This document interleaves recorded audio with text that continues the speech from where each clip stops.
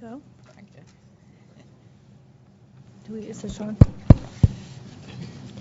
Okay, we're still missing someone, but why don't we get started? It's going to be a very busy day. Do you want to take the roll? Sure. I'll just go around the table. Mark Hess, Bob Klein, Ahmad Ansari, Bruce, John Card, Jay Rolls, Milo Medine, Matthew Clark, Brent Smith, Brad Love, John Godfrey, Andrea Avila, Dr. Weber, Ken Lowe is not here, but I believe he's coming. Hello? Oh, Ken Lowe on the phone? No, this is Brant Candelor with Sony. Brant Candelor. And Steve Dulac with AT&T. Steve Dulac, okay. The live feed does not appear to be up, by the way. What did you say, Brant? The video feed, at least from my end, doesn't appear to be up. We've got thumbs up coming from our AV group. Okay, it should be up. Okay.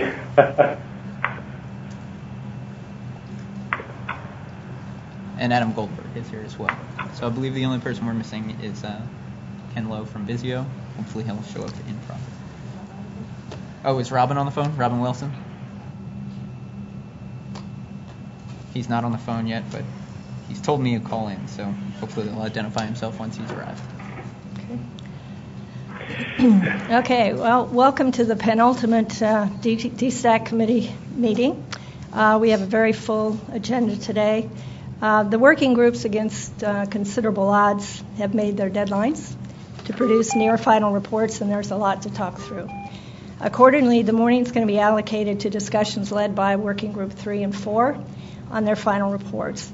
And we've allocated the time so that each working group, which came up with two specific proposals. Each working group has two specific proposals, and the proponents for each of those proposals will have 20 minutes to explain the substance of the proposal. And we ask that there are no interruptions. Just let them make the reports, and then there will be 30 minutes of open dialogue after that. The afternoon session is going to be devoted to figuring out how we might put the reports together for the final report that's due to the Commission on September 4th. And we'll also discuss whether the two system proposals for the downloadable security could be coordinated with or integrated with both of the two proposals for the navigation system. So that's the agenda for today. Do you want to get started with who goes first? Working Group 3? Who's going to take the... Yeah, so Adam and I thought it might be helpful to start by taking a minute and just provide a short overview of the Working Group 3 activities since the last face-to-face that we had here on July 7th. And if we take a step back for a minute, remind everyone the process that we followed within Working Group 3, starting with a review of some 16 different security system solutions from vendors that we went through a process of a presentation from each of them to the working group, and in some cases actually responding to a survey of questions. And all of that provided input and helped us kind of frame the discussion around downloadable software security and put a definition together that you'll see in the document, along with fairly extensive list of functions and components and requirements that we've focused on, and really have become a yardstick for how we're measuring these two proposals, how we think of these two proposals going forward. If you remember at the July 7th meeting, we actually went through a discussion on the requirements in some detail, and then we had several actions that we had to follow up on after the meeting, which we did. And if you go look at the document, I think the most significant changes were on pages 2 and 3, where we defined what a software downloadable security solution was. And we had discussion on what authentication meant and what entitlements were and usage rights and things like that. So the document now has all that new information in it for you to take a look at. I wasn't going to propose we go back and review that here today, but all of that new text is in the document, and certainly throw it out to the full DSTAC for any additional comments since you reviewed that. But if there isn't any, we can just kind of move on from there. Several sections of the document got cleaned up. We had a section on performance objectives, which we simplified, and several of the larger tables in the document have been moved into an annex, so trying to streamline the document. And then we turned our attention towards actual proposals for the software downloadable security system. Surprisingly, we found quite a bit of consensus on several important points that are outlined in the front end section of Section 4. And if we just take a minute and talk about that, I think it's important. If you look at the two proposals in the document now, both of them acknowledge the diversity of the technologies in use today by the MVPDs. And even within certain classes of MVPDs, the diversity of the technologies and everything being used today. Neither proposal recommends a solution based on common reliance, recognizing that disturbing the existing systems isn't needed to support competitive navigation devices. Both proposals acknowledge that it's unreasonable to expect retail devices to connect directly to the MVPD network, and so there's building on top of the assumption of an IP connection, to implement specific APIs or protocols. Both proposals acknowledge it's unreasonable that the MVPDs would modify their access networks and converge on a single security solution. Viewing that as really an unpractical endpoint. And both proposals acknowledge that the downloadable security system components need to be in the control of the MVPD. So I think those are some pretty important common ground, to establish up front, even though there's differences in the proposals now, but there's a lot of commonality there. So in the Section 4 of the document, there are two proposals. The first proposal is named HTML5 Security APIs, builds on top of the HTML5 application foundation and approach for secure delivery of streaming media.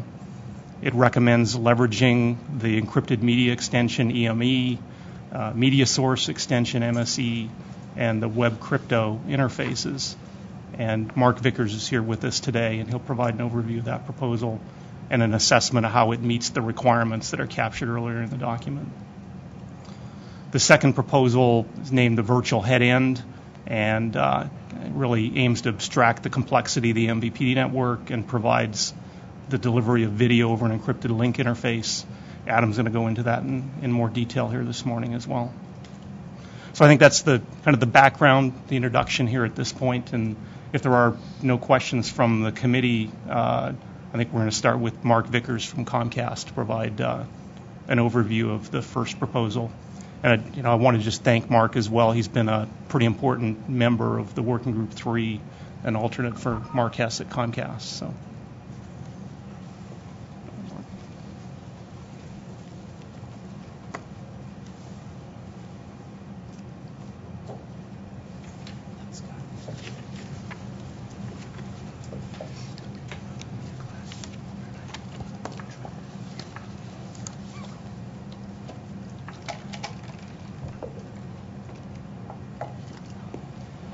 Okay, I have some slides, if we could get those displayed. Thanks, perfect. So my name is Mark Vickers. I am the VP of Software Architecture at Comcast. I'm also the alternate representative for DStack for Comcast.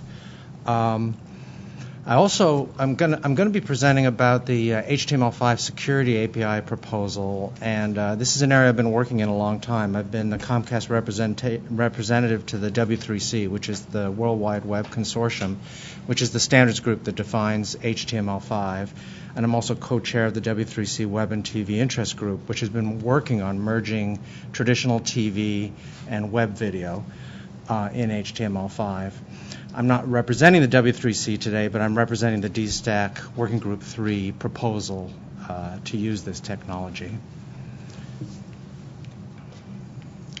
So we put together a slide here which I think pretty much represents the whole, sort of all the players and the problem set in front of us with DStack. That is, just going through it, sort of, it represents sort of on the top, the blue things on the top, you have services. Those could be MVPD services, like from Comcast. They could be new things like Sling TV or PlayStation View, and they could be they could also be internet services like Netflix or Yahoo. They all basically are in common in the sense that they have cloud services which provide functionality and also cloud-based video, and then they have local apps. By the way, just on time, is this 10 minutes time or 20 minutes time? Sharing your It is time 20. with, Good. with Just Paul? wanted to make sure. Are you sharing your time with Paul? Or? Paul's going to do the afternoon. Oh, he's going to do the afternoon. They're Okay. 20 each? Yeah, Is that 20. correct? You got Okay, 20. good. Just wanted to make sure. Should have asked that first. So they all have their cloud services, and then they all have an application that runs locally that's tied directly into those cloud services. So that's sort of that side. And that's the true whether we're talking about say a Comcast app running on your pad, or whether we're talking about a Netflix app running on your smart TV, or even if we're talking about a traditional MVPD app like let's say a traditional leased set-top box from a satellite company or a cable company or an IPTV company that's running an embedded app. Those all follow that same model. Now, on the other side, we see sort of the device side, and that's sort of the green side. And there we have lots of different choices. So you have a whole bunch of platforms. We see on the left there's sort of the mobile platforms, Android and iOS. We see next the PC platforms, Mac and Windows. We see there's game platforms like Xbox and PlayStation and Nintendo. We see after that smart TV platforms in a range of different operating systems that there are today out there. And then, of course, there's set-top boxes that still exist as well, both leased and retail. Within each of these platforms, they have a wide choice of DRMs. As Bruce mentioned, we actually sent out surveys to these DRMs and conditional access companies and had presentations from several of them in Working Group 3 who are represented across there. And we also have different hardware, different chip manufacturers, where these are CPU chips, but they're also these days they also include a hardware root of trust as an integral part of the chip. And so, and going forward, that's really a requirement for secure content like 4K content. So the problem we face is sort of the DStack challenge is how do we build sort of downloadable security. It talks about downloadable security software. Well, that's easy. We could have just been done in a week because everything across that CA DRM slide side is downloadable security. So we could have just listed that and we'd be done. But instead, they asked us a harder challenge, which is how do we make that to be a uniform API, but technology neutral and platform neutral. That's sort of like, has been commented on by other people leading up to this. It's a bit of a challenge to say, how do you have something that's technology neutral and yet has a uniform API? Because if you think about it, every one of those different CA systems has a different API. So if you talk to each one, it's not a uniform API. So you could choose one or two. If you choose one or two, that's fine. Then you have one API or two APIs. It's uniform, but it's not technology neutral. You pick some winners and everybody else is a loser. So that's not right. So how do we do that? Is sort of the challenge of the Sphinx we're facing before being thrown into the pit. So one of the things when we look at this is if we take a look at these different systems, like for example, every one of those systems up there has a native app on Android and iOS. Every one of those systems also runs on Mac OS and Windows. But when we look in detail, they don't have a Mac app or a Windows app. In fact, they run on HTML5. So if you run on your iOS, you're probably running a native app to any of these. But if you run on your PC, you're actually running inside your browser. And it's the same browser app that runs from these, the same Amazon app, the same Sling TV app that would run on HTML in your browser, whether you're on a PC or a Mac. Or for that matter, several other devices that run browsers. So that's interesting. That's a leverage point. We now have a common interface across all those technologies. As it turns out, if you look at it, all of these platforms above, as I say, talk to HTML, but all of these underlying systems also talk HTML. HTML5 is supported on every single one of these platforms, and it's the only uniform API that's supported across these platforms. It's supported on HTML5. The new version is supported on all the major browsers, Safari, Chrome, Internet Explorer, Firefox, and Opera. Opera is used quite a lot in devices like TVs. And it's deployed across the web. And the new HTML5 includes a video model which takes away from plugins. So you don't have to have Flash plugins or anything. The video is all built in. And that's already supported on the web, the new HTML5 model, by the biggest video companies on the web, which are Netflix and YouTube and Apple, all support that already. So this is the way everybody's going to go because those plugins are going to go away. And it's good that all those platforms are also supporting HTML5. So what we're basically saying is use this that the Internet has developed. Use what's been developed over the last 10 years in this HTML5 development and leverage it. Now, also other groups have been jumping on this. We see that there's worldwide TV specs that are referencing HTML5. So there's DLNA VidiPath, which is an international spec, which is based on HTML5. There's HBBTV, which is international spec, largely deployed in Europe. That's now the 2.0 is based on HTML5. There's ATSC 3.0. The over-the-air broadcast in the U.S. is basing itself on HTML5. There's Korean's Smart TV Standard 2.0 is based on HTML5. In Japan, there's the IPTV Forum Japan in Hybridcast is based on HTML5. So it's pretty much everybody's turning that to the interactive interface for TV because it's been designed to work that way. Also, we see, in terms of the platforms there, by the way, particularly the ones in TVs, because that's quite interesting, you'll see that actually several of these platforms for TVs have HTML as their primary app platform. That includes Tizen, Firefox OS, WebOS, and Opera TV, most of the TV platforms. The other platforms also don't have HTML as their main application platform, but they support HTML as an alternate platform. So, HTML, though, is a full interface. It is not just security APIs, it's also the non-security APIs like interactive graphics and user interface and animation and all that, video. So, we've sort of been artificially divided into two groups, one on security, one on everything else. So for Working Group 3, this proposal only focuses on the HTML5 security APIs, although the platform could work for both HTML3 and Working Group 3 and Working Group 4. The HTML5 security APIs come down to, now here's where we get a little geeky, these APIs called EME, MSE, and Web Crypto. So I'm going to explain what those are. But let me just say, just before I leave this picture, this solves the riddle of the Sphinx for DStack. Because fundamentally what these provide is an abstraction layer on top of the particular security systems. So EME and the HTML5 provide an abstraction layer. So from the top, there's one API. Say you talk to EME and you can address every DRM with one interface. But underneath, you can still choose any of the technologies. So it's actually uniform and yet technology neutral. And that is the only solution I know that can solve that.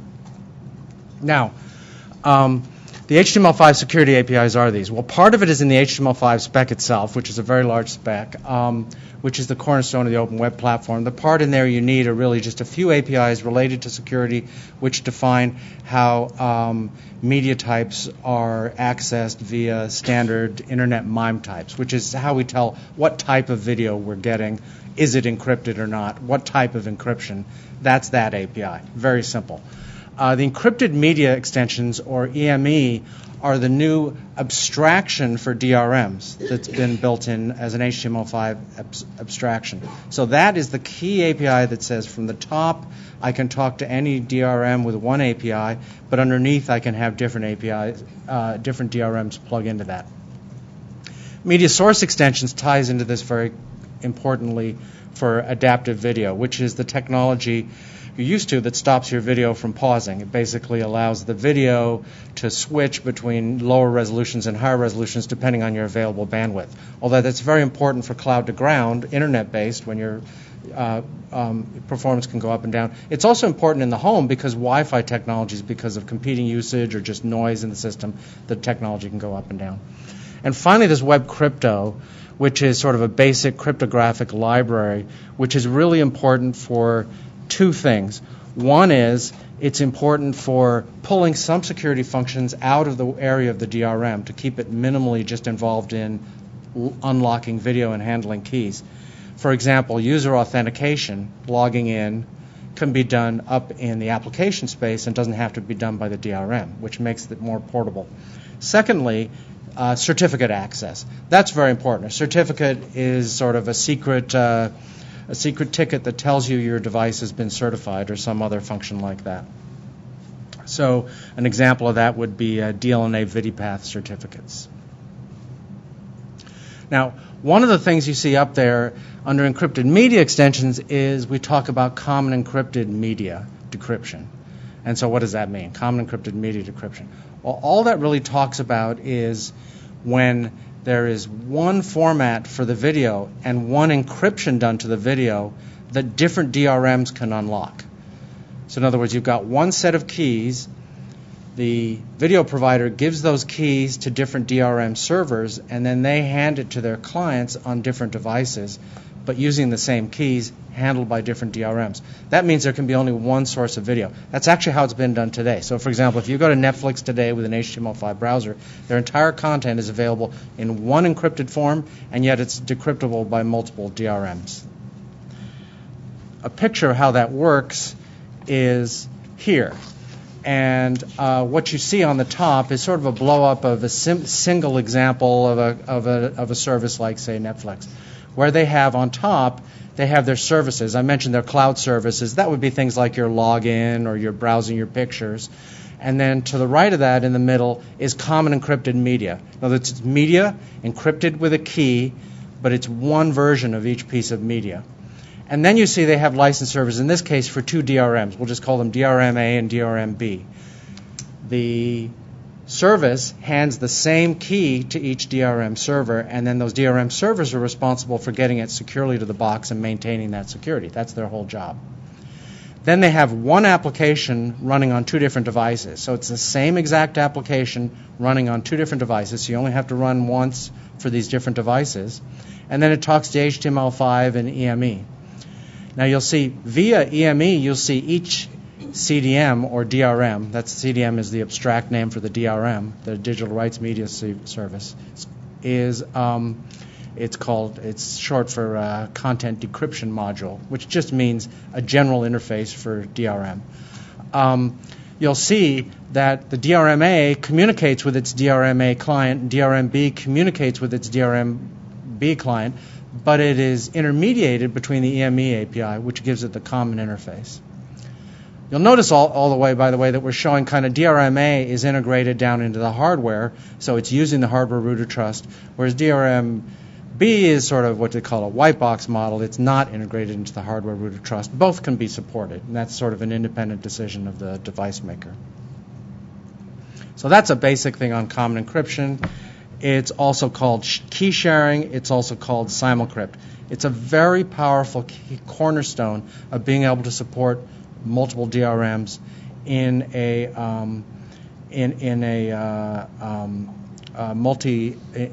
with one set of video, and it sort of avoids any individual mandate for one DRM or any vendor lock-in to one particular supplier, which is something that was suffered in earlier days. It also allows those technologies to evolve. So today the most commonly used one is ISO common encryption, but there's new ones coming along. Finally, let me talk about sort of the benefits of this approach as we've seen them. And they're kind of, this is a long list, but really it's broken down into a few different categories. It's pretty straightforward. The first one is, because this is based on W3C standards, it's all royalty-free. All the W3C standards are royalty-free. So not low royalties, but no royalties. So that's good. Secondly, it's open source.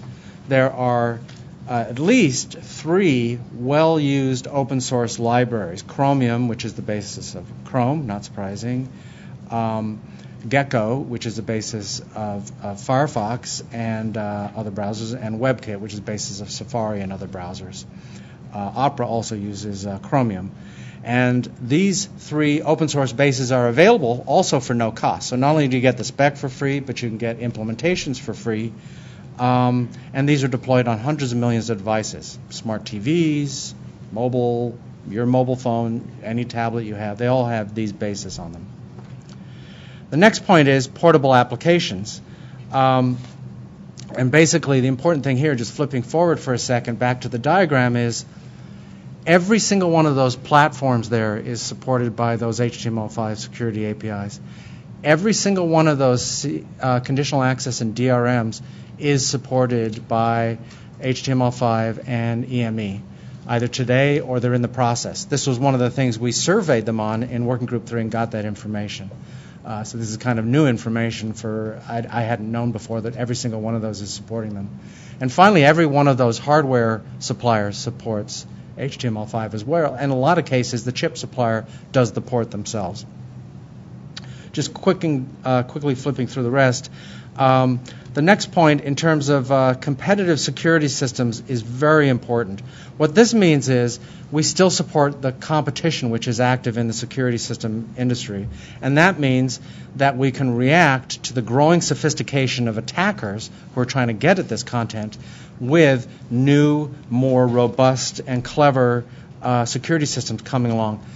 But most importantly, there's no single point of failure. The worst thing that could come as an outcome of this is there to be just 1 or 2 security systems chosen, because if you break one, all of the content from every video provider would be broken open. Here, if one gets broken, given that most suppliers will be supporting one, you just turn that off and flip to the others. Everything keeps running. No customer is bothered. In terms of evolving functionality, obviously we can work with the latest. We push that we work with the latest specs because HTML and all these other specs keep evolving. We don't want to freeze on 2015 technology.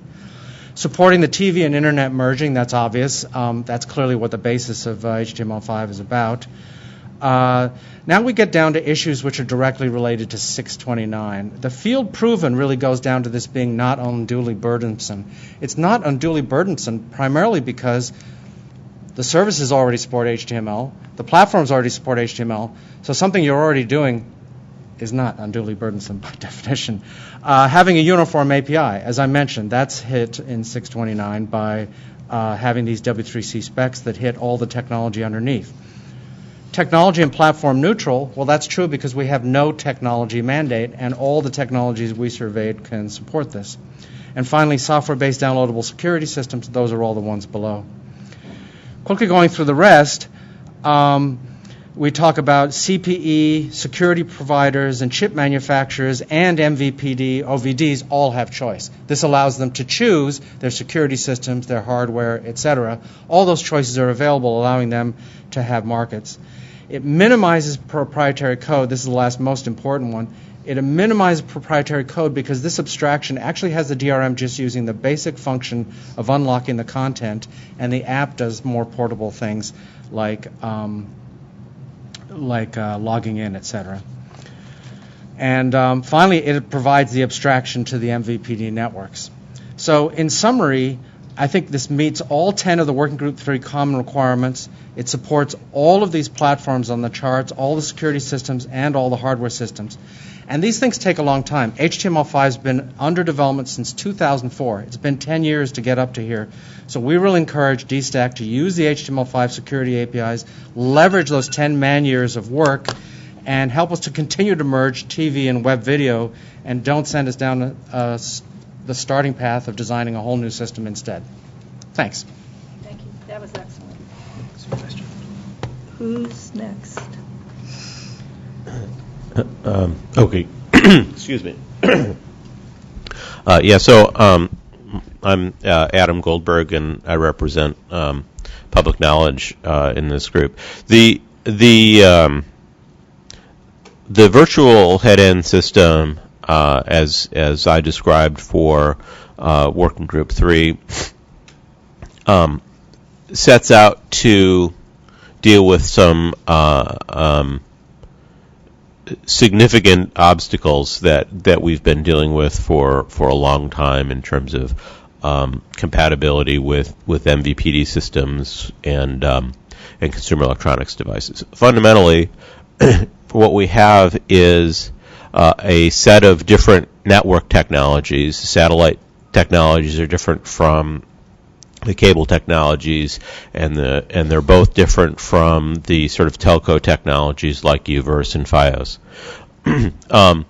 And in addition to that complexity, you've got different ways to describe what content is available on which network in which way. That is, the system information systems are quite different from the various pieces, and there's lots of complexity there that John Card told us about a while ago. And then, in addition to those differences, you've got different conditional access systems which are done in different ways, and of the conditional access systems, there are several different ways that the content is encrypted. So, without changing without forcing the MVPD networks to all change to a single distribution technology, a single distribution mechanism, you've got a very wide and diverse set of security apparatus and associated things connected with them that yield a really, really complicated set of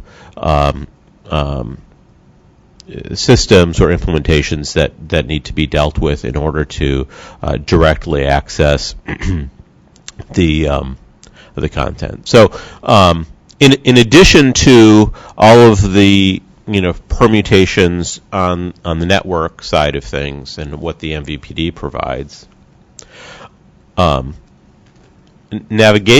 competitive navigation devices, whether they're PCs or alternate set-top box systems like TiVo or other devices, they're all, or like televisions and things like that. They're all quite different, developed with each company has its own specific set of constraints and technologies that they use and partners that they leverage with, and we didn't and shouldn't properly didn't, but anyway, there is similar to the MVPD network differences among navigation devices. There's at least as many differences between different sorts of devices in different ways. In particular, for example, there's not a common CPU that's used. There's not a common operating system that's used. There's not a much of a common anything in many ways between the various different sorts of navigation devices.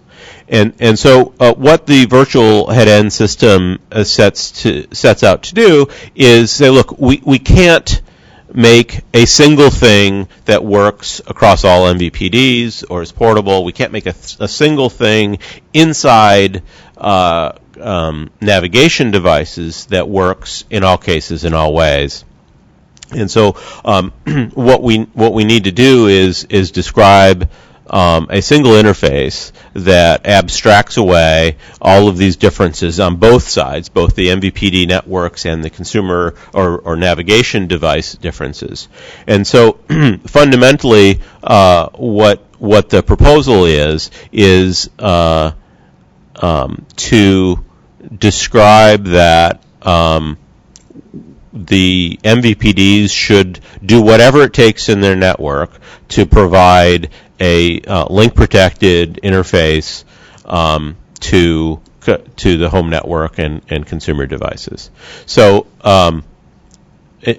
so what I'm saying is that if an MVPD like a satellite operator needs to have a box in the home that knows how to talk to the satellites and understand what the satellites are doing and converts that into the single link-protected interface into the home, that's fine. If they don't need a box in the home because of some aspect of their network or the link protection, that they can deliver the content, directly, or I suppose via a modem of some sort. That's fine too. And what we end up with is sort of on the inside of the home, on the LAN side of a consumer's interface to the MVPD network, there's a single interface carrying the content, and it's protected. The device, if there needs to be one in the home, is fully under the MVPD's control. Software can be downloaded to it. It can be updated and upgraded without any trouble, whether it's located in the home or in the neighborhood or at a head end or wherever it is. And on the other side of things, where the navigation devices are wide and varied and unconstrained, reasonably unconstrained, these devices can interface with that link protection technology to acquire the content in a secure way that's protected, and they've got a single set of technical specifications and requirements to build to. No matter their architecture, no matter their development process, no matter what CPU they're using, or whether it's a television or a set-top box or something else, that fundamentally the security of that system is the link protection, which is just common and implementable by anyone in a competitive and open market sort of way that doesn't place any requirements on the specific architectures of the either the MVPD network or the competitive navigation devices, except with respect to security interfaces like it's got to not be insecure, and it's got to do the things that it's got to do for security, which are sort of called compliance and robustness rules, and there's some discussion about what those things are in the Working Group 3 report. Now, so far as security goes, and sort of in the Working Group 3 scope, that's about it. That there's a single protected interface that everybody can build to, and all the stuff that rides on top of that just rides on top of that, and it's sort of a Working Group 4 story. So things like discovering services and acquiring content and how that's all done is not is not a Working Group 3 and not a security issue, and I think that we're going to hear a lot about that stuff a little later when we hear about the proposals to Working Group 4.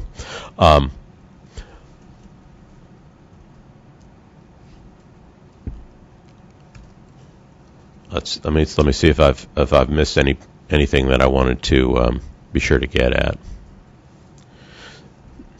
Oh yeah, so I should also point out that I don't think that what I'm describing is in a lot of ways terribly different from what's currently in use in several aspects. Both, for example, both DBS systems use a home networking link protection technology throughout the home. So it may be different from what we choose or the set of things that we end up with. But anyway, fundamentally, there's a device which is in the home for either EchoStar or Dish Network or DirecTV, and it knows how the satellites work, and what it spits into the home network is link protected. But the clients in the home don't need to know anything in particular about satellites per se, or how satellites are dealt with, or the intricacies of the system information or something for the satellite systems. So one way to characterize that is like a local cloud. The network exists in the home in some sense. and it exposes the content to the home network, locally from the local cloud or the set-top box that connects to the satellites. Additionally, there's some cable operators in particular, although depending on how you characterize things, other MVPDs as well, can do things that are sometimes called cloud to ground. And Comcast, I believe, is introduced or announced a new system that does something very much like this, where the content is provided from the MVPD network to the home network using a link protection technology, where the services and the sort of the network cloud is outside of the home and just delivered via a standard IP pipe. So I think in either scenario, it's what the sort of thing that I'm describing in the proposal to Working Group 3 is in a lot of ways not terribly dissimilar to things that are already in use in the industry.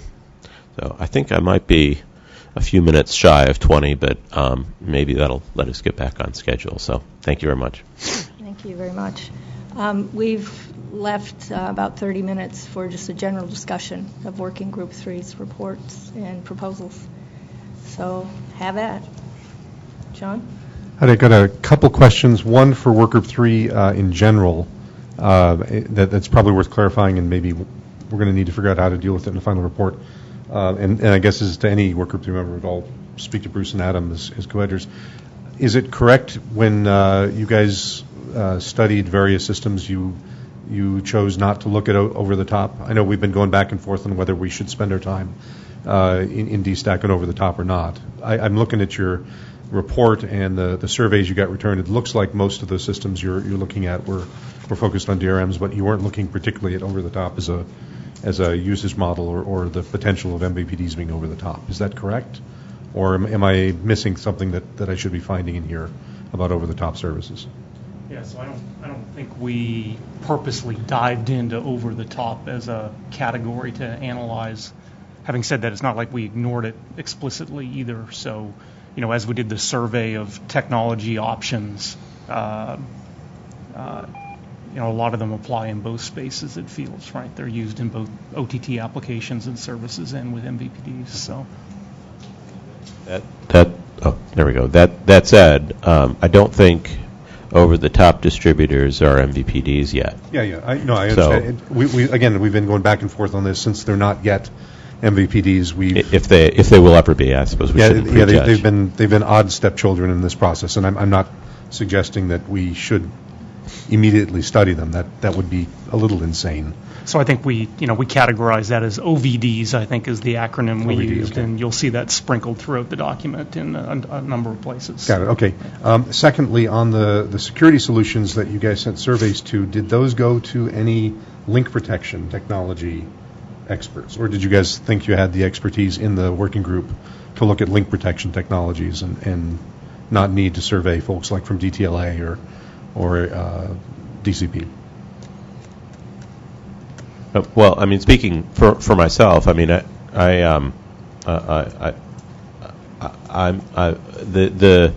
proposal that I made describes use of link protection, for example, DTCP. Right. I know a lot about DTCP.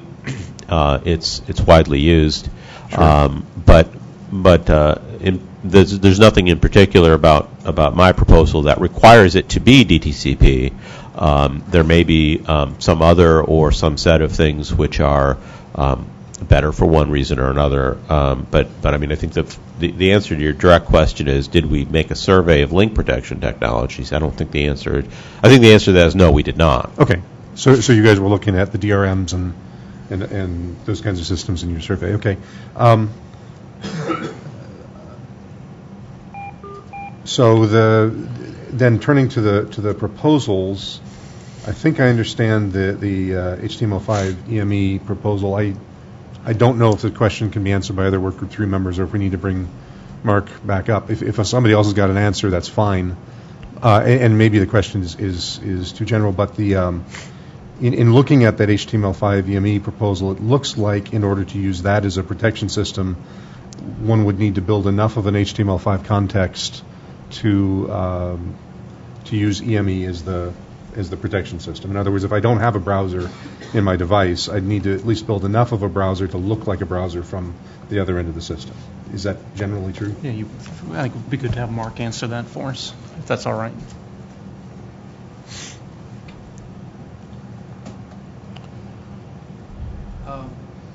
Using the APIs as defined, there are objects and such that are defined in there that you can build that context. However, I do believe that these APIs are being used in other contexts like native. Like, for example, I believe some of the native platforms are just implementing EME directly available to native apps. Got it. So I believe these the security APIs themselves, and then they include such things as the MIME type API. So although I'm talking about the W3C API for access to MIME types, every single platform supports access to MIME types through different APIs. So if we're a little looser on the exact API, then no, these could work just as easily on a native platform as they would on a web platform. Okay, so they don't assume that I built a browser. No, not at all. Okay, not at got all. it. These are very limited number of APIs. Got it, okay. And then on link protection, I'm not aware of any link protection systems right now that would be used to protect content that flows from inside the home to outside the home, for example, in a Slingbox context. Adam, are there link protection systems that you know of that will do that? I think that if there was a call for link protection systems that can do that to identify themselves, I think that we would get more than one, at least one answer. How's that? So you're aware of one more that do inside the home to outside the home? I don't know. No, I'm saying that if we asked for one, I'm sure that one would come. Look, I don't know of a link protection system that today has an announced and deployed system where its intent is to secure content like Slingbox, where it's from the home to the user's device somewhere else. So Brad might know of something, but I do believe that if we asked for link protection systems that can do that thing, that there would be at least one link protection system to either describe their system that way or make some minor changes to enable that. And maybe Brad. So yeah, if there's other DSAC members that know of that'd be great. Yeah, I'd just like to point out that DTC Plus has a remote access protocol to be able to extend the link protection over the greater internet. You would just have to authenticate inside of the house before you can use the remote access service. Okay, so DTCP Plus is Yes. a system that would do that. Okay. In the case of the DVB system then that you've proposed, great. It looks like you guys have handled some of the weirdnesses of DBS. Thank you. When we don't have access to the cloud. For customers who have access to the cloud, Adam, is your proposal then that all the content and all of the protection of the system would still flow through that home gateway device, even if I do have access to a cloud? So, three cases, I suppose. Okay. If you don't need a gateway, then it can't go through the gateway, and there Sure. are some architectures that don't need that. If you do need a gateway, then it's possible that all content would need to go through that gateway, or it's possible that some content goes that way and some content doesn't need to go via a gateway. Okay, you yeah, could build I- some sort of hybrid system, I think, without any trouble. Okay, yeah, I saw the first two cases in your proposal, the hybrid system. I apologize for not. Well, I don't think it was explicitly in there, but there's no reason why it can't be done that way. One way to look at it is it's one of this and one of that separate, but it's certainly possible. And then you'd expect the synchronization of those hybrid systems to be an MVPD function or a device function, or is it a shared? Well, I mean, I'm not sure what you're talking about. If you're saying let's get audio via this path and video via that path, then synchronization among them is an issue. No, I'm saying let's say I buy a pay-per-view, or I've purchased a pay-per-view event or a VOD event, and it happens to be available in the home and on the cloud simultaneously. Right. Are you anticipating it's the devices responsibility or the MVPD's responsibility to understand the back end, the fact that I've actually purchased this movie and I don't have to purchase it again? Yeah. So the let's see. So if in the home you make a purchase via some connection between the navigation device and the gateway, I'd say it's up to the gateway, however you guys want to do it, you guys the MVPDs, to synchronize that purchase information with the rest of your systems. Got It's it, fully okay. in your control. Okay.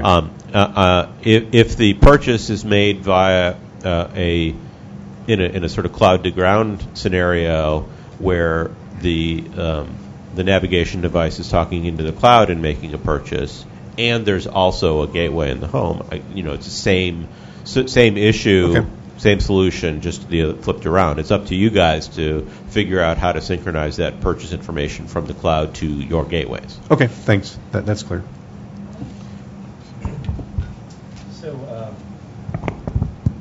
Okay. Two questions. I'm a little disappointed that in the Working Group 3 report, there's actually not a diagram showing what the data flow is. In the HTML5 presentation, I'm trying to understand where the QAM comes in, because you've got QAM delivery of video into the home, and you're using an all IP stack there. So I'm trying to understand where the QAM to IP conversion happens, and how that's different than the virtual head-end approach, because it's got to get converted somewhere. Mark, maybe you're the Yeah, so I can speak to that. So the specification in here states, it's in the proposal, it says that the MVPDs or OVDs would make all their streams available on websites. And it's in the detail right up at the proposal. And those websites could exist either on the cloud, like typical websites are, or a local cloud, what I sometimes call fog, when cloud touches down. Har har. So, but that's how it. Okay. Very slight joke. That's how they work. And then from that point on, since it's available, in other words, it's their job to make it available on a website, delivered over IP, over HTTP, like a website. It's up to them to decide how it goes on. So for cable companies, for example, who have QAM, if they make video available from a local website, then they would have some conversion from QAM carriage in that device into local IP on the local network, just like what VidiPath does. Right. For their cloud stuff, it's never QAM and would just be start out as internet and just remain internet. For a satellite company, of course, they're not QAM, but they have their own QPSK or whatever other carriage. They would have a local device probably for all their content, on demand and linear, and they would convert it.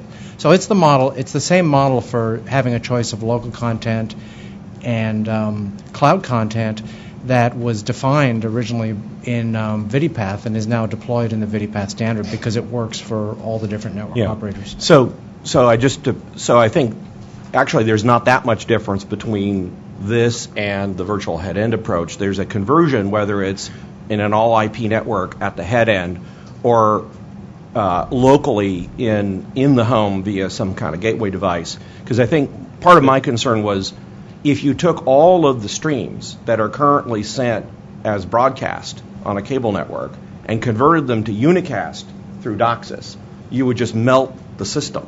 And so if you had a relatively small number of third-party devices, you could handle that. But if you actually had, say, 50% of the devices were third-party devices using an IP interface, it's not clear the DOCSIS networks as provisioned today could handle those systems, right? Well, it would but be multicast isn't supported in the web transport here. So I mean, I think that's the No. But the it could be challenge. In other words, just the same way you broadcast channels over QAM using MPEG transport, you can broadcast IP channels using multicast. And then again, you just have to do a switch from multicast to unicast within the bridge point, which is a trivial connection. Right, but the mechanism you're using for doing the crypto in the standard web way that we do it with HTML5 is TCP based. So you still have to have some conversion point proxy, inside the basically. home to go do that. And that's Oh, I no, think no, what there's Adam still a was talking conversion about. point. Absolutely. Right. Absolutely. So the second question I had was, how do you make a DVR out of this? As if you wanted to have a third-party device be able to actually make a DVR, you've got to be able to record the content. And the standard HTML5 approach is designed to deal with a rendered interface that we certainly want to support a structure where third parties can build DVRs, just like the MSOs can. So I'm curious how you deal with recording in this approach. I think I understand how in the virtual head-end approach it works, but I don't understand how you do it in the HTML5 framework.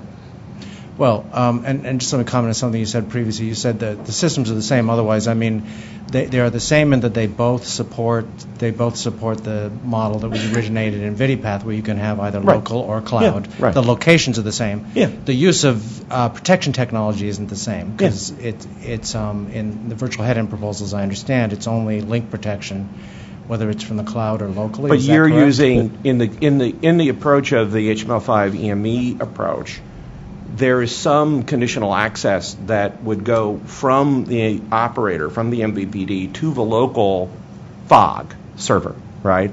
In the case of a local device, that's not specified in the approach because it's... That's right. It's up to the local system. They have their own conditional access system, whatever that is. Right. If that's how they're terminating, Right. or You're again, just using they the could web be protocols. using. If they could be, they could also be using IP down to there, and Sure. it could be. So it gives two options for local, Right. which is link protection like DTCP/IP. Yeah. Or DRM from the local system, which could happen too. Right. And You're then using from the just- you're cloud, using- it's always DRM. Right. I don't know, honestly, how link protection would work from the cloud, even with DTCP+, but it's maybe something to be delved in later. Yeah. I was just going to say, I think whether you're using something like DTCP to secure the transmission in the home or DRM to deal with transmission in the home, they're both doing the same function if there's a local gateway. But going back to the question about the DVR, how in this approach do you support third-party devices making DVRs and being able to record content? So that 'Cause I didn't see that in the document. Yeah, there's nothing specifically talked about that. That was basically responding to I responded in detail to all the common requirements. There was a list of common requirements, and those are listed in there in detail. Yeah. And it hits all of those. I believe that basically the way you have to do with any further transmission or recording of the content is that's basically a function of the client end of the end side of whatever is the content protection technology. So, for example, DTCP/IP has certain rules for how it can. That's for follow link on protection, with- but in the with link web protection, EME approach. DRM can also provide that same function locally. Again, it has to be. It has to be the side of the technology, the security protection technology, whether it's link protection or DRM, that receives the content encrypted and has the decryption to go to the screen. It's that entity which is the only point that could do further allowing for copying or transmission. So it has to be in control in all cases, whether it's link or DRM, under the client side end of that, the receiving end. Yeah, so I'm well familiar with the web protocols for managing streaming. We don't typically deal with DVRs in the over-the-top world.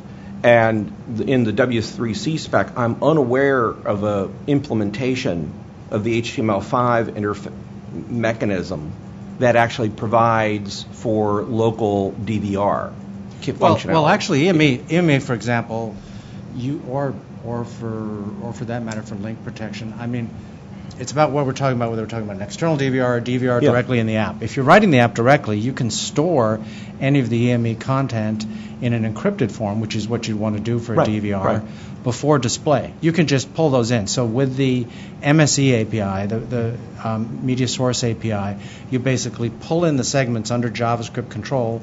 Normally, you would just drop them on and send them off to the device for display, but you can absolutely just drop them into a file and then pick them up a week later and just feed them on as you would. I don't know the key management supports that. It does. It does. This has been discussed a lot in the MSC group. There's Google guys and the EME group. There's Google guys who lead both those specs. Yeah. Sure. Okay. I do think, just from a readability perspective, it would be very useful if Working Group 3 had a data path from QAM or DVD. I think we could definitely add that. We obviously made the simplifying assumption that both proposals assumed an IP delivery, so maybe we skipped over that because we had common ground on that. You're using different terms for the different parts of the WD3 proposal are using different terms for the same functionality. Right. Whether it's virtual head end or your bridge point, they are doing the same. They're assuming some underlying similarities. In fact, we say that. We say that in the summary. Yeah. But it'd be great to have a picture or some diagram that actually showed that. Got it. There are still some rather significant difference between the way the two systems work, as I understand it. In particular, having EME as an API, only solves the problem sort of upwards of the API. That is, if you can write an app that talks EME, it can talk to whatever is underneath that EME layer. But the one of the problems I discussed in the introduction to the virtual cloud system is that you've got a wide variety of architectures and systems and types of navigation devices, and in the sort of EME system, my understanding is you end up needing the content description module or something underneath the EME layer which does that, and which is, I suppose, fine if there happens to be a CDM for your platform and the CADRM system in use, but if you've got a weird platform or something new, the creator of the competitive navigation platform may not be able to get the CDM or whatever it's called underneath EME implemented for their platform for that CADRM system. Okay. If I can just address, or should I?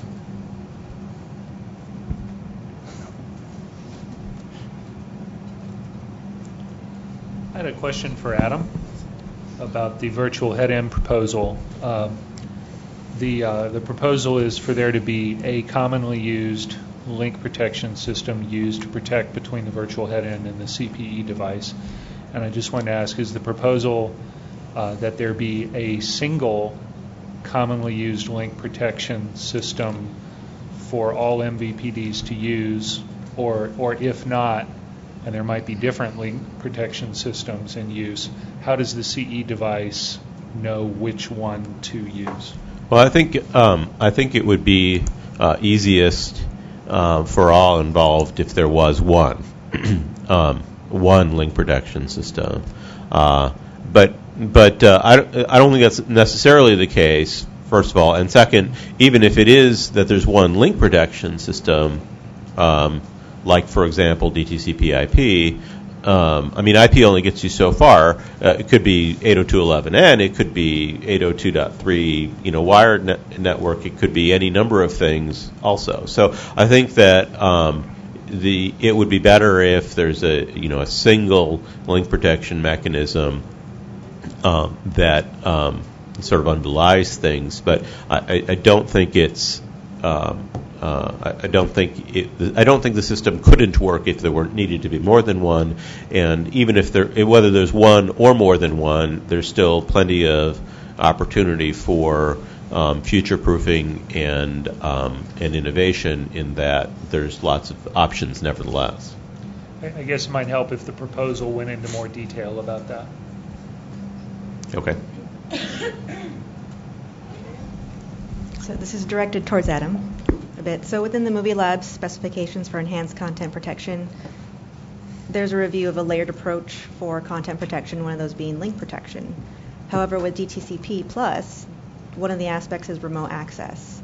However, as a content provider, you need to make sure that you respect those contracts before you allow such remote access. So how do you plan to manage that within your proposal? I'm not sure I follow exactly what you're saying. Okay. Well, first of all, within the enhanced Movie Lab specs, there's a suggestion for a layered approach. Right now, with link protection, I don't see what the other layer would be to protect the content. If you're only relying on a link protection such as DTCP Plus, one of the elements of DTCP Plus is remote access. So remote access, at least from a content provider perspective, if it's just allowed freely between the service and the device. I think I follow. So you're saying that the Movie Lab's ask is that you need to use 2 or more protection systems simultaneously, like one for conditional access over a wide network and link protection over a local network. A layered approach. Yeah. Huh? Yeah, a layered approach. That you're agreeing that that's a fair characterization of what Movie Lab's ask is? That would be one suggestion. However, if you're a content provider, you're going to have different alternatives for what that. So then fundamentally your question is, how do you deal with this request from the content industry? Mm-hmm. And I think my answer is, well, if a MVPD is going to respect that request, then they would need to deploy a gateway and not use a cloud-to-ground system. But if you're only offering a link protection, I guess I'm just not clear. Well, the link protection is the interface to the navigation device. I don't say that it's got to be link protection across the distribution network. It may or may not be. So within that current system, how do you support future business models such as 4K? Is there any? I don't understand the question. Why it supports it? It just supports it. Well, I don't know what in particular are you concerned about? I just want to make sure everyone's aware that employing one system, there's going to be vulnerabilities. Having that layered approach is helpful, at least from the content provider perspective, based on the Movie Lab specs. But also having just one system does not mean that you can use everything wholly as it is, such as remote access within DTCP+. You're going to have some sort of management of entitlements to make sure that you know whether or not that content, once it's in the home, if it's allowed to flow outside of the home. Okay. I believe that the system I described is capable of securing content to the satisfaction of the content industry. Okay. Thank you for answering my question.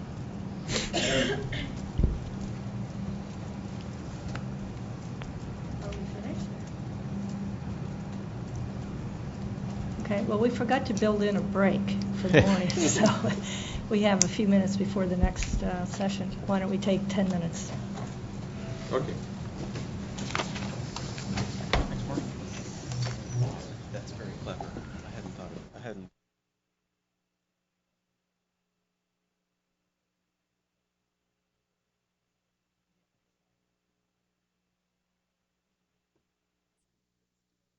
Even if it's not common alliance, the whole market heads so that Let's get started.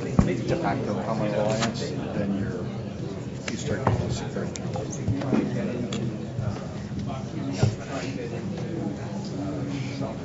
Yeah, my rules always sit at the left side of the table.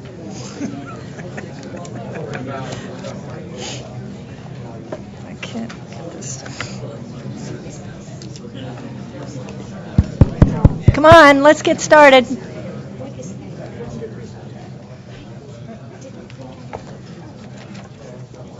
Can you see?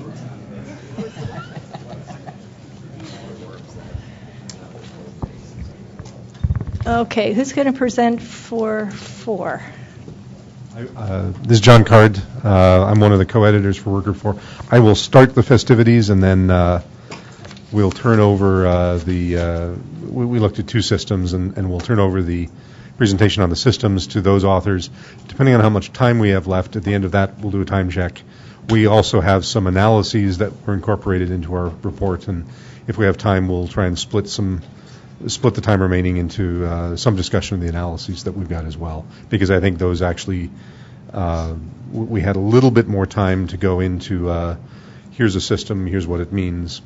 We didn't have enough time to fully resolve the meaning of all of the, or all the implications, or even the commonalities. So Workgroup 3, I noticed, just as a DSTAC member, did a very good job of picking out the common elements. I think there's a little bit less of that at the moment in the Workgroup 4 document, but hopefully as folks read it, they will see some common elements. There are certainly some standards in common. So, good morning, still. As I mentioned, I'm John Card, representing DISH. I was one of the two co-editors for Workgroup 4. Brant Kendallor from Sony was the other co-editor. We have prepared the report, which grew during our deliberations to just over 200 pages, and talked a little bit last face-to-face about the process we were following. We are splitting the report into three main parts. Part 1, which we talked about the last face-to-face, looking at existing devices, existing technologies, as well as some use cases, roughly 15 of them. Talking about use cases, at our last face-to-face, we had proposed that we would work on a use case discussing renewability of the systems.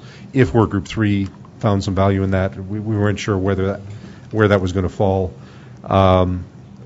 On feedback from general DSTAC members and on conversations with what Workgroup 3 was looking at, that renewability use case is not addressed in our final report, and there's a note there that we did not address it.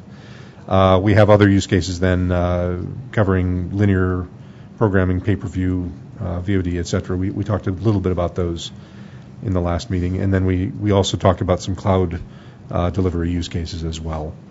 And address those a bit in the systems that are proposed.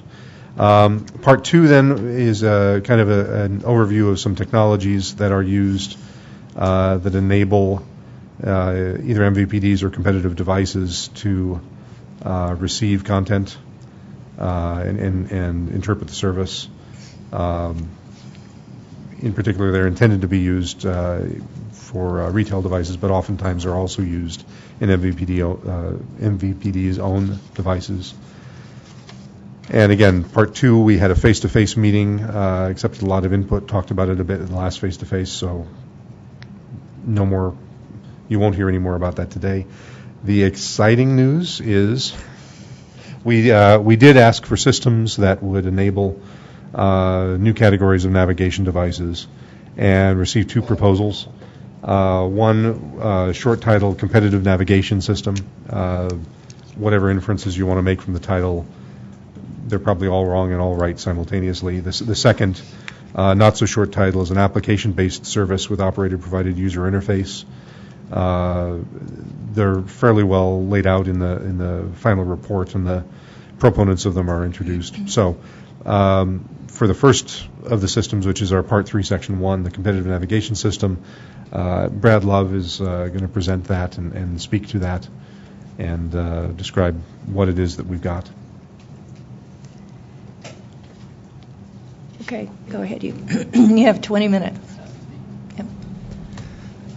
Okay, so for the competitive navigation device proposal, we took the guidance that we were given, and we decided to come up with the minimal amount of functional modules and APIs that would be required to come up with a competitive navigation device that was able to offer its own user interface to do the navigation with.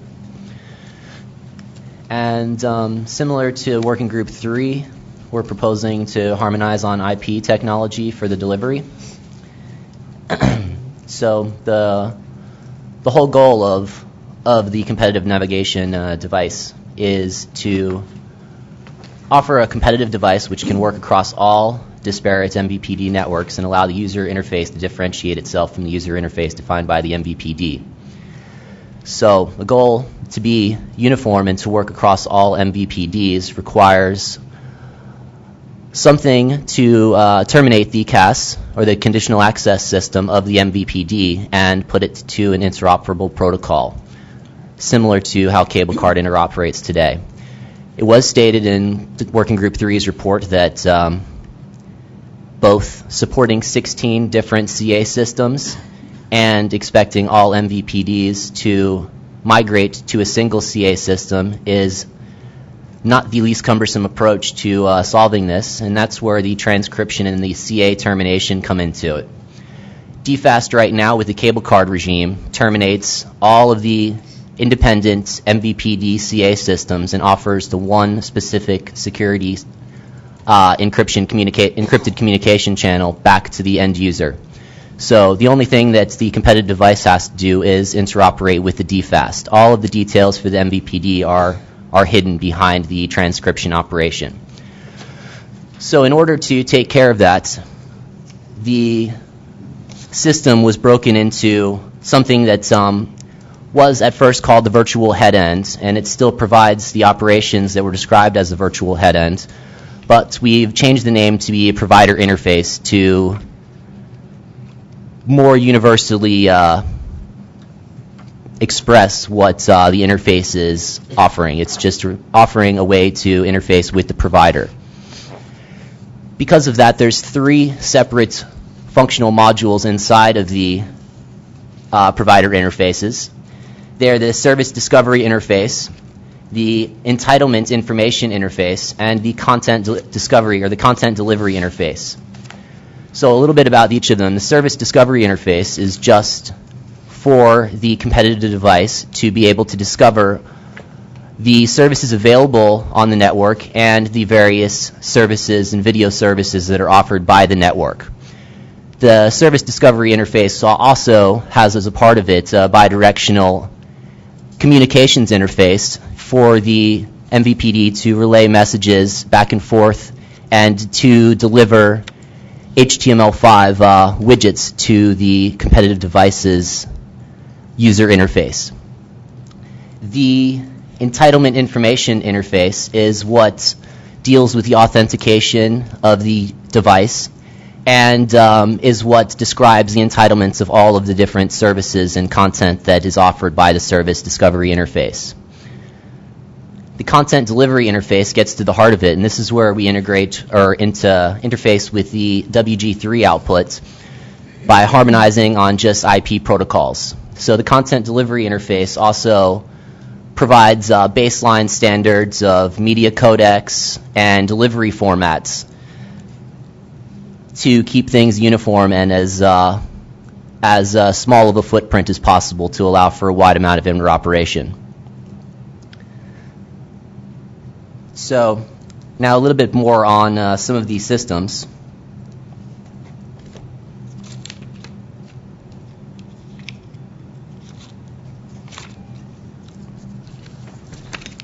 The service discovery interface, after its main duty is to be discoverable. So in the spirits of suggesting APIs or current standards that can be used, for a lot of the operations that are described by the provider interfaces, there might not be a current standard that exists that fits the bill absolutely. So a lot of, through this section of the report, is just suggestions on technologies that come close to fitting the bill or that could be extended in one way or another to satisfy the requirements within. So for the discovery itself, there's various zero-conf protocols like Avahi, which allow network devices to be discovered or services to be offered. This is it's a very straightforward and lightweight protocol, so it's just one option that could be used to be able to discover a provider interface service on the local network. At that point, whether it was standardized URLs that were as part of the interface or whether the service discovery or the service announcements contained more detail manifest of the URLs itself is to be determined. But the most important thing of the service discovery interface is being able to find the service and then obtain the list of services that the video services that are being offered. The man-machine interface is one of the large parts of the service discovery interface. This is a man-machine interface is a part that exists in the cable card regime right now, And it's a little bit limited in that it's currently just very simplistic HTML pages with internal hyperlinks that go back internal into the cable card. So what I'm proposing here is a more rich man-machine interface which supports HTML5 and JavaScript, and which is not necessarily limited to hyperlinks within the house. These hyperlinks could go directly to the cloud, and this HTML5 widget interface would be able to get various communication channels open with the end user. These would be, simple widgets that could portray microservices such as caller ID, sports statistics. It could even handle some of the proprietary features that have been called for, like instant channel change or look back. It could also handle communicating bidirectionally with the end user to do things like upselling for services, billing issues, and anything else, because in that MMI you would be communicating directly with the MVPD themselves. The MVPD would be the one providing the MMI widget that would live inside of this provider interface. And one other thing the SDI, the Service Discovery Interface, through the MMI would do would be similar to Cable Card right now for delivering the dynamic content, copyright content information, so the CCI information. So the MMI would be delivering all of the information to the user that's required to be able to identify and properly utilize the video services that are being delivered.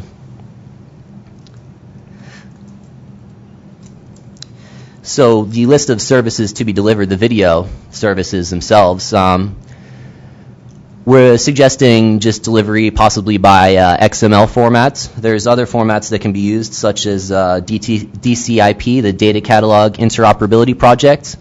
And then there's also POD, which I think that was Project Open Data. So there's various manifests that you can, or manifest formats that you can use to describe the service, the video service information. And this is another part that's still to be determined. The other very important part of the service discovery interface is the delivery of metadata about the video services being offered. So I'm proposing that a mandatory set of basic metadata is provided for all services to be able to identify what is on the services in the case of no internet connection or a lack of an enhanced guide service. So basic metadata will allow a end user to open up a device, see the available services, and then be able to tell what is on those services at that point. Currently, Cable Card has the functionality and the mechanisms to be able to provide this data, but the only thing that's provided in practice right now is a channel call sign and the channel identifier. So you can find out what the call sign is, but it's back to the 80s where it's whatever's on is on.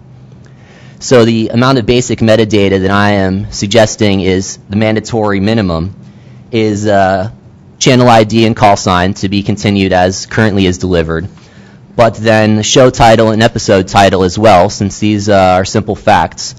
The parental control data, so that clients can determine whether or not they should display that data based on the end user's settings, and the start time and duration of the title being described or the episode being described. So with this amount of minimal information, you can create a network or you can create any sort of DVR service without being able to be required to have internet communications to be able to pull out all of the rich pieces of metadata such as graphics, descriptions, and actors, anything else. So in order to be able to synchronize on that enhanced metadata, I'm suggesting that the last piece of mandatory metadata be something similar to an IDER, which is I don't have the acronym here, but it's like Enhanced Entertainment Identification Registry. Maybe that's what it stands for.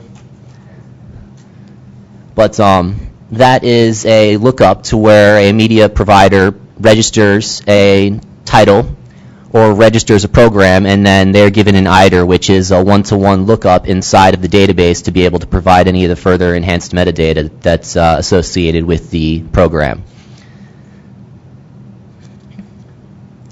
And while I do mention the cable card, ATSC, and DVB ways of providing binary tables to describe in a layered approach the channel call signs and event information tables for the show and the start time and the duration, I think that it's possible that more extensible formats such as XML would be probably a wiser choice, since it would allow MVPDs to offer enhanced guide data as instead of the basic metadata, if they desire to do that as a differentiator of their service. Because XML is, based on its nature, allows a client to just ignore any field that they do not support. So if all clients just supported basic metadata, yet there was an extra 10 fields, the clients would just ignore those fields that they do not know what to do with, because that's just the beauty of XML specification.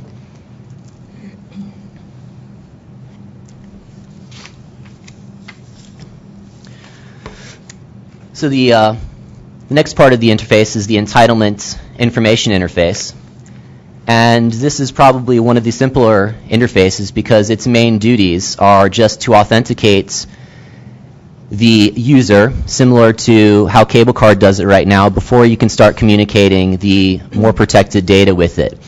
So right now, Cable Card, you have a certificate, a host ID certificate, and you authenticate yourself and negotiate the secure keys to be doing the communication between yourself and the cable cards, so that no one else can snoop on this communication.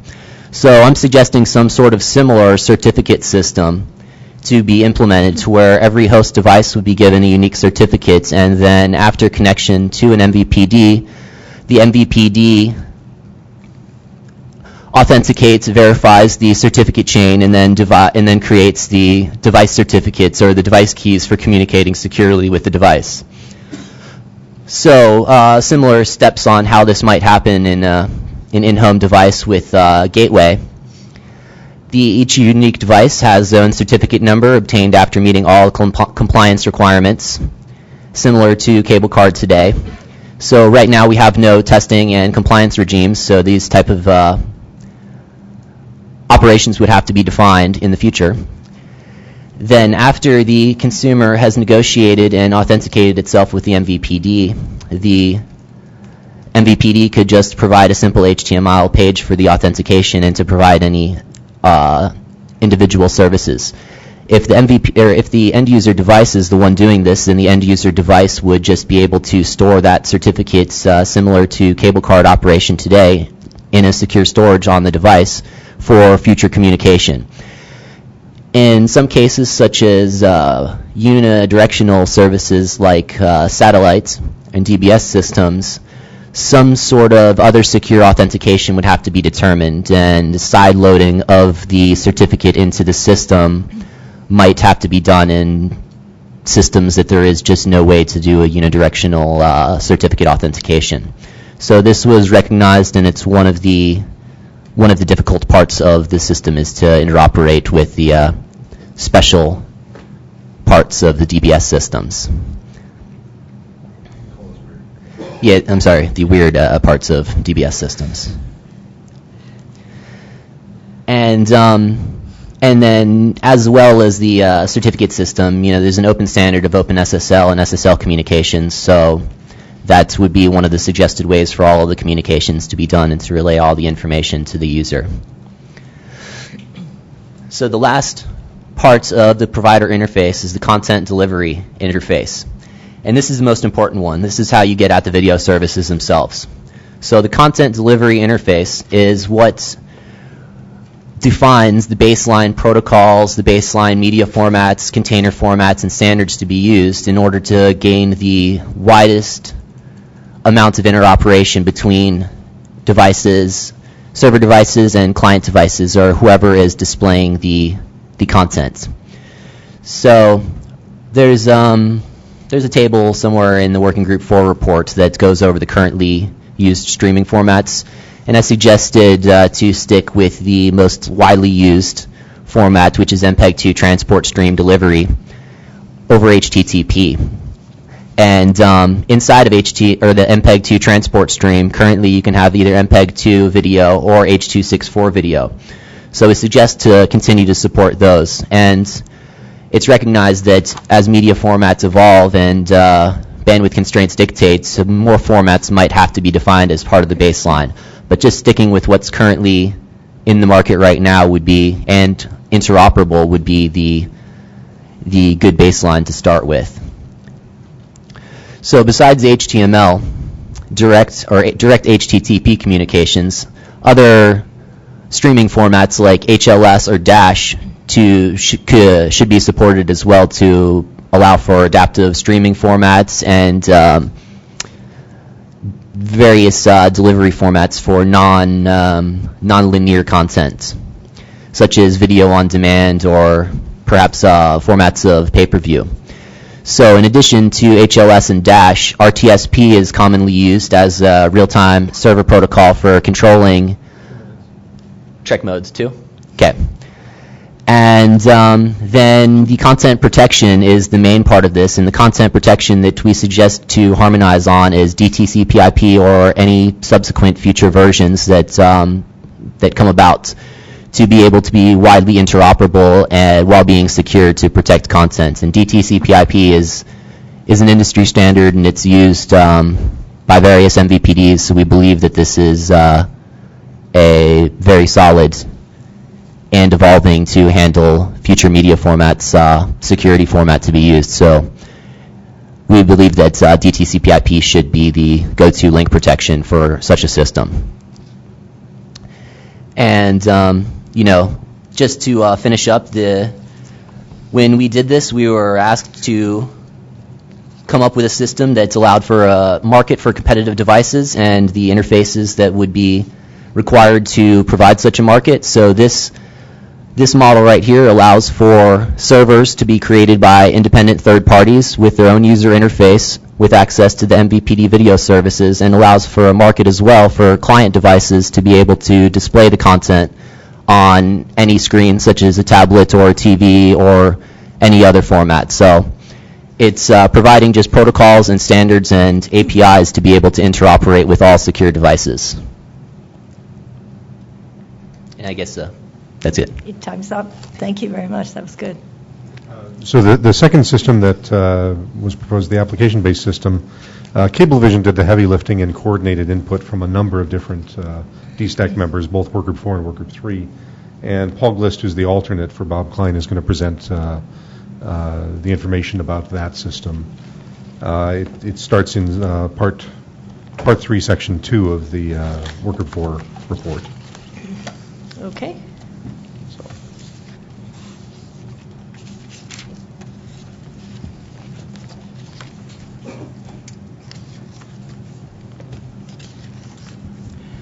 Good morning. I'm Paul Glist. I serve on Working Group 4 as Bob Klein's alternate. So the applications approach starts with developments that have arisen in the market and have been widely used by consumers. The report recites the current state that there are 56 million downloads of MVPD apps, growing by the millions. That the MVP apps that have been written so far support 460 million retail devices, which is over twice the number of set-top boxes that MVPDs use. 96% of those retail devices can be served by one or more MVPD apps. 2/3 of them are served by all of the top 10 MVPD apps. So it covers the large consumer-adopted platforms like iOS and Android and PC, Macs, Samsung Smart TVs, LG gaming stations, Roku, Amazon Fire. But it's going beyond where it's been, and it is now expanding to other devices using multi-industry web-based and IP standards. VidiPath that was developed in the multi-stakeholder DLNA with major retail device manufacturers, and HTML5, which Mark Vickers described as with the extensions developed in W3C. And within this apps-based regime, retail devices innovate and compete with their own top-level user interface. Look and feel, gesture, speech input, fingerprint, facial recognition. And they build application platforms to attract developers and attract content to their platform. So you see vigorous competition in those UIs between Android and iOS and across the gaming platforms, across the smart TV platforms. And in fact, the most successful retail set-top box today, Roku, is built entirely on apps. They report 10 million units sold. And on Roku, you'll find the Time Warner Cable guide and app built on the Roku platform. So within these environments, the device manufacturer and the platform developer, they create the environment with the APIs to which the app developers write, and the app developers can use the resources that are exposed by the particular devices. So the essence of the app-based proposal is that MVPD apps should be treated exactly like Netflix, YouTube, Amazon, and other video providers who are writing such applications. That's a technology and platform neutral approach. Within the MVPD apps, and this is true of over-the-top as well, the user interface is in the app. It's used to bring all the features of service together: interactivity, sports scores, camera angles, mosaic, recent channels tuned across devices in the home, branding, look and feel, all of it in context, all of the features that MVPDs are using to enhance value to consumers and to compete for their business. Now, I understand that the work group's been tasked to think about enabling third-party user interfaces, but we observe in the report that Netflix and YouTube both started by enabling third-party UIs via a public API, and they withdrew access to those public APIs when third parties were not rendering the service with all of the advertising intact. And so now these providers use their own UI to make sure that their service gets through, or they coordinate through B2B arrangements with others. And so as we think about MVPD apps, applying third-party UIs to MVPD services by default is a model that YouTube, Netflix, and Amazon would not accept for themselves. So the apps approach that's presented in the working group report offers a number of ways of delivering apps to retail devices. There is, of course, device-specific apps written to platforms like iOS and Android and smart TVs and gaming stations and Roku. But there's also W3C HTML5 web apps, which is how VidiPath works. There's RView, which was developed in the multi-stakeholder RView Alliance as another way of delivering MVPD services to retail devices. There's the Dish Virtual Joy and the Sling Media Technology clients. And under these app-based approaches, the consumer experience is to receive all of the, what we called use cases in the working group report, all of the experiences against which the different proposals are being evaluated. So the apps provide MVPD service as advertised and as intended, including the advanced features of modern service. With the apps-based approach, we don't leave interactivity and camera angles and sports statistics and the tools for advanced advertising on the cutting room floor, nor do we make them options that can be disregarded by a device. The consumer gets the latest implementation, the latest application, the latest features with an app refresh, the way they're accustomed to in dealing with tablets and smartphones today.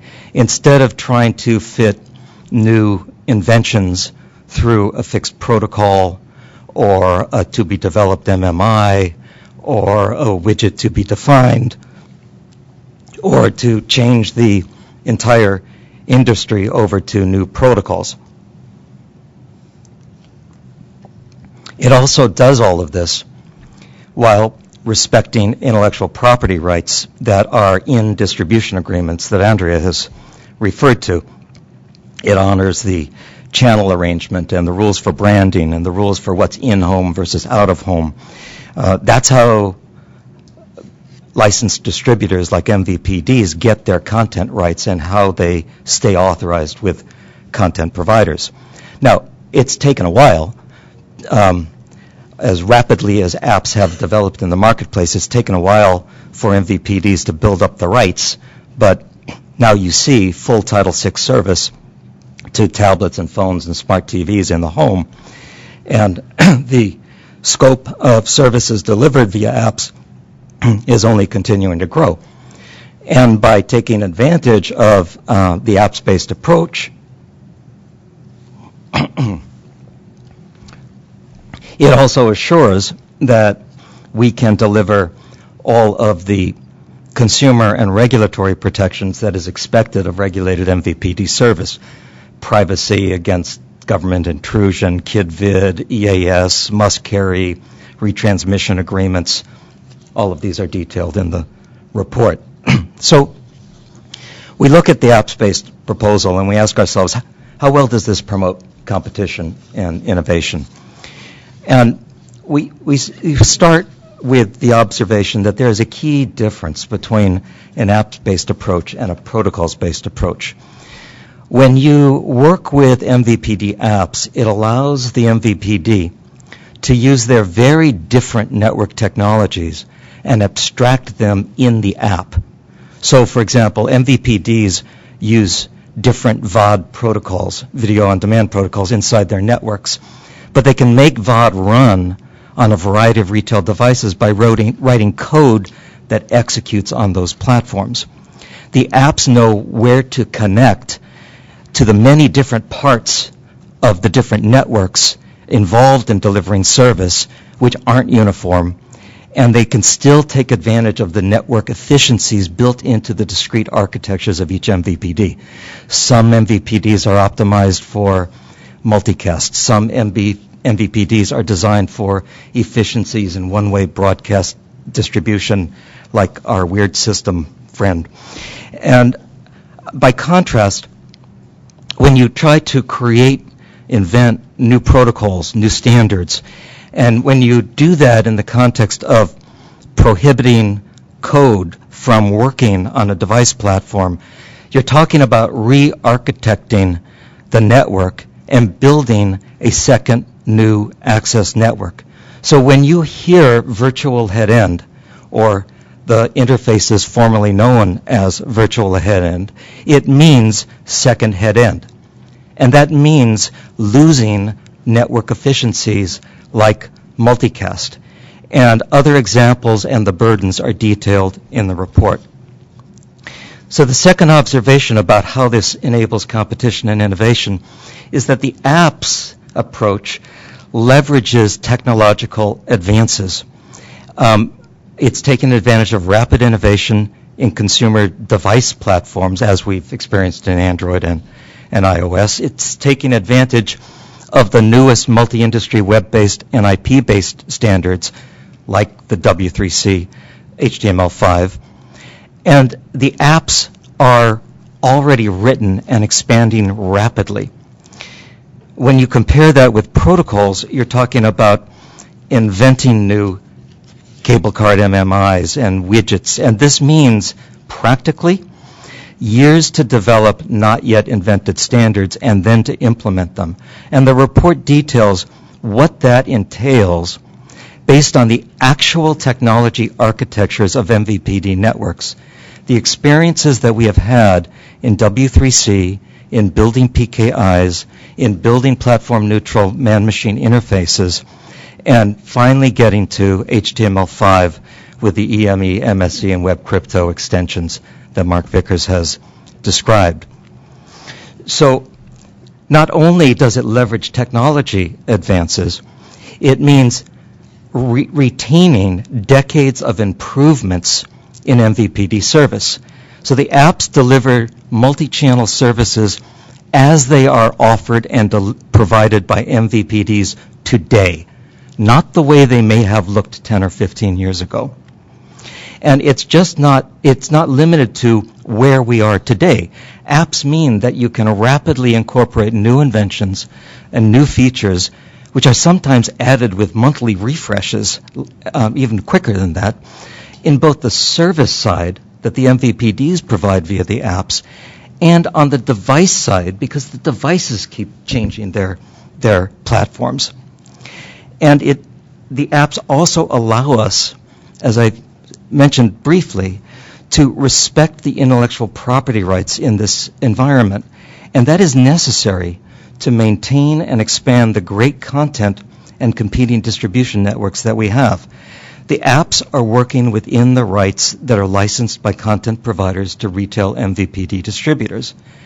The device proposal that Brad has described is actually asking to have the devices step out of that market and use content to create a new service offering for which they are not licensing the rights from the content providers. And that's not just a legal problem that I'm not going to explore today. It undermines a market that is already delivering services to millions of retail devices through MVPD and OVD distributors, through licenses with device manufacturers, and through content providers themselves going directly to retail devices, all via apps. And lastly, the apps model has been overwhelmingly embraced by consumers, with millions of apps developed for and used by consumers on the widest number of devices imaginable. Now, the options that are left for retail device manufacturers is quite enormous, because they can offer a platform, if they choose, with APIs and software development kits like Android does. The devices can innovate and compete in their own top-level UI. They can attract the developers. They decide their development environment. They decide what resources are exposed. They set the criteria that apps have to meet in order to be made available in an app store. Or they can use HTML5 in its latest form from W3C. And they can support more than one approach. They can have native platforms and some HTML5 APIs, or a full HTML5 browser. We see that in devices today. We've also seen implementations that put VidiPath and RView on a single implementation. And what the retail devices gain is the ability to have multiple MVPDs and OVDs and other applications on the same device. MVPDs can compete by adding features, upgrading service, developing apps. And whatever one may want to say about 1990s era set-top boxes, and we've heard an earful, X1s today, they won an Emmy for the UI. Cablevision pioneered the network DVR that works through its UI. Time Warner Cable developed apps with its own UI for 9 retail device platforms. And if device manufacturers have a better idea for how to retail MVPD services, they can license directly from content providers. Sony View is doing this. Google's YouTube shares ad revenue to do this. Apple TV, Netflix, Hulu, Amazon. This provides the opportunity for device manufacturers who want to create their own branded experience to receive licensed content directly on an appropriate license basis. Or they can also reach deals in the market.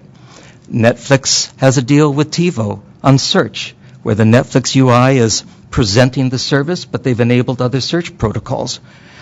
Google has a deal to search Twitter. TiVo has a deal to run Comcast VOD. So all of these options are available under the app space platform to give device manufacturers the tools with which they can also innovate and compete. And we can do all of this. We can get the competition and innovation without imposing undue burdens on either side. Questions? Milo. So, I was hoping to actually get a technical overview of the proposal, but since you were mischaracterizing YouTube's policy, I feel like I have to step in and talk about that. There are tons of websites that go out and embed YouTube content in them where the YouTube is rendered inside that website's display. You know, it's a little silly to have to do this, but, you know, on my iPad, right, I can go to Bing and, let's see, I do a search for embedded videos of making fun of cable companies. Okay, well, that works. And on my, and here it is in Bing's video presentation screen with Bing popping through different videos, and your local, the first honest cable company video playing nicely in this, okay? It's not a YouTube app. There's no YouTube UI. So you guys are more app-centric than Google and Apple are. Just a sec, we may have an error in the report, Milo. In footnote 47 of our Worker 4 report, we've got a link to a report that Google and Microsoft had a conversation about Microsoft's YouTube app. Is that not correct? So there are apps and there is the web. Sure. And there is not only one way to do things. Sure. Right? So all I'm saying is, if you're going to make a YouTube app, that's one thing. But getting access to all YouTube content, being able to discover it through search like Bing, and be able to render it inside your own user experience, I just demonstrated that using Bing's video preview capability. So I just want to say, if you want to constrain it to discussing apps alone, right, then maybe in the narrow sense that statement's true. But it's not true in the broad sense, because there is this thing called the Internet. So is there a correction we need to make to the Worker 4 report or not? I think my alternate had suggested some changes there. Which we captured, absolutely. Okay, we believe we captured all of the changes that came into our hands. Again, I'm making a comment with regards to Paul's the presentation set of rebuttals. Okay. So, thank you. We also actually, during our process, so we had two systems presented, and then the proponents of the systems came in with analyses of the alternating systems. We also got two other analyses in hand, one from Brant Kendall of Sony and one from Andrea Avila of the MPAA. Brant, I think if you're still on the phone, if there's anything that you want to introduce or point out in your passage analysis, it might be appropriate to do so briefly. And Andrea, I want to, if you've got something, maybe since you're at the table, Brent, you can get on deck. I want to give you a chance to at least point out what we ought to take away from your analysis. Yeah, hi. I would like to bring up a few things from the passage description. One of the things that I thought was interesting regarding the kind of the adaptive approaches that Adam alluded to, and even approaches, for example, with VidiPath, is that there was a concept that there would need to be some link protection. But I'm wondering if the group had considered the ability to do a pass-through of security. So the adaptive approach adapts to the RF signaling and the network intricacies of tuning and managing the MVPD's network. But then there's some of the security is actually passed through in all of these approaches, we were talking about bridging to IP, but you would be putting essentially the network security out on the IP, into the home network. And so what's interesting about that is that it preserves some of the rights associated with the content, which could be richer than what would be normally accommodated by either DFAST, for example, right now with cable card, or the CCI bits, for example, in some of the link protection, for example, like DTCP, and then it would literally then allow it to pass through. Now we're talking about adapting to the RF network, which usually this content is multicast. Usually, this is the content that is it's usually it has to be tuned right now. So there's a lot of that's coming in this way. It's multicast, and we typically call it linear content. And I think this was some of the points that people were mentioning. How do you, we're talking about all this IP stuff, but how are you getting access to the linear content? And so Passage is actually could be an adaptive technology for that, where as pointed out in the report, you can dual encrypt content, so that content, for the legacy devices that have the legacy encryption, they're completely unaffected.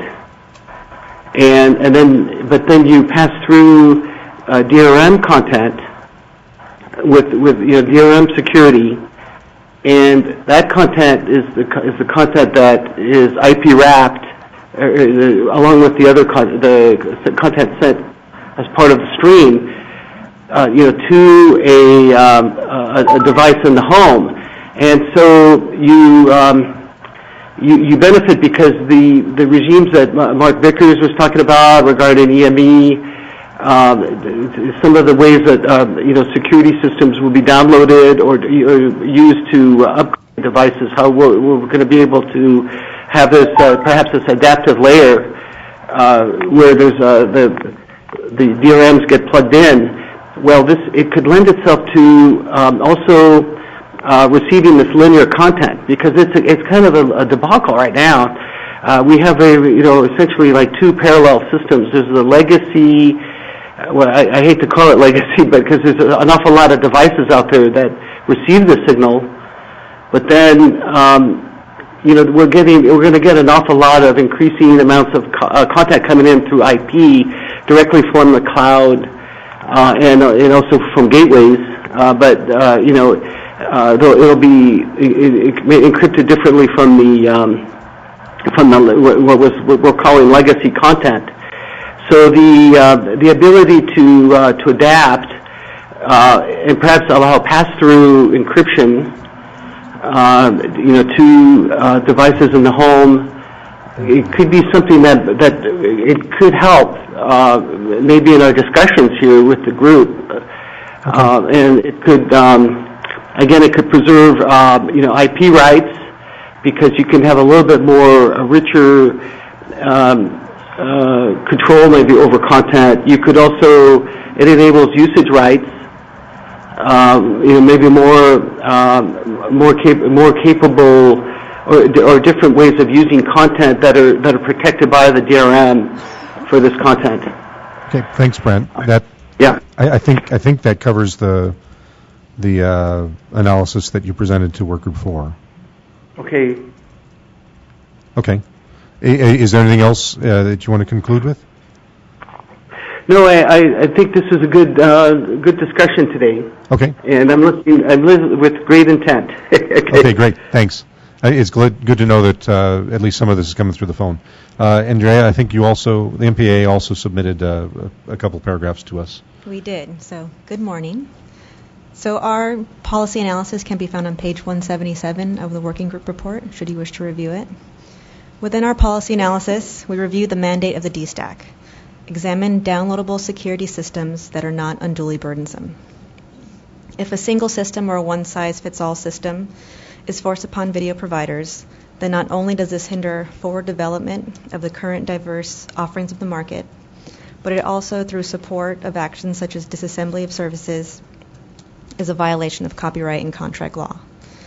The systems that we've been discussing during these proceedings are those through which our content flows in order to get to the consumer. And so we have a vested interest to make sure that our content is, when transmitted, is protected in a secured fashion, and is done so in a manner that respects our copyrights in our contracts. That's the summary of our analysis. Thank you. Okay. And again, that appears in the report as received. It's 9:40. I think it's 11:40 East Coast time. I think we have till 11:55 on the agenda, so we've got 15 minutes for questions if there are none. Thanks. Joe Weber from TiVo. Just some comments. Just want to give some background. I've had a TiVo since 1999 before I joined the company, and it was originally connected to analog cable.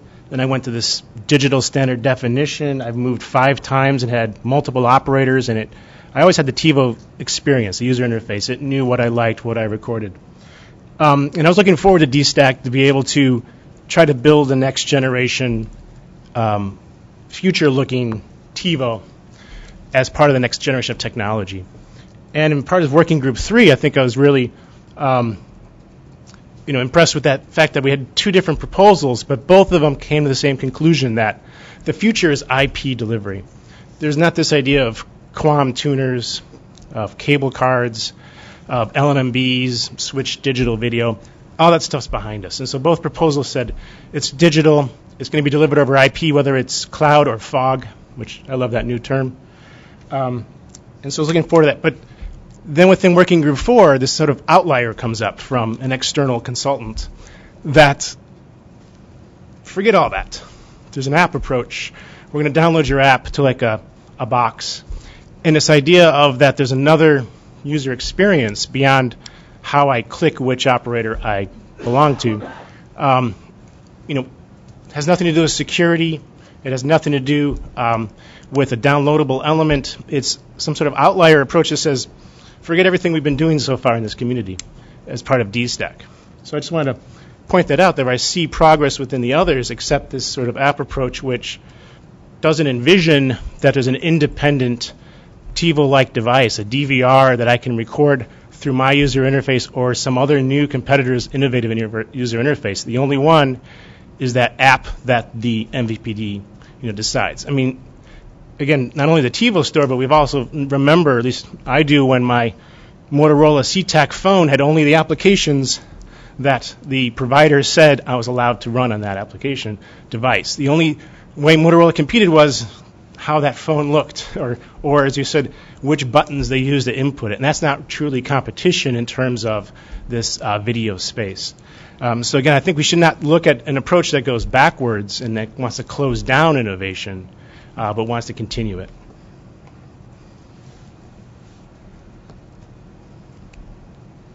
I had a quick question for Brad.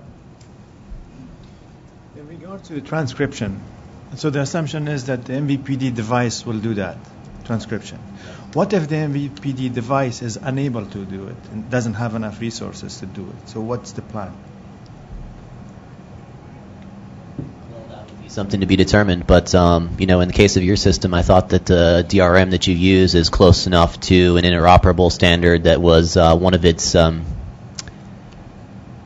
grandchildren, perhaps, so that wouldn't necessarily be requiring high CPU operation like transcoding MPEG-2 to H.264. So there's not necessarily a high CPU transformation. Most embedded processors that I've worked with have AES and various hardware crypto accelerators. So those are the only types of operations that should be coming into use with a transcription operation.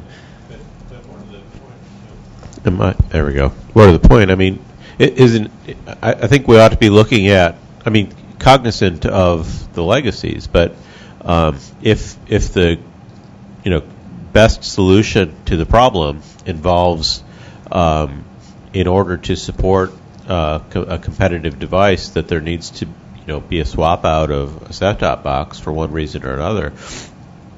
I mean, that happens all the time, and that doesn't strike me as any sort of problem at all, really.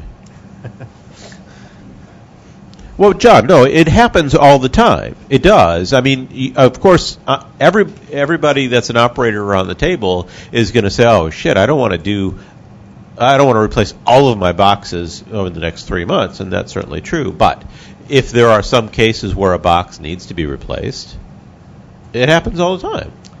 I was going to point out you're absolutely right. It does happen all the time.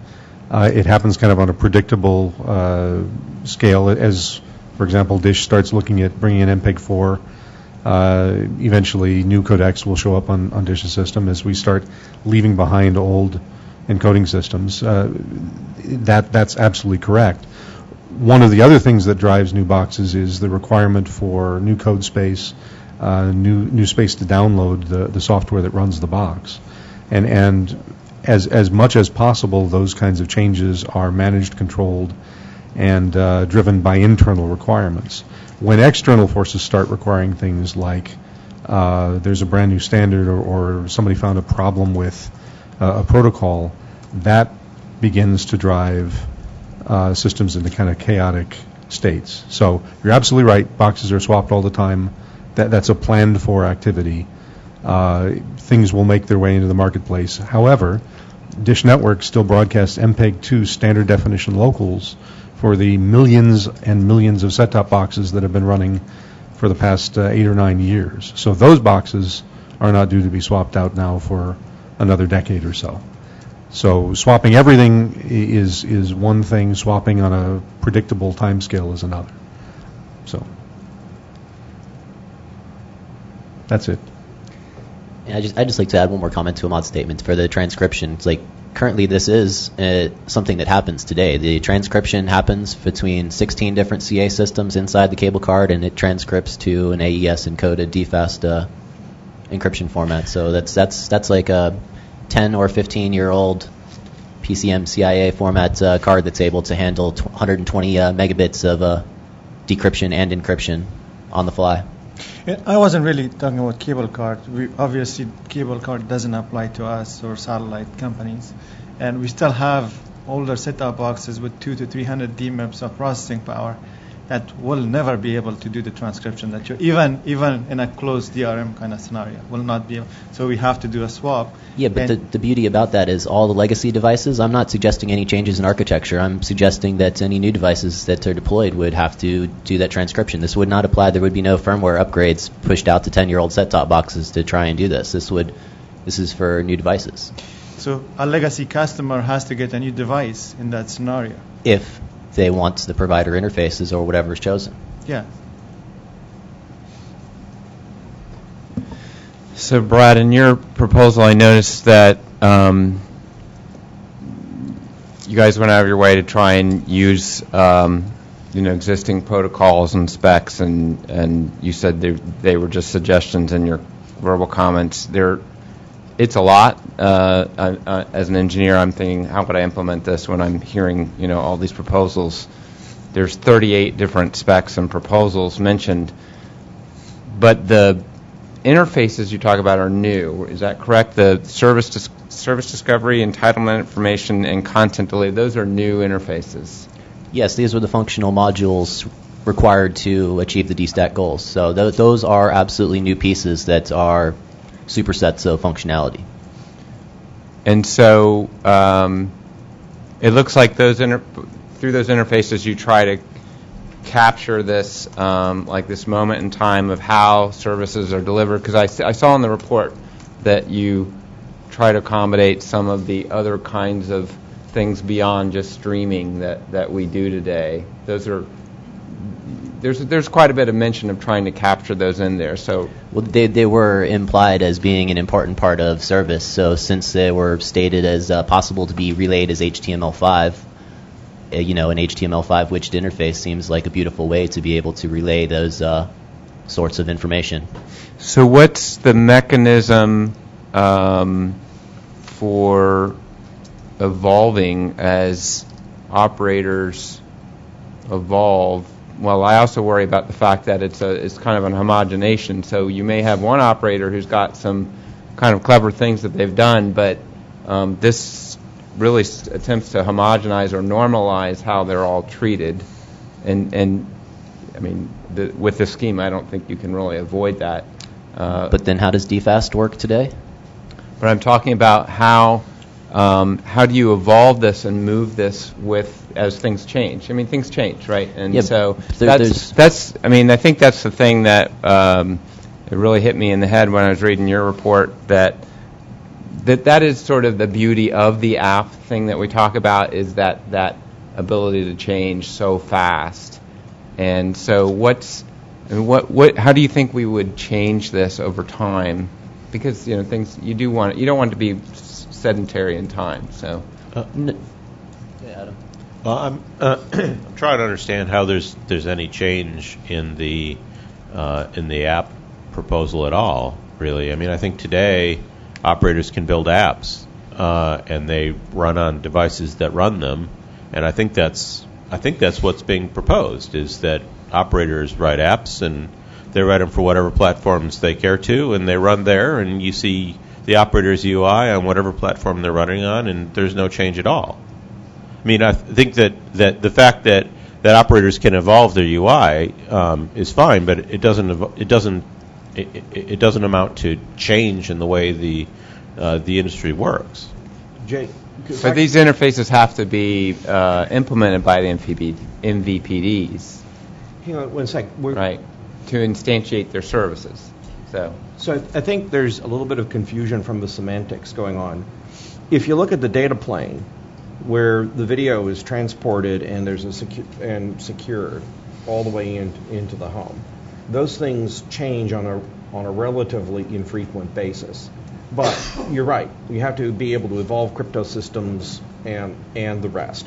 I think if you go back to, this is really not a working group 4 topic. That area is really a working group 3 topic. The control plane of how user interface, how different video services, metadata is presented, those things change much more rapidly, right? But I think in the approach that Brad's talking about, the third party can make those changes anytime they want. There's plenty of change. In fact, there may be more change than you might like in that approach. But I think the security elements themselves, they adapt over time. But that's a working group 3 issue. It's not what's been represented here in terms of working group 4. But you do reference the HD AutoTune is referenced in the text, and so that's an embodiment of something that the MVPDs have come up with. And you talk about how do you tackle. Well, other things will come up that are MVPD related. Not, I get that the innovation can happen in other areas. That's just where I'm just wondering how does this evolve and how does this move and what's the process for doing that, and because we don't want to just chisel this into stone and then 10 years from now going, it's like the cable guard was in 2007. So I agree with that. I'm just saying, how many in the last 20 years? How many times has Charter changed its CA out? Yeah, I'm not talking about the CA level. Okay. So I'm talking about working group 4 level. Right. Yeah. Okay. Can I, Brad, I have followed working group 4 kind of from afar. So I appreciate the fact how far this proposal's kind of come along. It started as kind of a Christmas list of stuff, and there's actually a sketch here, at least at this point. But one of the things I tend to do to be practical is just try to say, well, okay, what would happen next? How would this get implemented, right? So I think, here's what I think would have to happen, and see if this is right. Probably the first thing is there'd have to be a group of people that have to get together, and we've got these 3 new interfaces, the discovery, the management, and the entitlement interface, right? We'd have to come up with really, define those protocols. And then we'd have to define this MMI widgety thing in some way, so we'd define that protocol. I think you guys are talking about link protection, so we'd have to go visit DTCP and make sure we update that. There's, as you said, there's like a bunch of different specs and stuff in here. So after these protocols are defined, then we'd have to go to the various standard bodies and put this all, get the standard bodies to move their standards along to meet these protocols, I think. So, and then we'd have to form this PKI group to manage the public keys. So there's a lot of different things that have to happen there. Then I think what happens after we've done all that definition, I now have the ability to build these widgets, essentially disassemble my service and build all these different widgets. I just kind of looked through the proposal quickly the other day, and my limited kind of understanding of VOD, I've been involved with VOD a long time, there'd be at least 12 to 15 widgets Comcast would have to come up with probably for VOD alone, I think. So I don't know how many widgets, 50 maybe, let's say 50, maybe 100, to do all the service or to provide all those. So I got these widgets. Then I've got to come up with the virtual head end to work with these widgets. I think AT&T's probably just got to build a device to get it to kind of, and so would John. By the way, my brother is an amputee, so I'm not too excited about the word prosthesis in the document. But anyhow, so they'd have to build those. And then at that point in time, the guy who wants to build the company, Brad maybe, wants to build the new interface to take advantage of these widgets. There'd probably be, if there's 10 MVPDs and there's 100 widgets, that's about 1,000 widgets. I'm not sure if you could build the interface to interface with all 1,000, so maybe you'd pick one MVPD. I think that's what I read. But Mark, maybe I'll try to oversimplify things. Maybe I'm overcomplicating it, but I think that's the way. I think you're overcomplicating by a couple of orders of magnitude. Well, I don't think so. I don't think it's anywhere near as complicated and horrible as the parade of bad things you just described. Okay. Well, that's the way I read it, Adam. So. Okay. Well, I with respect, I think that you misread it. Well, to build on Mark's comments, I didn't understand the widget concept, so maybe you can talk about that more. Yeah, maybe that's what I need to understand. Who builds the maybe widget? I don't have to build widgets. Well, and who builds the client side in general? These widgets are optional MVPD provided HTML self-enclosed pieces. So they're pieces of code that they would be, Mark would provide? Yes, we could look at this in the most simplest section as, you've told me that a news ticker for some reason is an uttermost vital part of your service. Yeah. Well, what comprises of a news ticker? A news ticker is a title and a description in an HTML frame or an HTML window, and you stick by HTML5 standards, whatever baseline we decide, it goes inside of an HTML5 frame, and it works like it does in any browser. That's the beauty of HTML. So it's standardized on one bit, and any of those small pieces of HTML functionality that you want to provide to a competitive navigation device, you're welcome to, because in essence, each of those widgets would be a small web browser. Okay, so the widget thing for my sports app, I kind of get, and it's optional for you to put that in there anyway. But if you want VOD and I have to build an on-demand widget, there's going to be multiple on-demand widgets. There's one for subscription, there's one for pay, there's one for free, there's one for, the ability to do probably VOD ad insertion. Some of those ads, the fast forwarding has to be disabled because that's the way my rights are. There'd have to be, I don't know, that's just off the top of my head, the VOD list of widgets.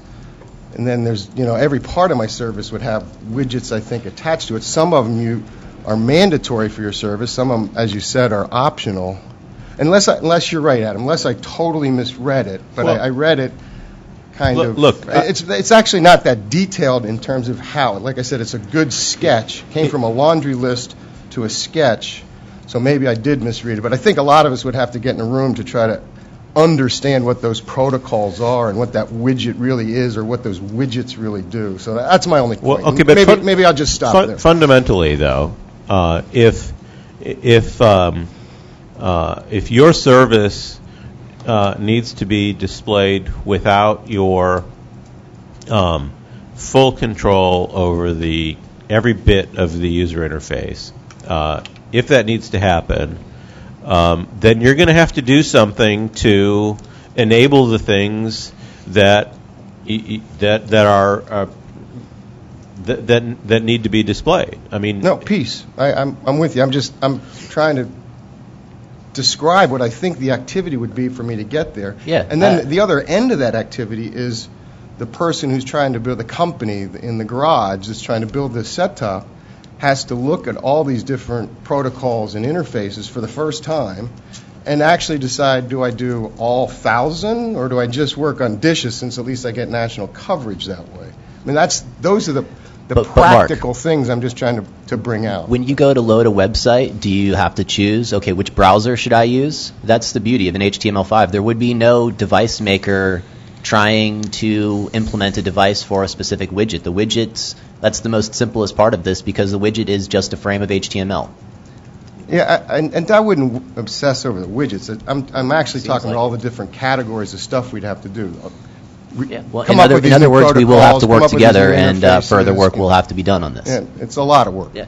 And we never said it wasn't going to require work. Okay. Well, it has to be unburdensome, though. That's it. So, actually, Milo, maybe we're actually closer together than we thought. If I understand correctly, and please correct my misunderstanding if it's there. So if I do a search and find a YouTube video, then the thing that my browser pulls down to run that video is in fact essentially a widget that Google has written to play the YouTube video. Are we talking about the same kind of an architecture that's instantiated today to play YouTube videos?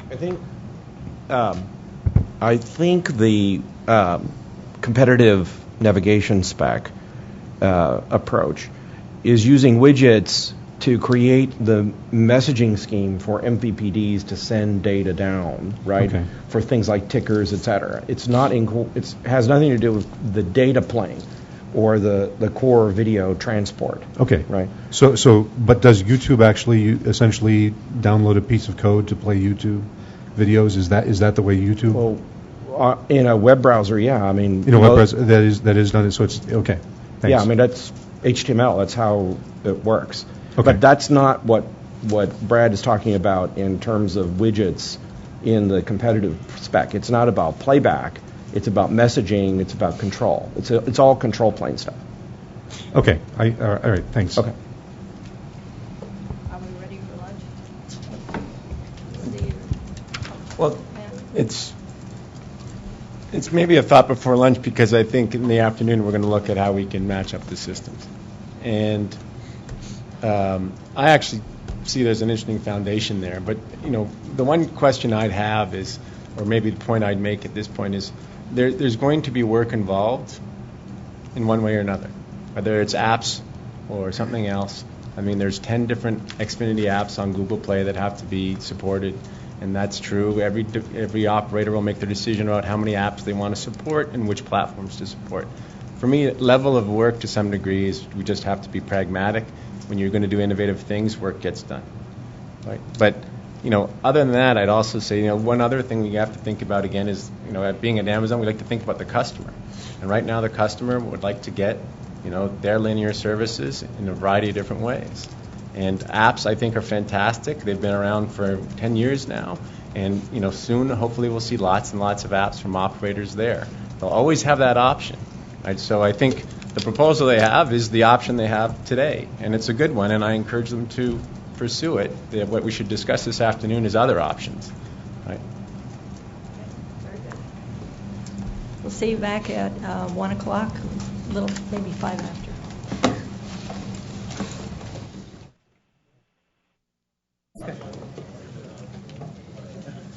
Okay, so I can turn this over to you, Scott?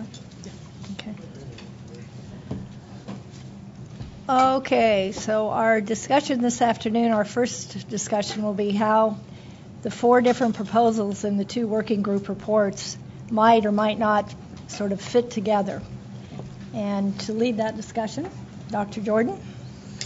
Okay, so I want to, since this is something that both work groups have thought a little bit about, but everybody was under the gun to get their individual reports out, and there was a tremendous amount done by both working groups in the last month and in the last few weeks.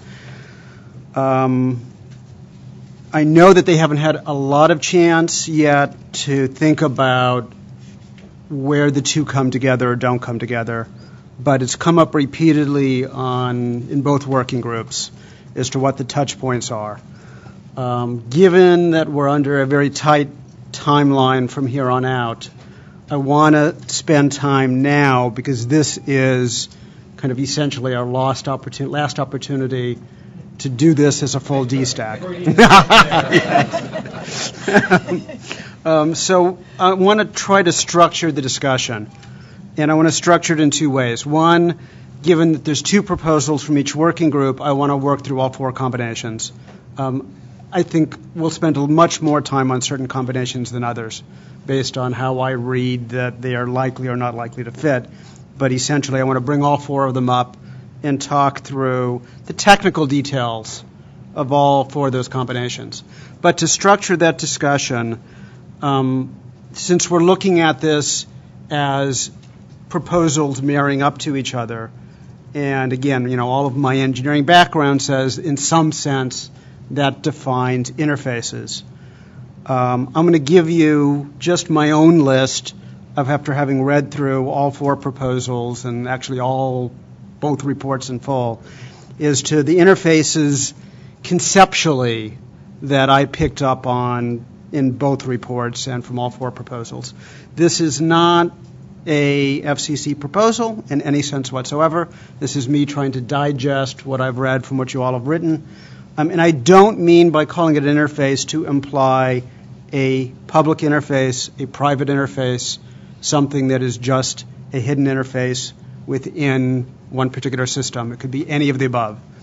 But what I'm positing is, regardless of if the device that we're talking about is created by the MVPD or it's created by somebody like TiVo or Roku or Apple, that any of these, in the architecture, there's some way that information is being communicated. Okay, so that said, let me kind of run through the list of interfaces that I think I've identified from your reports, again, recognizing that sometimes these will be internal, sometimes they will be interfaces between different players. And then I want to try to march through the 4 combinations and come back and see, in each of those 4 combinations, is that interface something that needs to be defined because it's where 2 players come together, or does it not need to be defined because it's internal? And if it needs to be defined, just try to reiterate, do we know what the reports have said? Are they in agreement with each other? Or is there a conflict when we try to marry those 2? Okay, so here's the interfaces that I think I've read in the various reports. First of all, there's some notion of service discovery that shows up in both reports and in some sense in all 4 proposals. I'm thinking of this conceptually as an interface between the MVPD and the device, again, regardless of whether the device is by the MVPD or by somebody else. They have different implications if it is or it isn't. But there's some notion of the service is being communicated from the MVPD to the device. John. So, has come up many times in the past, the term service has different contexts. So are you saying the service discovery, the service of DISH is a service, here it is, or are you talking about the individual channels that are carried on DISH as individual programming networks and other I'm going to keep it at a high conceptual level of all of the service that is offered by the MVP. The things that are on the MVP services. And I'm not going to... Got it. I don't want to get into an aggregation, disaggregation discussion. I'm just thinking of that somehow that's presented to the device. So that's one. Second one, a lot of discussion in both reports about entitlements and usage rights. And I'm thinking about this in terms of really there's 2 interfaces that you all are talking about. There's one between the MVPD and the device, the MVPD communicating to the device entitlements and usage rights. And then a second one that's essentially the boundary between the Working Group 3 proposals and the Working Group 4 proposals, as there's another interface of those usage rights and entitlements being passed from the security system to the rest of the device. And I want to the extent it's useful, to come back to those two pieces. The third type of information, of course, is the media itself. Media broadly construed, right? Often it gets discussed as video. Folks have pointed out sometimes they're looking at more broadly, but just let me use the term media so we don't have to argue about terminology on that. And again, I think we have two different interfaces. We have, first of all, the media being passed from the MPV to the device, and second of all, since it's passed into the security system, there's a second interface as that media gets passed from the security system to the non-security system part of the device. Next one on the list is authentication. Authentication, recognizing that this is, some kind of perhaps one-way, perhaps two-way process. There is, I think, definitely a interface again between the MVPD and the device, communicating about authentication. And I think I'm a little less sure, but there may or may not, I think, in various versions, be another interface from the security system to the non-security side, if the non-security side has any role in authentication. And I think I see different flavors on that in the different proposals. So in authentication here, you're talking about device and system authentication, two systems to each other, not the user authentication problem to identify a user to the. I'm going to lump the two together at the risk that I think they probably should not be lumped together. Okay, so both device and user authentication. The reports, to the extent that you have any time to go back, it would be really valuable to us if you would be very clear about whether you're talking about device authentication or service authentication or user authentication. Because my read of it, I had a hard time picking those apart. I understand from previous discussions that distinction is critical. So, yeah, one of our use cases, use case number 9 in Workgroup 4, specifically addresses user authentication. Right. So, but when it gets to the proposals, the people tended to write a little more generally, and it would be helpful to go back and pinpoint it. The last one I think that I've identified that I want to go through here is just if the security system code is downloaded, and I understand the caveats that were in the various proposals is to downloadable versus downloaded.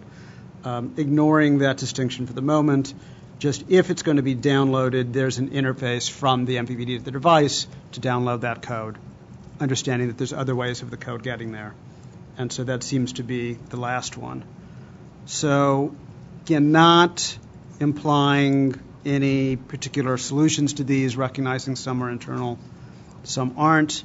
I think this is a framework that I want to use to now march through the 4 combinations.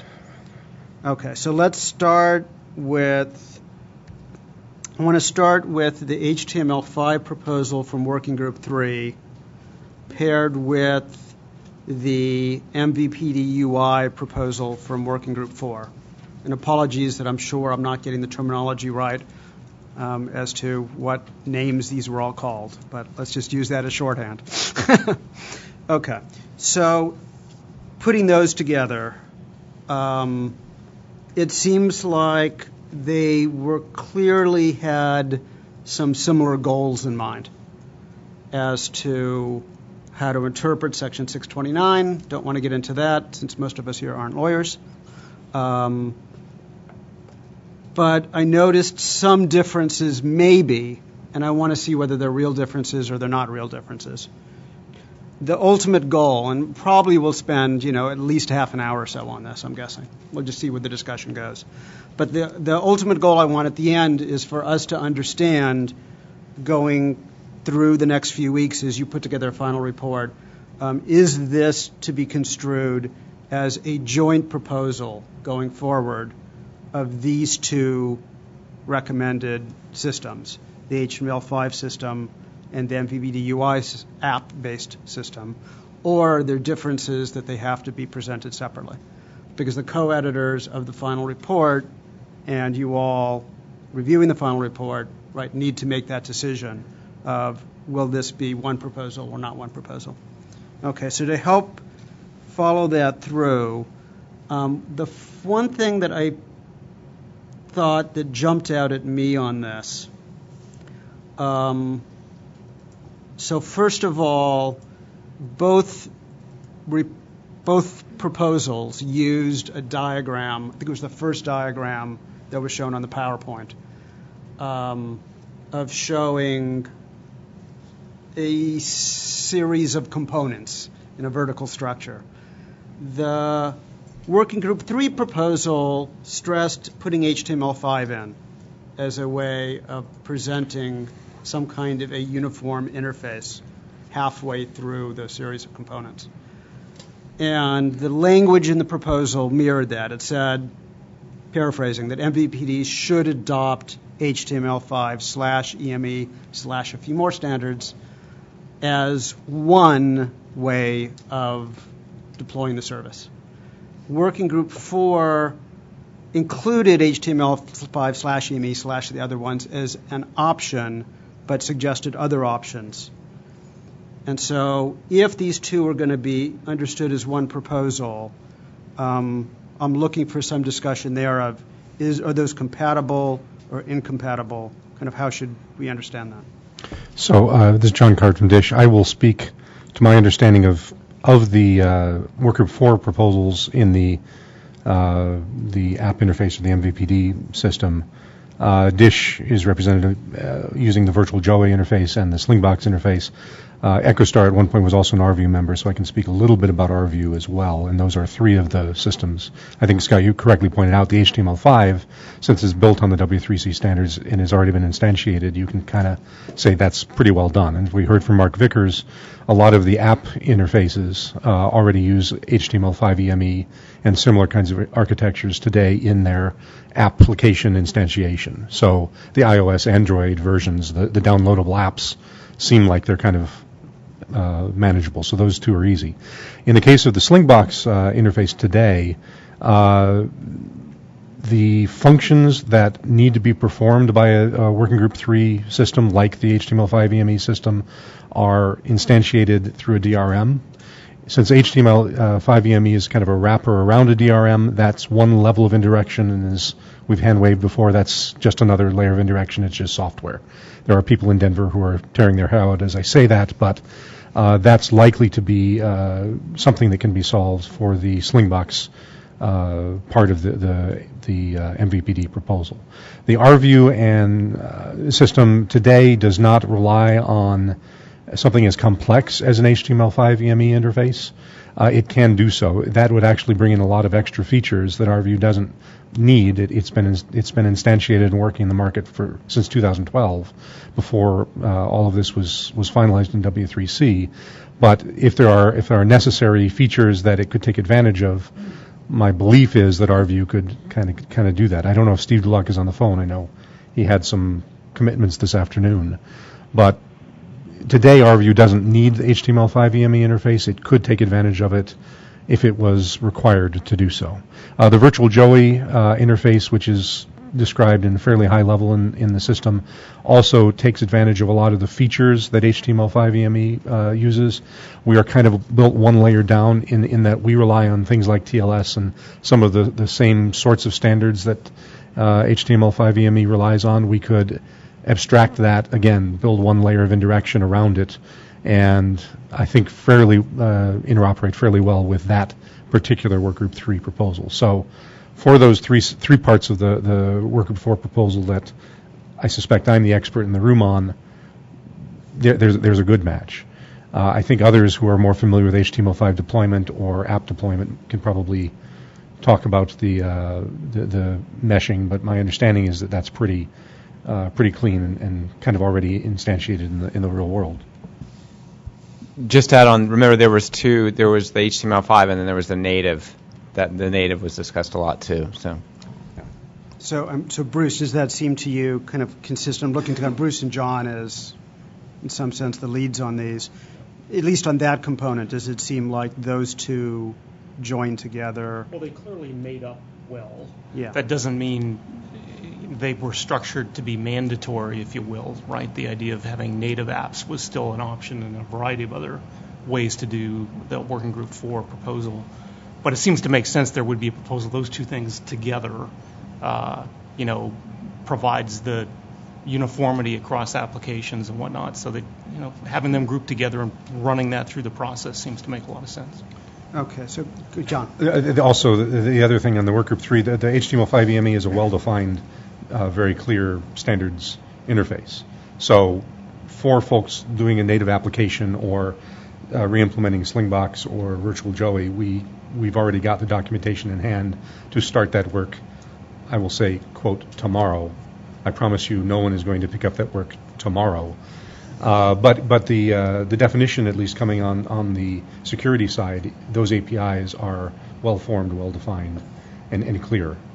What they do, what they provide, and how to build to them is clear today. And should I understand that as being, again, here on the media flow, which is what you've been talking about here, I'm identifying two interfaces, the content coming from the MVPD to the device, and then a second interface going from the security system to the non-security system.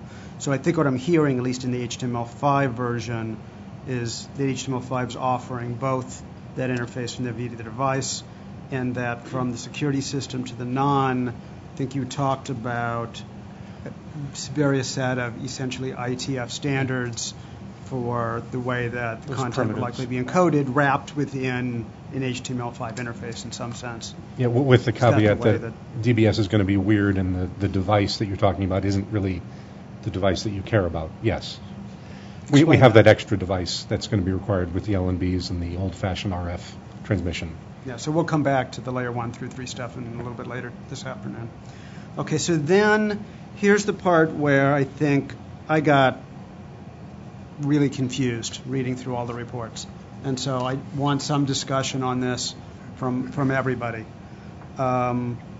Where the CAS is located conceptually and who is determining what.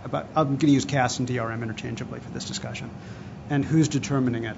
So for instance, in the diagrams that you used in both of those proposals that we're focusing on right here, it put it fairly far down in the slide, right? And so the text to match said that the device would choose the CAS or DRM. Then you had a separate discussion that I think would be worth running back through for me as to how, if there's this HTML5 layer, how that provided some amount of flexibility as to the CAS or DRM that's used. But you also have the CAS or DRM server sitting above the HTML5 layer. So a number of times through all the whole DStack process, we've come across the discussion of what we've often just shorthanded the M by N problem, or the L by M by N by many other letters problem, which was what amount of flexibility is there in devices to CAS or DRMs, to MVPDs, to maybe several other things in the list. And so I want to go back through this because on one hand, I think I heard the argument that HTML5 provides some additional amount of interoperability. On the other hand, I heard the device chooses the DRM, but we also have in other parts of the documents that the MVPD supports a certain set of DRMs. And I'm trying to understand the degree to which they have to match up. So for instance, just to shorthand it for the non-technical people listening, and I'll come back to this a couple of times as we work through it, when all of this becomes reality in whichever way, whichever set of proposals, and I go to buy a device, or I go to obtain a device, maybe I shouldn't say buy, do I have to know that device just works with the one MVPD, or do I have to know which set of them it works with, right? So for instance, just pick one out of the hat, right? I don't have an iPad here, but let's pick on that, right? Do I have to know the iPad's only going to work with, Charter and Dish, or it's also going to work with Comcast, right? This is what I want to get to. So discuss. So, in the case of the app model, today there are Slingbox clients, in particular, say the Slingbox flavor of the app model, or and also the Dish IP provided streams. There's, let's say, a preferred DRM that, gosh, we'd really like it if everybody would instantiate a Nagra PRM DRM in all of their hardware, and that's just not going to happen. That's just not the market. In reality, there are going to be devices like Android that support Widevine for obvious reasons. So, on the MVPD side, Dish set-top boxes and Dish's broadcast system have to be able to work with that Widevine DRM system today. They also need to be able to talk to some version of the Microsoft PlayReady system.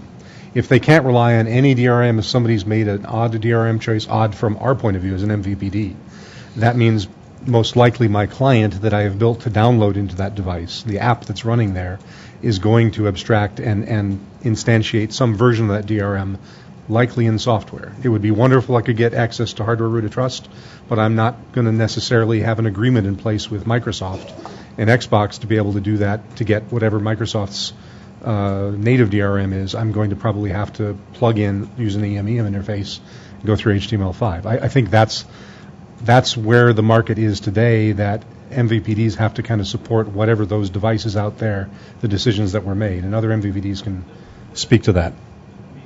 That's an interesting way to put it, John, that MVPDs need to support whatever the devices have. I mean, it's an interesting way to put it. I think that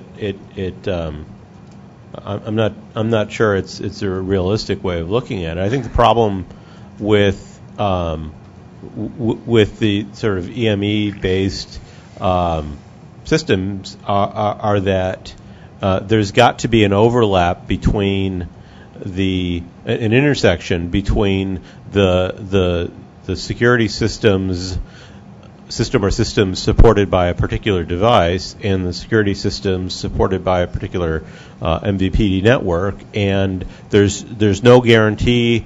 I think there's no guarantee that there's any intersection between them, and in particular, there doesn't seem to be a mechanism I can think of that would require that a MVPD or a security system vendor implement their system for a particular platform. I mean, if I invent a very long instruction word, it's not Unix, it's not Windows, it's not anything in wide use in my garage, and I've got a great idea and something I'd like to make into a product.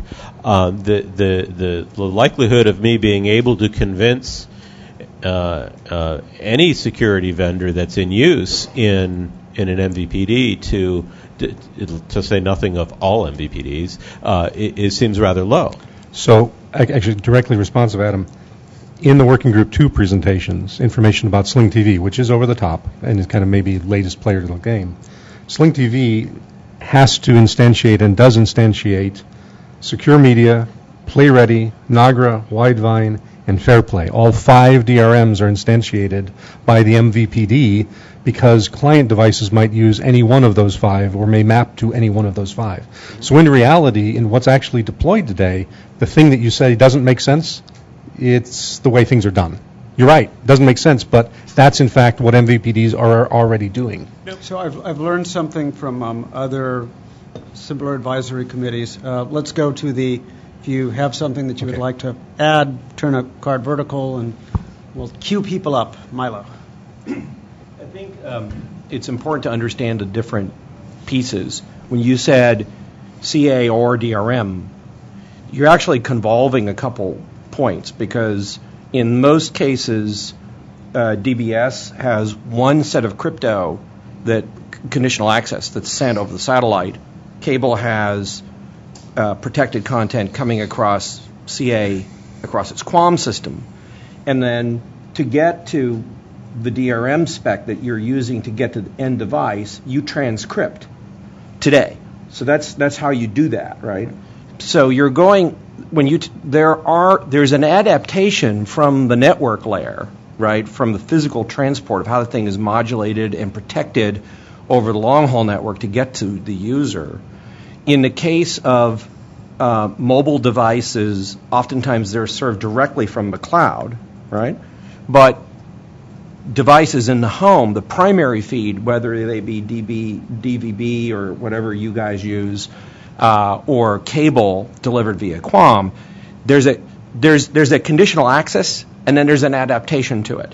You can think of that adaptation happening either at the head end in the cloud, or it can happen inside the home. This is the conversation we had earlier about this proposal. But in many cases, you see both DRM and CA being used. It's not you can't use them interchangeably in this context because of the nature of how transport works, right? So there is an interface. What you're talking about implementing those sets of DRMs are the standard way that most web clients deal with protecting HTML stream video over the top today. You may have to license PlayReady, right? So while Mark's conversation about there's no it's all open source, et cetera, it's true. The actual DRM modules may be licensed and may have royalties associated with them. So if you pick PlayReady, there's a set of licensing and we don't pick PlayReady, the device. And you're adapting to the device. Right. So there's a handful of these. Widevine is one, PlayReady is another, FairPlay from Apple.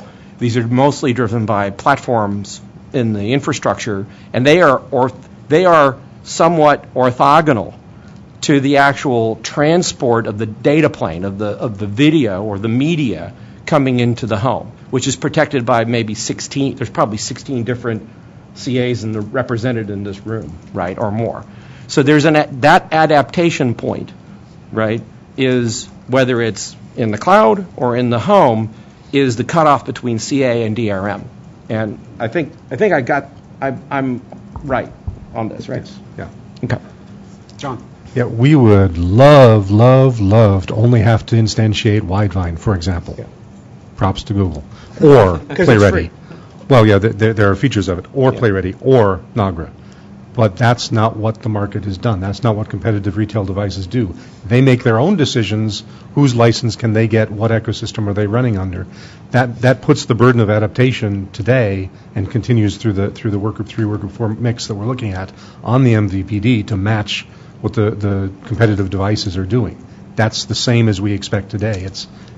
That's how content flows today. That feature hasn't changed. So let's do this to continue. I want to continue this conversation forward. Maybe Bruce or somebody else that you want, say a little bit more about how the introduction of an HTML5 layer helps reduce the M/N problem. Yeah. So in fact, I think this was the claim, and I want to understand it better, and I want everybody to understand better. And then I want to look at it from the point of view of what does an MVPD build to, and I want to also turn to then what does a device manufacturer, and we'll pick on some of the TV or set-top box folks they're built to, and maybe we can then use that to flesh out this argument. Chris. Yeah, so we had some of that discussion in the last face-to-face with Matt from Amazon. I think he made it really clear, right, that they make the decision on what goes into that secure processing on their devices. And so I think the value proposition around HTML5 and EME is to abstract the 4 or 5 or more DRM technologies that you need to support as an MVPD to run on all those devices. And rather than natively integrate each DRM independently, provide an abstraction layer so that the application layer doesn't have to program to each individual implementation to reduce the N/N problem.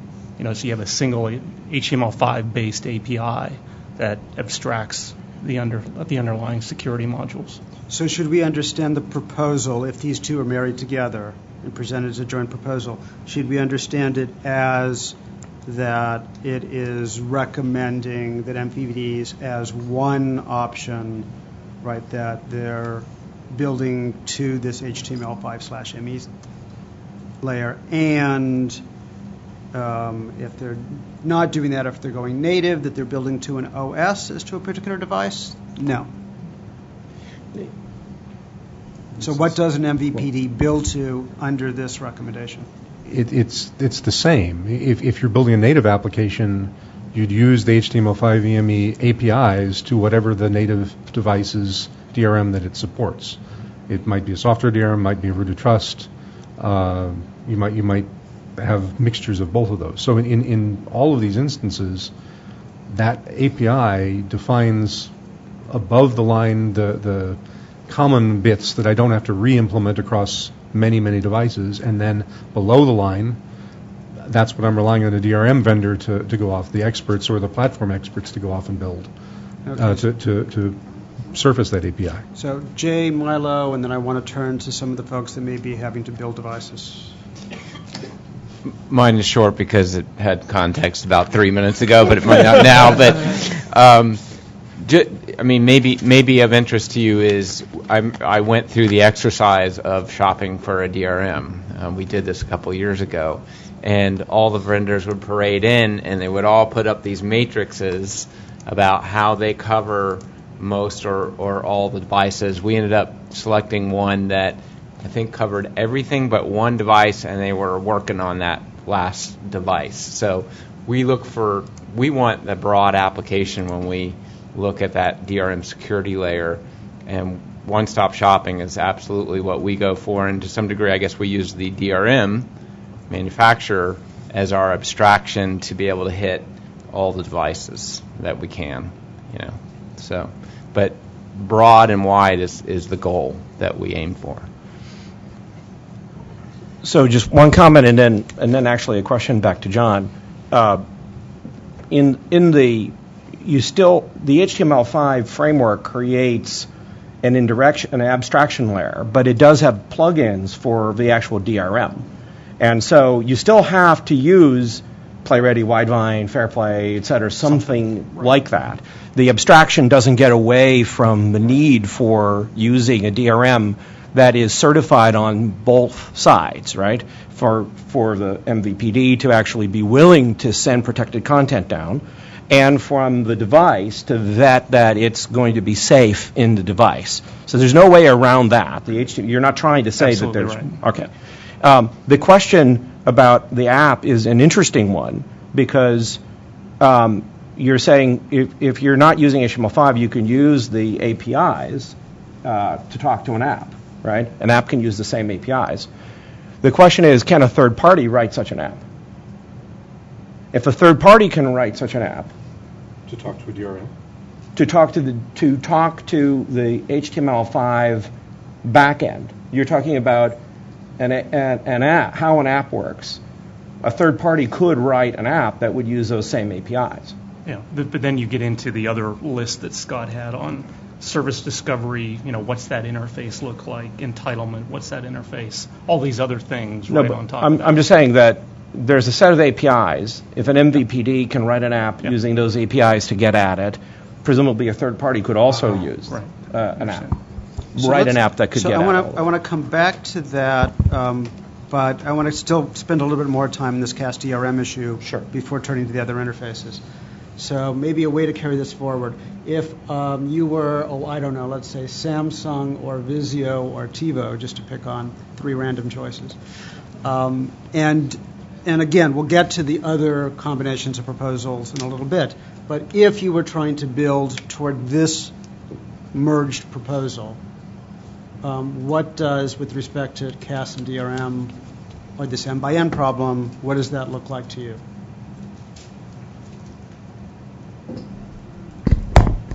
Well, to Samsung, it looks like we would have to implement a small number of DRMs, and I'll use that term interchangeably with CAS, I guess, because in a lot of these cases the DRM is being used for conditional access.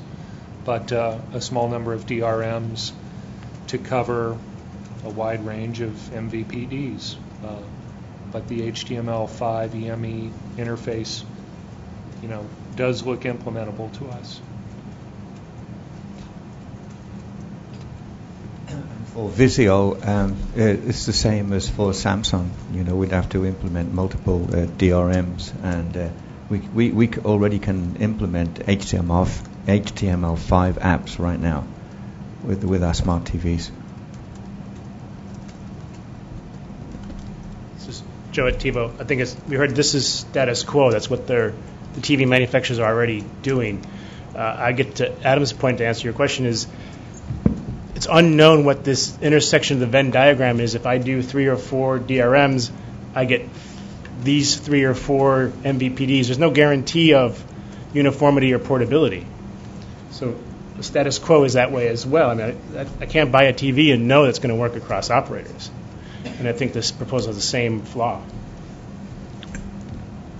I think from our point of view, we're not considering MVPDs. We're just going our own way because we can't wait for them. So, Joe, the alternative is specifying one specific security implementation that all device manufacturers have to implement? I mean, what's the alternative, I guess, is the question. So we have a historical fact that there was a single one called the DFAST interface for a content protection system. It hasn't been cracked. But we also have others in terms of, I think many of you are members of Ultraviolet, which has solved this system as well, which is there are a couple of them that are standards that are approved, that there is an intersection of the Venn diagram defined, and you're guaranteed if you implement these, you can't have someone say, no, you need a contract with me to get access to content.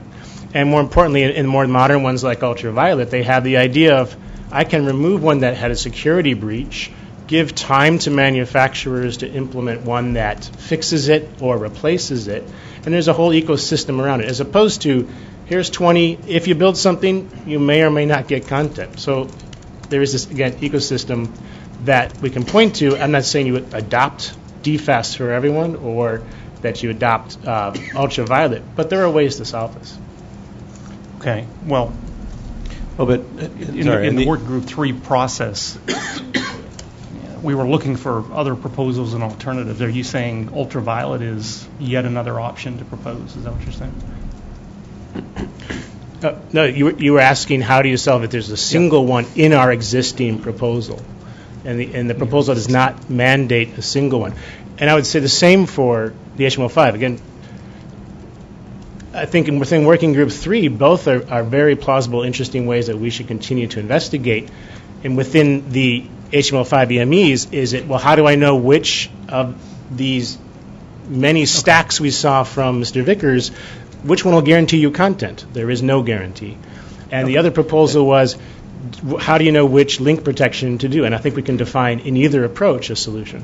Okay. And Joe, but to finish your point, I think if there is a set of DRMs that gets you universal coverage, there's no guarantee that those are implementable or implemented or implementable in a let's say disruptive new entrant system. Yes, so if I just follow up his question directly to me. I think that goes beyond the technology, and I'm not sure if that's in the scope of this discussion, but there has to be this framework around it that if the largest TV manufacturer builds something, as Mr. Card said, he's going to make sure his app works on it. If Brad's new company starts with 100 users, the virtual Joey will never get the time of day on that device, all right, unless he has a shared board member. So you need this ability to have new entrants not have to go begging for access. John. So the conversation I just heard, I'm left with the weird inference, Joe, from your words and from some of Adam's, that somehow you think as an MVPD I'm trying not to send content to as many client devices as I possibly can, which, as you just clarified, is actually exactly opposite. On an MVPD side, I am trying to support as many DRMs as is practical in the market. And Ultraviolet is a good example. Dish is not a member of Ultraviolet. Historically, we've joined and unjoined through acquisitions, etc. I think at the moment we're not a member. But we pay attention very much to a group like Ultraviolet, look at their list of supported DRMs and say, aha, to the extent Ultraviolet is a success in the marketplace, to the extent that the normal processes of, quote, picking a winner works, if we do what Ultraviolet does, then we're guaranteed at least as good a coverage as Ultraviolet has got. And then we look at our friends at DirecTV or our nominal competitors at the cable systems, and we say, oh, wait, these guys have added one other DRM. If we also add that, then we are at least as good as their systems as well. So the normal status quo that you describe, it's the status quo because that's the best process we have today. I don't think that any of the proposals are saying, FCC, please mandate a list of DRMs. That wasn't the words that I read anywhere, and I don't think anybody on this committee is doing that. Maybe so for link protection, but on the DRM side, we are happy. If Brad's got a startup with 100 customers, if he pays attention to the same things that we paid attention, the ultraviolet list and the list of other DRMs that are out there, he will have the same information to pick a DRM that we had when we picked the DRMs we need to support. If Brad wants to invent a DRM, I agree 100%, he's got a really tough job in front of him. So Brad, please don't go invent a DRM. So if I may respond directly to that. John, we had this actual conversation within the working group, so I'll quote your words back to you, that you do not make the Joey interfaces public. You do not specify what DRMs are required. Right. It requires a license and an agreement with you. And so if you do want to get to every device and every new Brad startup, then why don't you publish these and make it a standard and say, if these people develop to this and they go get certified by a third independent party, they get access to your service. The answer I can give you in this context, Joe, is no comment. There are reasons why there are agreements in place. And as you said, that's why the status quo is not sufficient and why we're here working on something better. Okay, I want to pivot to usage rights and entitlements. The Working Group 3 HTML5 proposal mentioned a number of standards in that context. The Working Group 4 proposal, I think, essentially implied, MVPD will choose the way that they want to communicate those. And I'm talking about both interfaces, the interface from the MVPD to the device and from the security system to the rest of the device. In the context of marrying these two proposals together, is there anything other than what we just talked about on the CAS and DRM issue that comes up here, maybe particularly kind of with respect to that second interface of handing it off from the security system to the non-security system? Kind of looking for either, are there issues that the two working groups see and marrying them together, or are there issues that the rest of the DSTAC wants to talk about with respect to that? So others can jump in, but I think the value proposition of the app running on top of the HTML5 interface is that the details around these additional interfaces you talked about, service discovery, et cetera, didn't need to be overtly specified. That both ends were implemented by the same MVPD, so you didn't have to standardize all of those details. In fact, they could work into the existing MVPD back office in most cases, right? Whether it's discovering VOD content or those types of things. Others can. Yeah, but that's fully. We've got a system that works, so let's just do that, and it doesn't really enable competition or competitive entrance or anything. I guess that's your perspective. These apps are running on millions of third-party devices, so I guess I struggle to see why it's not supporting that end goal today. It doesn't support a third-party UI, perhaps. If that's what you're getting at. I mean, if it's not clear by now, then maybe I should make it clearer. I think if there isn't a competitive UI, an opportunity to build your own UI to compete with the provider's UI, then there's no effective competition. Well, every one of these devices has a third-party UI running on it that the user sees and launches. We're slicing it a little fine, though. Right, so we'll do that pivot to competitive UIs in just a few minutes. Sorry. I was trying to answer your question. Let me wrap one more thing into this so that we can kind of wrap up this part of the discussion. But the other part that I heard pieces of in the discussion, both in the reports and this morning, was kind of this notion of some people calling it a gateway, other people are calling it, I can't can't Bridge. remember all the alternatives. Lots of words with a similar concept. Let me not get hung up on the terminology. I think there was a recognition that certain systems, and we usually point to DBS as one of those, is likely to require some device inside the house that is specific to that. The Working Group 3 and both proposals started off with the recognition that there are certain things that should remain under control of the MVPD. It came up in the discussion of QAM delivery. A little bit later, we'll pivot back to layers 1 through 3 and what that means. Somewhere in there, combined with another thing that occurred to me, there was a brief discussion of, I think, Roku and their approach. And the statement, I think, was that supports multiple, essentially, MVPD apps. But I'll note that they at least claim to do some kind of integrated search across them. And I'm wondering, architecturally, let's stay away from what that means for competition for a moment. Architecturally, is that consistent with this pair of proposals we're looking at? And if so, how did they do that integrated search? Seems like there's some element of service discovery in here. Seems like somehow that intersects with the notion of there's some piece that is controlled by the MVPD. Talk about that. John. So in terms of integrated search, some of what I know now I learned from Matt Shabu of Amazon. And some of what I understand now I've learned from various devices that EchoStar has implemented for Dish, and some I've learned from Dish and Dish operations. When you do integrated search, there's kind of three systems to search, right? You can either do a bunch of amalgamation of data back at some head-end system and feed out, say, a big integrated search database to a bunch of devices. So, for example, that's similar to the way the MVPD systems work today for either Tribune system or Rovi. Feeds us an integrated set of guide data across all of the channels we are interested in. So you're doing consolidation at one head end and then distribute out to very simple clients. Trivialization, clients don't have to be simple. Or you can, on the other hand, do all of your data collection at the clients in the home.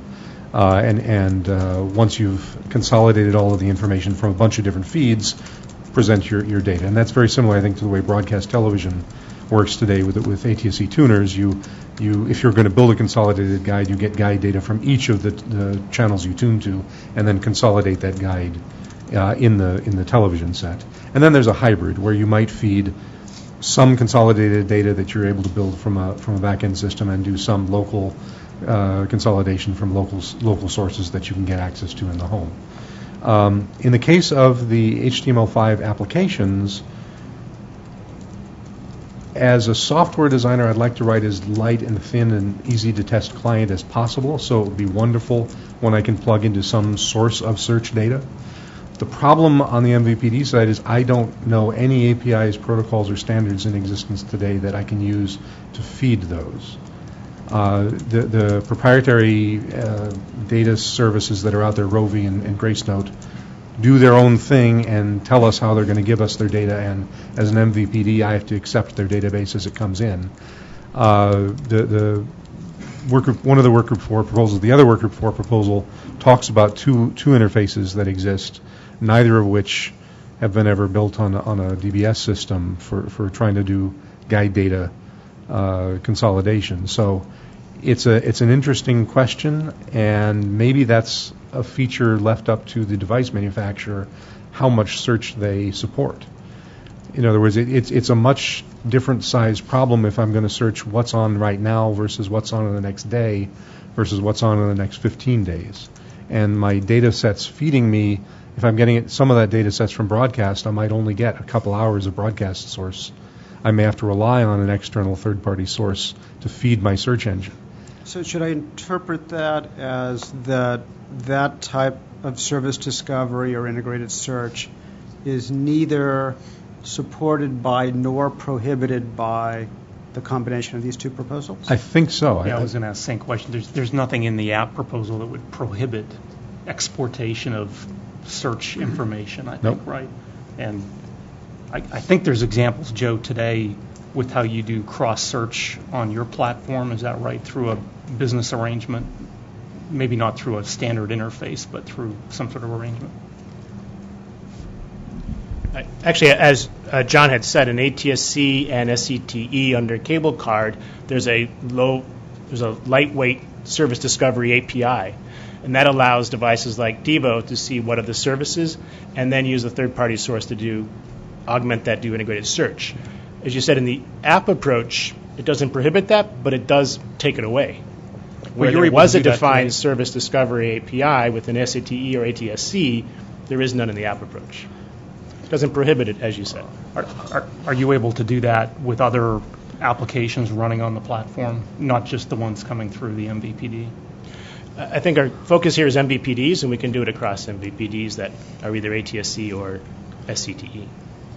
John, and then anybody else that wants to bring up any other issues with this pair of proposals. I'm sorry, I guess, Joe, I thought I saw on the demonstration last face-to-face, the TiVo, I thought you guys were able to do a search on the Comcast X1 service. Are you saying that is fed from the SCTE data set, or you're also getting a hybrid data set through a business arrangement with Comcast? I'm not understanding how you're able to do that search. Sure. If it's through SCTE.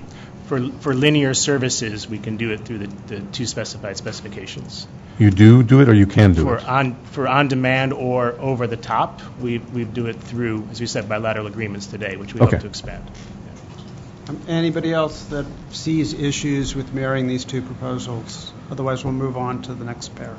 The side comment about the metadata, which is really what you're talking about. It's what's on linear, what's on VOD, and how to discover that. I think part of Brad's proposal in Working Group 4 is actually using an XML framework to describe that. If there's no standard way to do that in MVPDs today, it might be good to adopt a common protocol so that that kind of data can be exposed to third parties in a standardized way. I think everybody would say that's an important thing to do.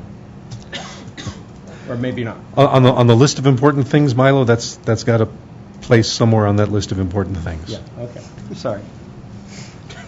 I've got satellites to keep orbiting the Earth, too. That's also an important thing. So. Anything anybody else wanted to talk about this pair before we move on to the next pair? Okay. I want to then turn next to the Working Group 3 virtual head-end proposal combined with the Working Group 4 competitive user interface proposal and spend some time on that. So my suggestion, let's start by talking, I think that those proposals noted a number of times where standards exist and noted a number of times where additional standards would have to be developed. Starting maybe with entitlements and usage rights. The Working Group 4 proposal on the interface, I think from the MVPD to the device primarily, if I'm interpreting it right, talked about some ways of doing certificates. And then I think from the non-security system, from the security system to the non-security system, I think you're recommending DLNA. Correct me where I'm wrong. And then is that consistent or inconsistent with the virtual head-end proposal, which I think at least on the interface from the MVPD to the device would not have specified either way, because it would have said that's within the control of the MVPD.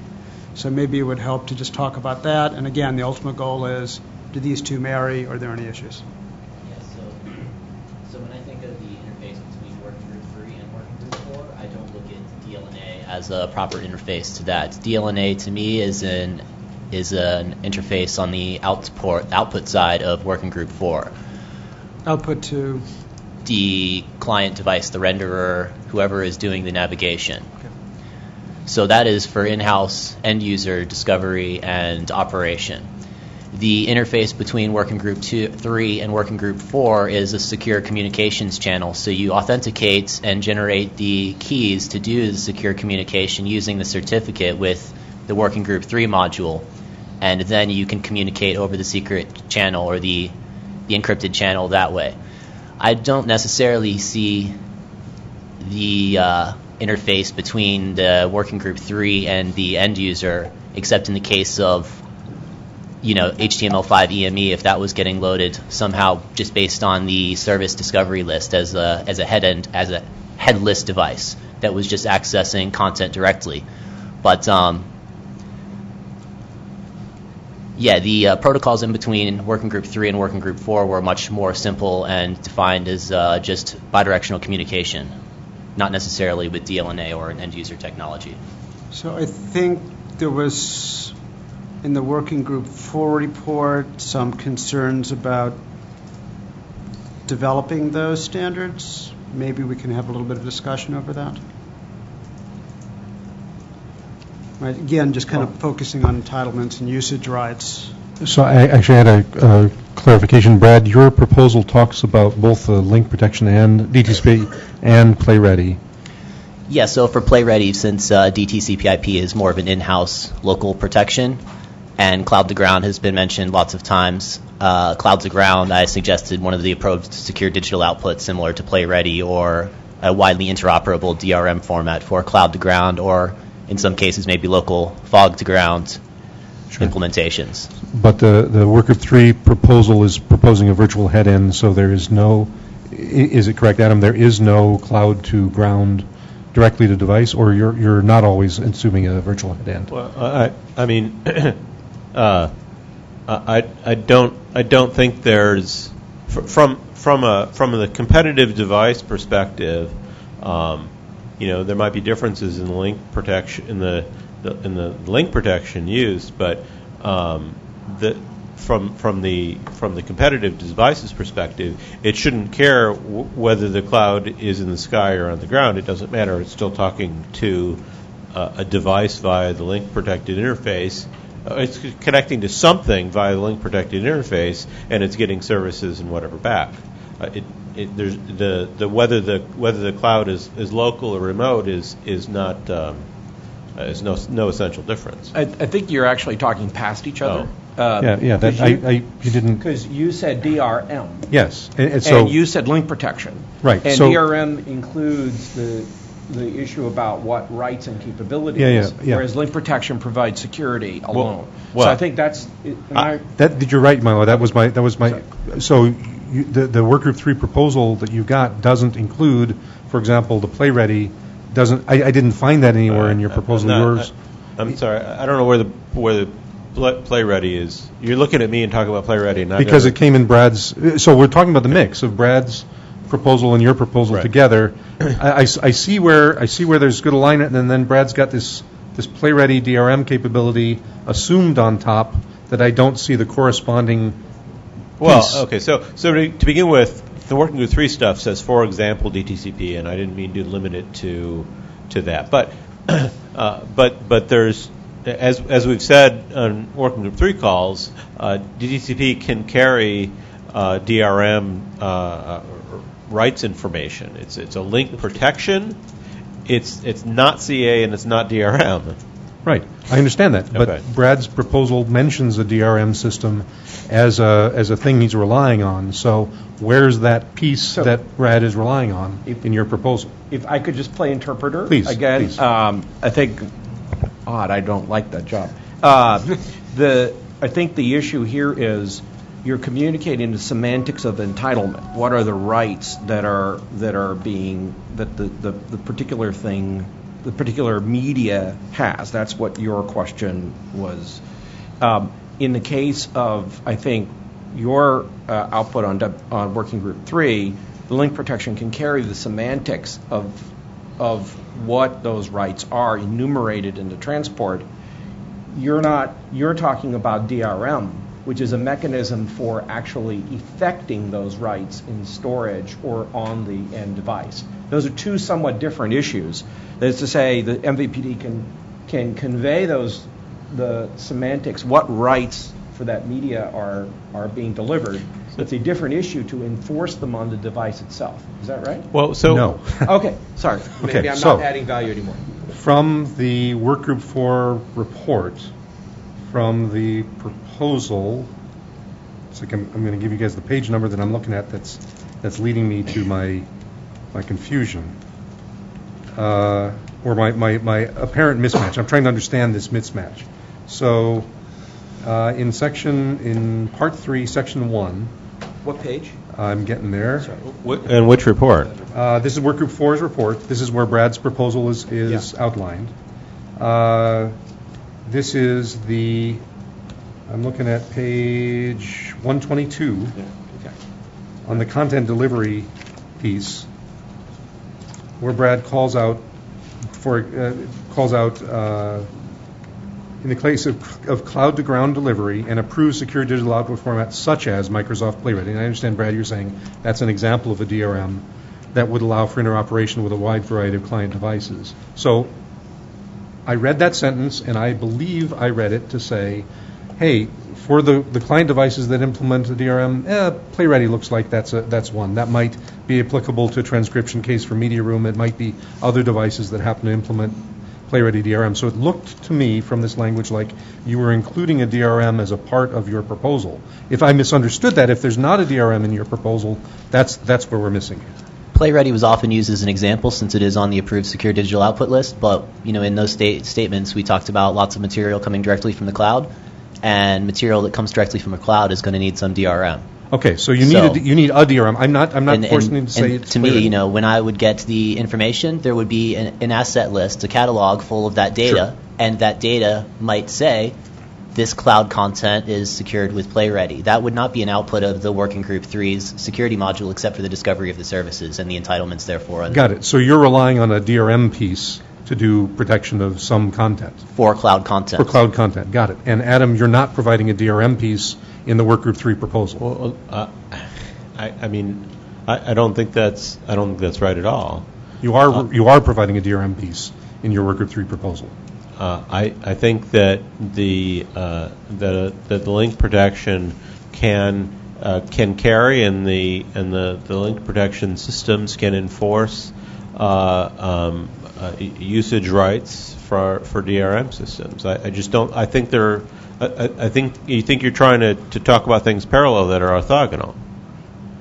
I'm sorry, that we're in violent agreement there, because what I'm seeing from Brad's proposal is, I think, look, let me try to characterize what I read Brad as having said, is that if you're doing cloud to ground, you can, for example, do it using a DRM system like PlayReady, and if you're doing fog to ground, if that makes any sense, then you can do that, for example, using a system like DTCP. Yes. Okay. Well, but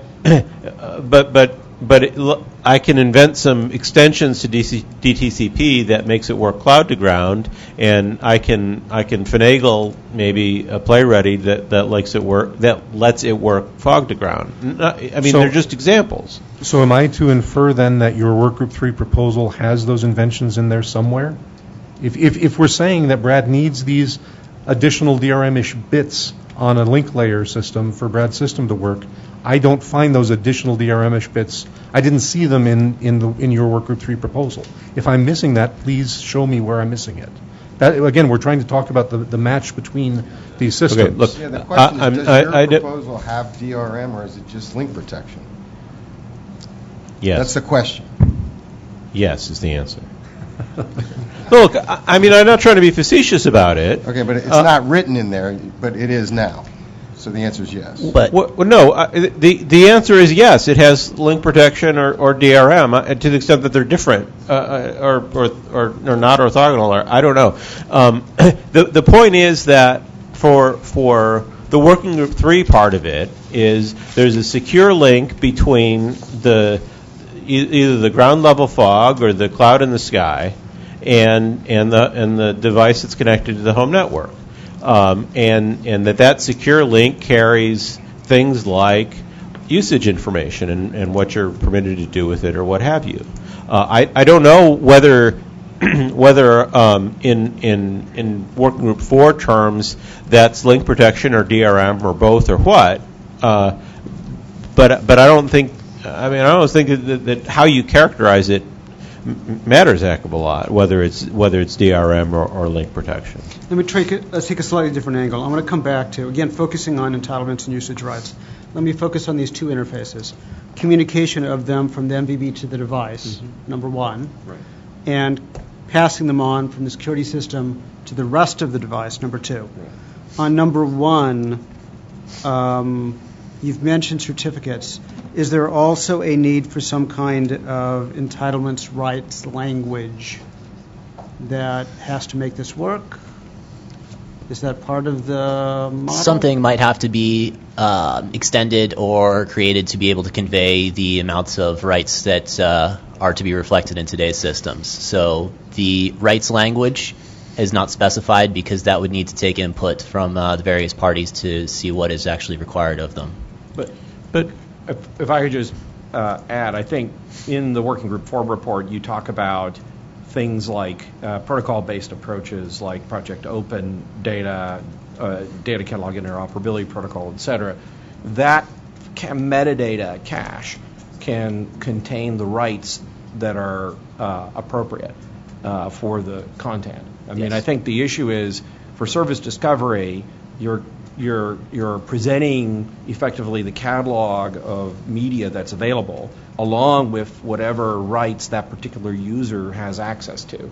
The enforcement of those rights is a separate issue, which I think what you're trying to tease apart. And I'm not a DRM guy, but from what I remember, I thought the DSIP actually contained entitlement data. But either way, I think that's where you put it in Brad's proposal. It's in the catalog of media that's available. And in the combination of the Working Group 3 and 4 proposals, reading them together, what's the kind of agreed on way of handing that information over from the security system to the rest of the device? Okay, I think you asked the second half of the question, baby. But the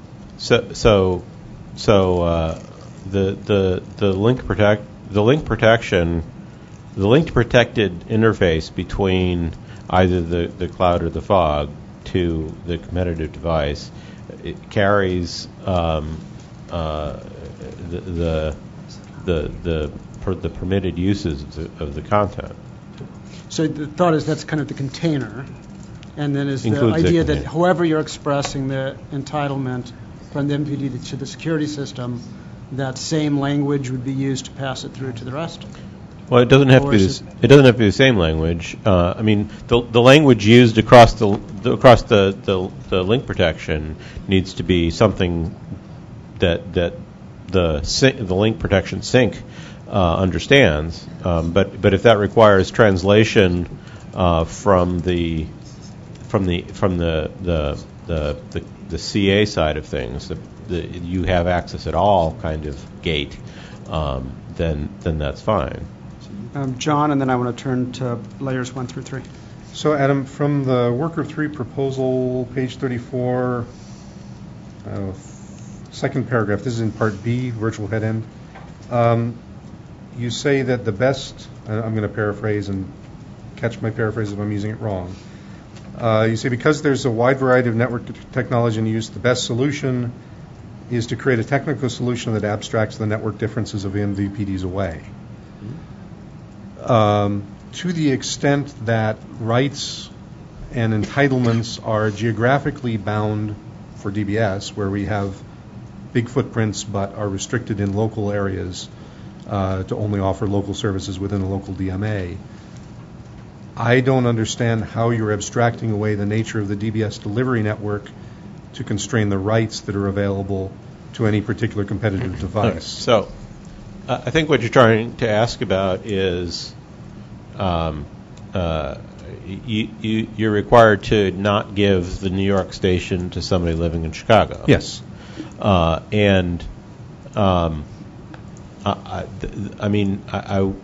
presume that in a future dish network system, the satellite receiver is going to know where it's located or what services it's entitled to, and it would only provide the things that it's entitled to over the home network to the client. I'm not sure where this is. Okay, so no, that's fine. I understand. So you're assuming that the functions then of geographic restriction are a function internal to the MVPD on the virtual head-end side. No.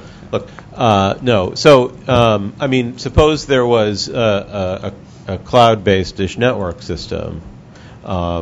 Which there is. It's called TV Anywhere.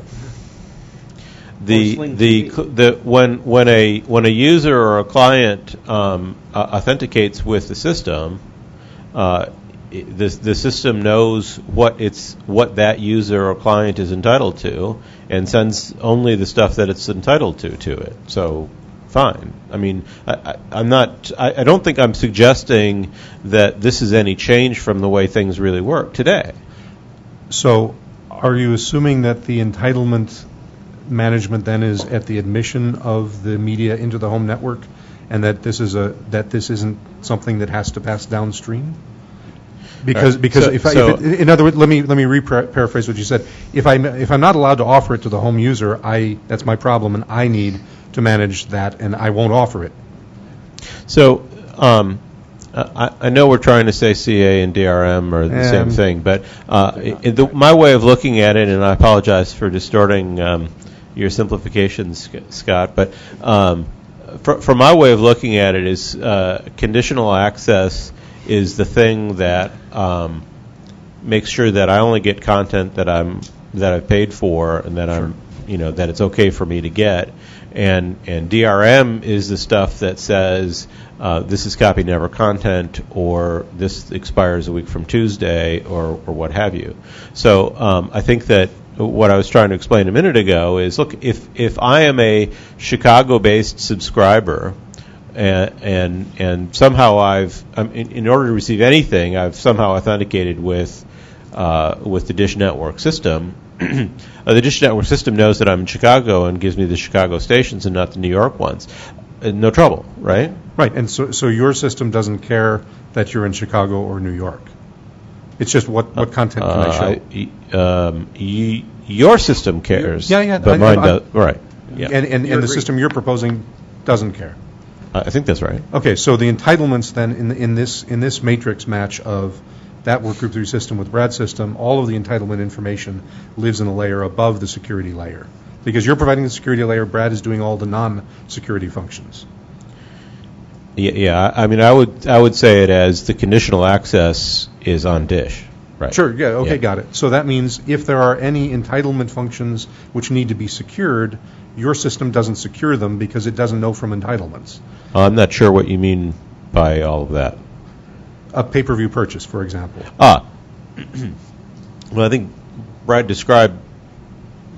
has some description of how pay-per-view would work. Right? In his system, yes. I'm just trying to make it. I'm trying to understand that. So the Working Group 3 side of things, I don't think has anything to do with the pay-per-view purchase extravaganza. I want to make. I believed I understood that, and now it's clear that. So you're drawing a sharp line. Anything that is secure media, that's yours. Everything else is Brad's. To put names and whatever. That's where you see the clean line being drawn. Yeah, I guess so. Okay. Maybe a question, just to see if it would help. John, you described this virtual Joey previously. Does the Joey have to know if it's in Chicago and then not watch a channel that the hopper has given to it? I think the answer is no. That's taken care of somewhere upstream, right? So virtual Joey is not the interesting case. The interesting case probably would be Slingbox, which is the technology that lets a customer watch content outside their house. So the virtual Joey is not, unless someone's going to run 50 feet of Ethernet cable outside the backyard, virtual Joey is going to be in the same house as the hopper. So you're exactly right. The hopper's going to know that's going to be the termination of the conditional access. It's going to know how it works. You're right. So thank you. The device in the house, the consumer device, doesn't need to know. And you can pass along in other entitlement information, as we talked about in the proposals, to say, you know what, this doesn't leave the house. Right. But you would do it in a uniform way across MVPDs. I don't need to know how you are telling me not to go outside the house, and then I have to learn 6 different ways to do it. Okay. I don't know that, actually. I haven't considered that. That's an interesting question. Yeah, if we had something like uniform encoding rules, then we wouldn't have that problem. You don't want to go there, Joe, do you? Okay, so let me pivot to something that I think maybe is a little easier on this. And this is, in some sense, this is both about this proposal and the other one, but it seemed like a good place to plug this in. Most of the discussion today is focused on IP delivery. There was some discussion about who or what implements layers 1 through 3 to get it to IP. It showed up in the virtual head-end proposal, I think, as a presumption that either it would be delivered via IP, which I think really means some other generic device inside the home is doing the layer 1 through 3 in a very standardized way, like a modem or gateway. Or alternatively, that there's, I think, what you called a gateway in the home that's MVPD specific that's doing that job. Correct me where I'm misrepresenting it. Yeah, no, I think that's right. In the way I described it, the responsibility from getting to whatever the delivery network is to an IP interface on the LAN side of the home is up to the operator, and it's up to the operator. So, in some cases it might be a DOCSIS modem, in another case it might be a DSL modem, in some other case it might be some sort of gateway that takes QAM services and repackages them and supplies them in an IP format. But it's fully up to the MPD. I just would jump in and say, when you say a DOCSIS modem or DSL modem, those are transport elements. They're not trans-encryption or what we think of as gateways. What you're basically saying is the virtual headend could be in the cloud, in which case you're writing an IP path like DOCSIS into the home, or if the transmission of the data is via QAM or DVB-S, etc., then there's a gateway in the home that takes it from that broadcast QAM, etc., and converts it to IP. The interface is the same, from what I understand. The LAN side interface. Yes. You say LAN, but that could go through the DOCSIS modem into the cloud as well, right? Yeah, I mean... because it's an IP interface, and whether that's local or remote, it's the same conversation we had earlier about fog versus cloud, right? There's a common interface. Whether it's local or remote is really irrelevant. In the case that it's remote, it has to be delivered into the home from some IP data network.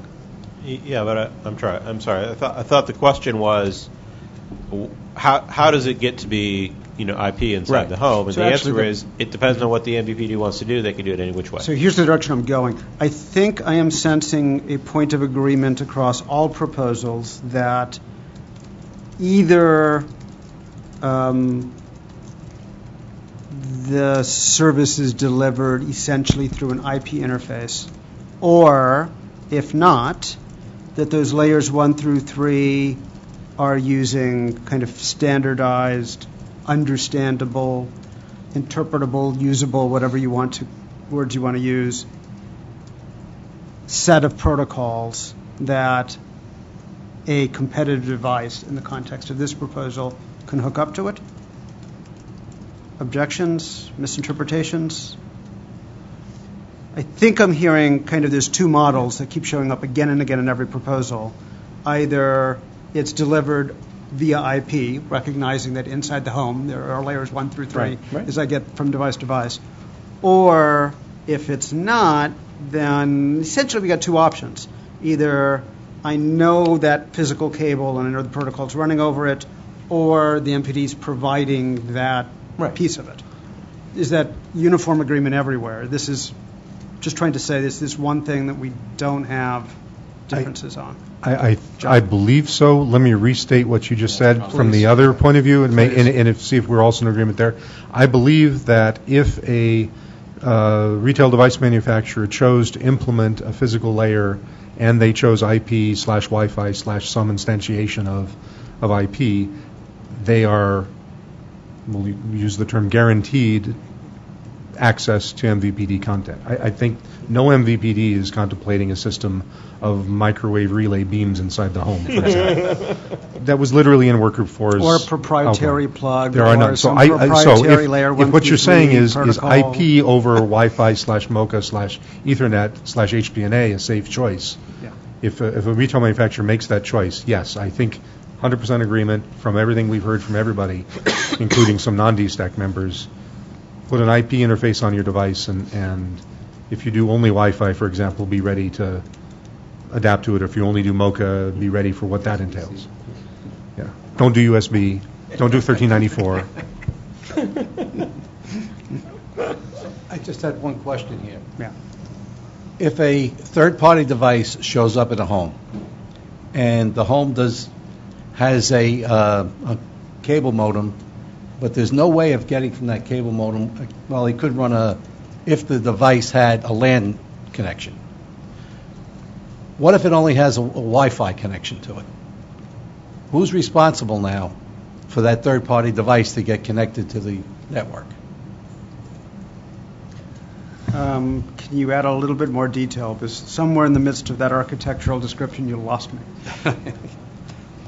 And I'm a networking guy, so let's try this again. Okay, so let's take it from the basics. Coming into the home, there's a cable modem. And the person has internet service. He can pull any kind of content down, any video he wants to watch. Third-party device shows up, and it has a Wi-Fi connection on it. Android tablet. Android tablet. Android tablet. And it requires a Wi-Fi. Is it the customer's responsibility to get it? Is it the MVPD's responsibility to get it? Or is it the third party because he's Wi-Fi? Sorry, you're saying the And cable you're saying modem, that- the are you cable saying- modem are you saying doesn't that the have a Wi-Fi MVPD's interface? Are you saying the MVPD service is delivered, It's is terminated? It's an internet service. In, right. so it's terminated in the cable modem. IP. In IP. TCP IP. Then I- Ethernet. But there's Yeah, no then I- Wi-Fi then I'm- access point. Right, Yeah, so I'm the, not- the question is, Bob, I think your question is, who's got to supply the Wi-Fi access point? Is that right? That's right. Of all the problems we're dealing with, this does not, in my personal experience in visiting normal people's homes, seem to be a problem. Well, it is, okay, so it is for the person that's taking the phone calls coming in later on? We can discuss that later. But I think, let's get back, I think the issue is, once it gets to IP, the question is, if it's delivered via DOCSIS, that's an interesting challenge, knowing how the cable industry builds DOCSIS networks. I happen to know a little bit about this. You're not going to be able to take all of the traffic that's delivered over QAM in broadcast and push that over DOCSIS today.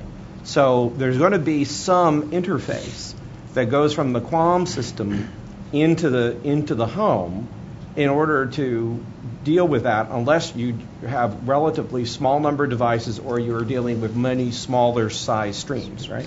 Well, so I understand the point, but the in-home network is going to have, the transport layers inside the home are going to have to deal with these issues. One of the things that John deals with today, in the case of Hopper, I believe, is you come in from DVB or so whatever your satellite, the CA is terminated and transcripted. This is exactly along the lines of what Brad was talking about, transencrypted, and then sent over the internal home network, whether it's MoCA or something else, right? And you do, because it's TCP, you're doing rate adaptation in that stream, right? No. You're not doing any rate adaptation. Not in this, well, You are doing rate adaptation.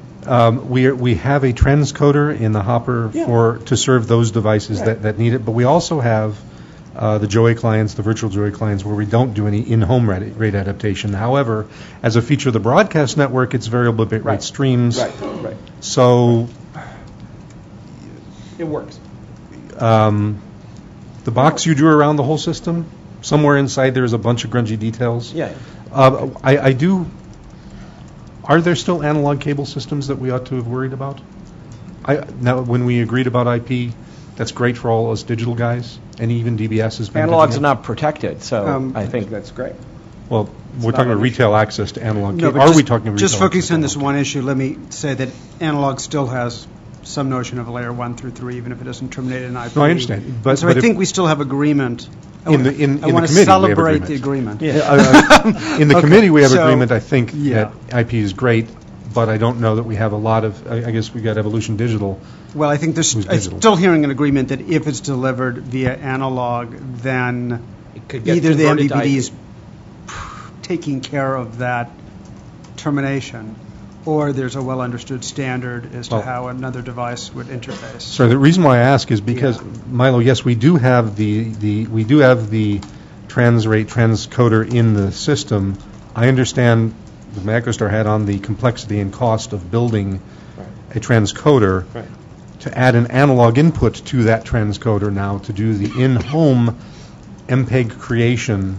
I understand that too. I don't think anybody is talking about that. So we're not addressing analog cable systems No. here in this system at No, all. no, no. Yeah. What he's talking about, what you're talking about, an analog are different. You're not talking I'm about... not talking QAM. No, I'm talking Right. analog RF as an cable output. systems. He's talking about analog as an input. Yes, I'm saying if we've agreed IP is the way to go, that implies there's an analog to digital converter Yes. with an MPEG encoder in it, in a box that Somewhat. the small MVPDs are all responsible for providing for retail interoperability. Okay, so in the interest of wrapping up this segment and under the Of wise agreement. advice of our chair that we should build in a little break before going through the rest of the agenda, is there anything else in marrying these two proposals that anybody wants to bring up? Otherwise, I think we are hearing that your committee is likely to be putting forward at least these two joint proposals. It's more an observation than a statement. I think over the last few weeks, at least from Working Group 3, there seems to have been sort of a coalescence and an understanding that to try and revert back to address all problems within an MVPD's environment is not really feasible, and that IP, for all its own little hairiness, still gives us a hope that there's some sort of way to kind of bring this together. But I think, the thing that concerns me the most when I speak on behalf of the lower tiered operators, the non-tier 1, of which there are only 4 now, all start with C.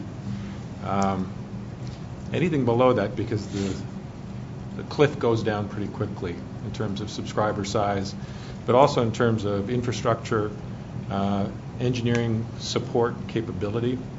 A lot of the technology that's being discussed around this table is very complex, but it's going to require operators to make an enormous investment. So whether you talk about this as being an all IP in the cloud, which again sounds really nice and packaged, but you got to understand the cloud is over here. There's a physical connection that still needs to be made to rural America and suburban America. So although you can get economies of scale by putting things in the cloud, there's still issues around the vast majority of operators in this country that do not have the financial wherewithal and the technical capabilities at this stage to do a wholesale change and adopt these types of ideas. Secondly, if you then say, okay, now let's move from being the virtual cloud to a gateway, and that gateway has to do something with QAM to convert QAM back to a common output, which is basically what I've heard here around the table. That's another piece of CPE. Regardless of how you want to put it, there's going to have to be tuners in it. There's going to have to be a bunch of routing and a bunch of, whether it's MoCA or Wi-Fi. That's an expensive piece of CPE, no matter how you cut it. So while these operators today are burdened with low margins on their profitability of video, we're now going to impose some sort of additional hardship on these operators to put some sort of infrastructure in place to then open it up to any and all. And I just think that from the standpoint of the non-Tier 1 MSO, all these things that we're talking about are unduly burdensome. Brent, I would just ask, that's true for both the app-based approach as well as the non-app-based approach? Yes, right. I'm saying in a general sense. Thanks, Milo. It's getting there. I think we all see the positive impact of what's happened even with OTT providers providing robust, interesting content over IP. The adoption of third-party devices across whether it's urban and suburban, is still widely adopted. But to then say to the operator, now you got to figure all this stuff out, while the industry itself is kind of taking care of certain things. I would just ask us as a group to be mindful that we look maybe on a fragmented basis here. What makes sense for certain operators may not make sense for a good portion of rural America. So let's do the 10-minute break, and then we'll briefly look at the other two combinations. They're okay. If we're going to continue combinations, we're fine.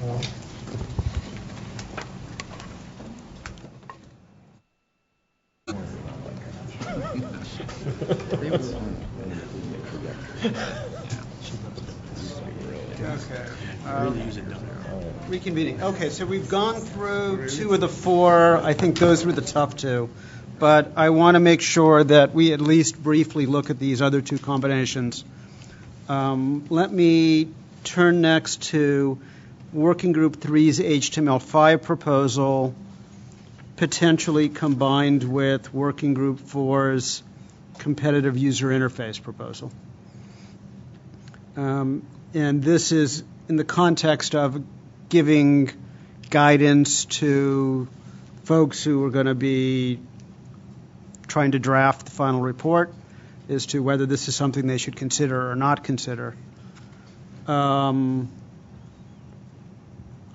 suspect that a lot of whether those two work together technically or not, let me stick just to the technical for the moment, might hinge partially on that discussion we had earlier of how the CAS and or DRM are chosen as to what's offered and what's adopted. It seems to hinge partly on this discussion we had of whether the interface is essentially IP or whether there's some device under control of the MVPD that's doing what was described as a gateway. Beyond that, I'm not quite sure what to make of it.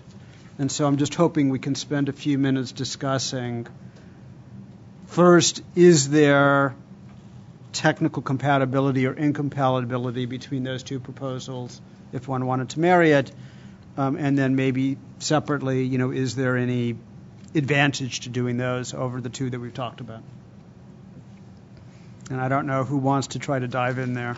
Looks like John, Milo, I suspect not the third one that's raised. John. So, as has been pointed out, the advantage of the stage that Brad's draft is in from the early stage we saw it in the last face-to-face, the outline, to the current version with a lot of options in it. Once those options are firmed up and realized, once that work is put in to guide it one direction or another, there may be enough information to answer your question in detail. Today, I don't see any reason why it couldn't somehow interoperate with HTML5 EME, but I don't see a nice mesh between the two systems. Brad does rely on some concept, some instantiation of an execution environment for an HTML5 widget, and that's at least also a W3C standard, but there's also, and apparently we don't need to worry about carriage of data for the various functions of the Workgroup 4 proposal in the HTML5 EME other than the media content, but I may be misunderstanding Brad's proposal. So it might work. I don't know enough for sure to say that it will or won't, but it could probably be hammered into a system that could work. I think I agree with John on that. One of the comments you made earlier about an app can tie into EME and access same kind of content controls for sending media down. If that's really true, then there's no reason why you couldn't have an app function as a gateway or function as an adapter, right? Or a third-party app that could generate, in the broadest sense, an independent presentation layer. But I'm not familiar with anyone who's written an app that does that. So if that may be one of the things that is technically possible, but because of business reasons, no one's ever been able to get agreement. But if that's fixed, if it's technically possible, then there could be a viable way to make the two. Fair? So I think John, and then maybe let's bring in Brad and Bruce. Well, Brad had his... Oh, sorry. Let's bring in Brad and Bruce first. So I don't think there's any technological issues with combining the HTML5 EME proposal with my proposal for the competitive navigation. The only parts that it starts to get sticky in is the array of DRMs that might be required to be licensed by the third party and the interoperation or the use of those. John stated that in their devices to target everyone, they provide 5 different DRM systems. But that was Sling TV over the top. Yes, Sling TV over the top, OTT. That's not the devices we provide. Devices do something different. That was an OTT example. But to touch on that, if a competitive device is required to license 5 separate DRMs, what's to say that a 6th doesn't pop up? But not only that, but if it's not chosen as a standard one, the third party doesn't have any way to implement the EME plugin to actually do the content description, and they're completely on the reliance of the MVPD to be providing that plugin to the device, every device and every platform or every iteration of a hardware platform to be able to run it on. So while there is no inherent technological limitation, it would have to have a unified, slimmed down set of those DRMs. Bruce. Yeah, we narrow it down to, will the HTML5 security API support, I think, the 5 different security elements in its proposal? I think the answer is yes to that. So, if you think of it narrowly focused that way, they're not incompatible with each other. Yes, they're not incompatible. So this is up to you all as to, do you want the final report to mention that this is, whatever words you want to use, technically feasible, but some reason it's not being proposed? Do you want to be silent on it? May I suggest you ask for volunteers to draft the language that goes in the final report that addresses this combination? Seriously? If there's no volunteers. If there's no volunteers, you have an answer. I do worry about, and you guys have said as much, that there's still a lot that hasn't been nailed down in it, and so there's just open questions, and so I worry that we would grapple on, it sounds like the art of the possible, but the problem has to be solved more to really then make that marry like that, and I don't know if we have time to further develop the proposal to get to that point, but... I know we're pushed for time, but it's worth pointing out that in the page 192 through 194, there is discussion of how these come together. So. Yes, we do cover that. It was near the end of the report, which may explain why no one got to it. But it's certainly there, and it's actually quite, I think, clear.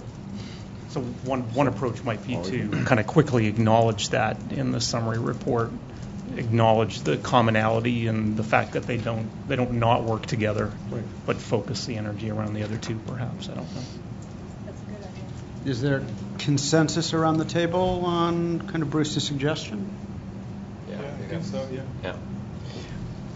I would say if the committees have a ton of momentum right now in terms of actually getting to more and more specifics, potentially if a little bit more was done here, we could actually make it be a full-fledged member of the report. But I agree, a little more work here, might actually be able to get done in time. So another way to say that would be, the HTML5 APIs are fairly standard. I mean, the APIs are there. If Brad wanted to further develop that in his proposal and how that would interface, that could certainly be a path. Yeah. Okay, let's do this. Let's just kind of put this on our, at the risk of getting a jab in my side, why don't we put this on the to-do list for the conversation and another few minutes of process, which is my way of tossing it to Cheryl. Let's cross the one last box that we haven't talked about. So the last remaining combination is Working Group 3's virtual head-end proposal married potentially with Working Group 4's MVPD app-based UI proposal. On this one, I'm not sure I either saw any technical barriers or that I saw the reports give a rationale for considering the two. And I'm not sure where you want to go with that.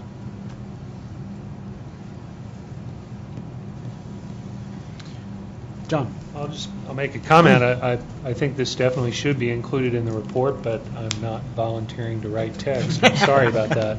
But this case, I think, in some respects has already been implemented in the market. I think in a way our view is an example of that. We have televisions that today have an app developed with an MVPD that access content without having a satellite tuner in the TV, because it gets it from a gateway server inside the home that functions like a virtual head end. And I think there are also apps for TVs that will access content from a number of MVPDs, set-top boxes across the home network, and there are apps for smartphones that will do that as well. So it's an instance of that case of using an app to get content in the local network from a gateway device. I think we have John, Milo, and Adam. I probably got the order messed up. Well, okay, everybody's pointing at me. I mean, with respect, John, I think that what you describe is a combination of my proposals and Brad's, not my proposal with. No, the apps I'm talking about were supplied by the MVPDs. Yeah. Okay,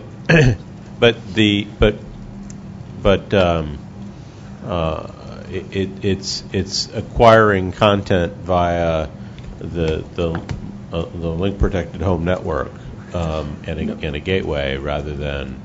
Okay, so maybe you should have gone first, John. Sorry. So that protection model is exactly the virtual Joey protection model. Right. The protection layer between the Dish Network Hopper and the virtual Joey app, say running on a Sony PlayStation 3 or PlayStation 4, that link is protected by DTCP plus some additional bells and widgets. In other words, baseline DTCP was not something that we could get into our contractual agreements with the content providers for that purpose. We had to add some additional things on top of it. So with the flexibility of adding the things on the top of it, it can be done. With just link protection as it exists today, which you're not proposing, I understand. You're proposing DTCP plus some development. I think it can be done. So what I was trying to get at was that the app in the TV or wherever, virtual Joey or what have you, I mean it's not excuse me, it's not written to a standardized application platform like HTML, EME necessarily. Right. I mean, it may be, but it needn't be. But what it does need is a link protection and some protocols to talk across that link protection to acquire and receive content. And that's, in my way of looking at it, that's much more similar to the virtual head end vanilla than some combination with the HTML EME app model. So. Yeah.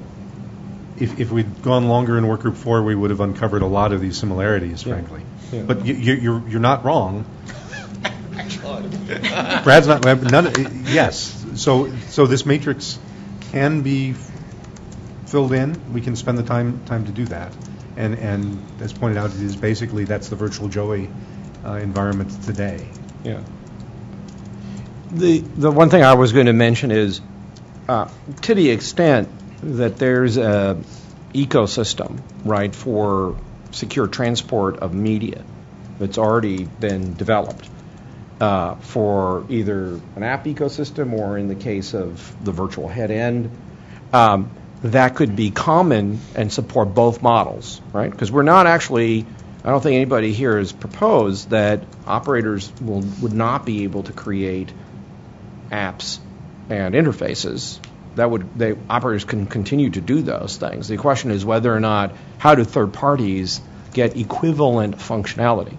And so the question is having a common data plane that can leverage already existing work that's been going on in MVPDs is part of why it's interesting to look at these kind of more non-obvious combinations, right?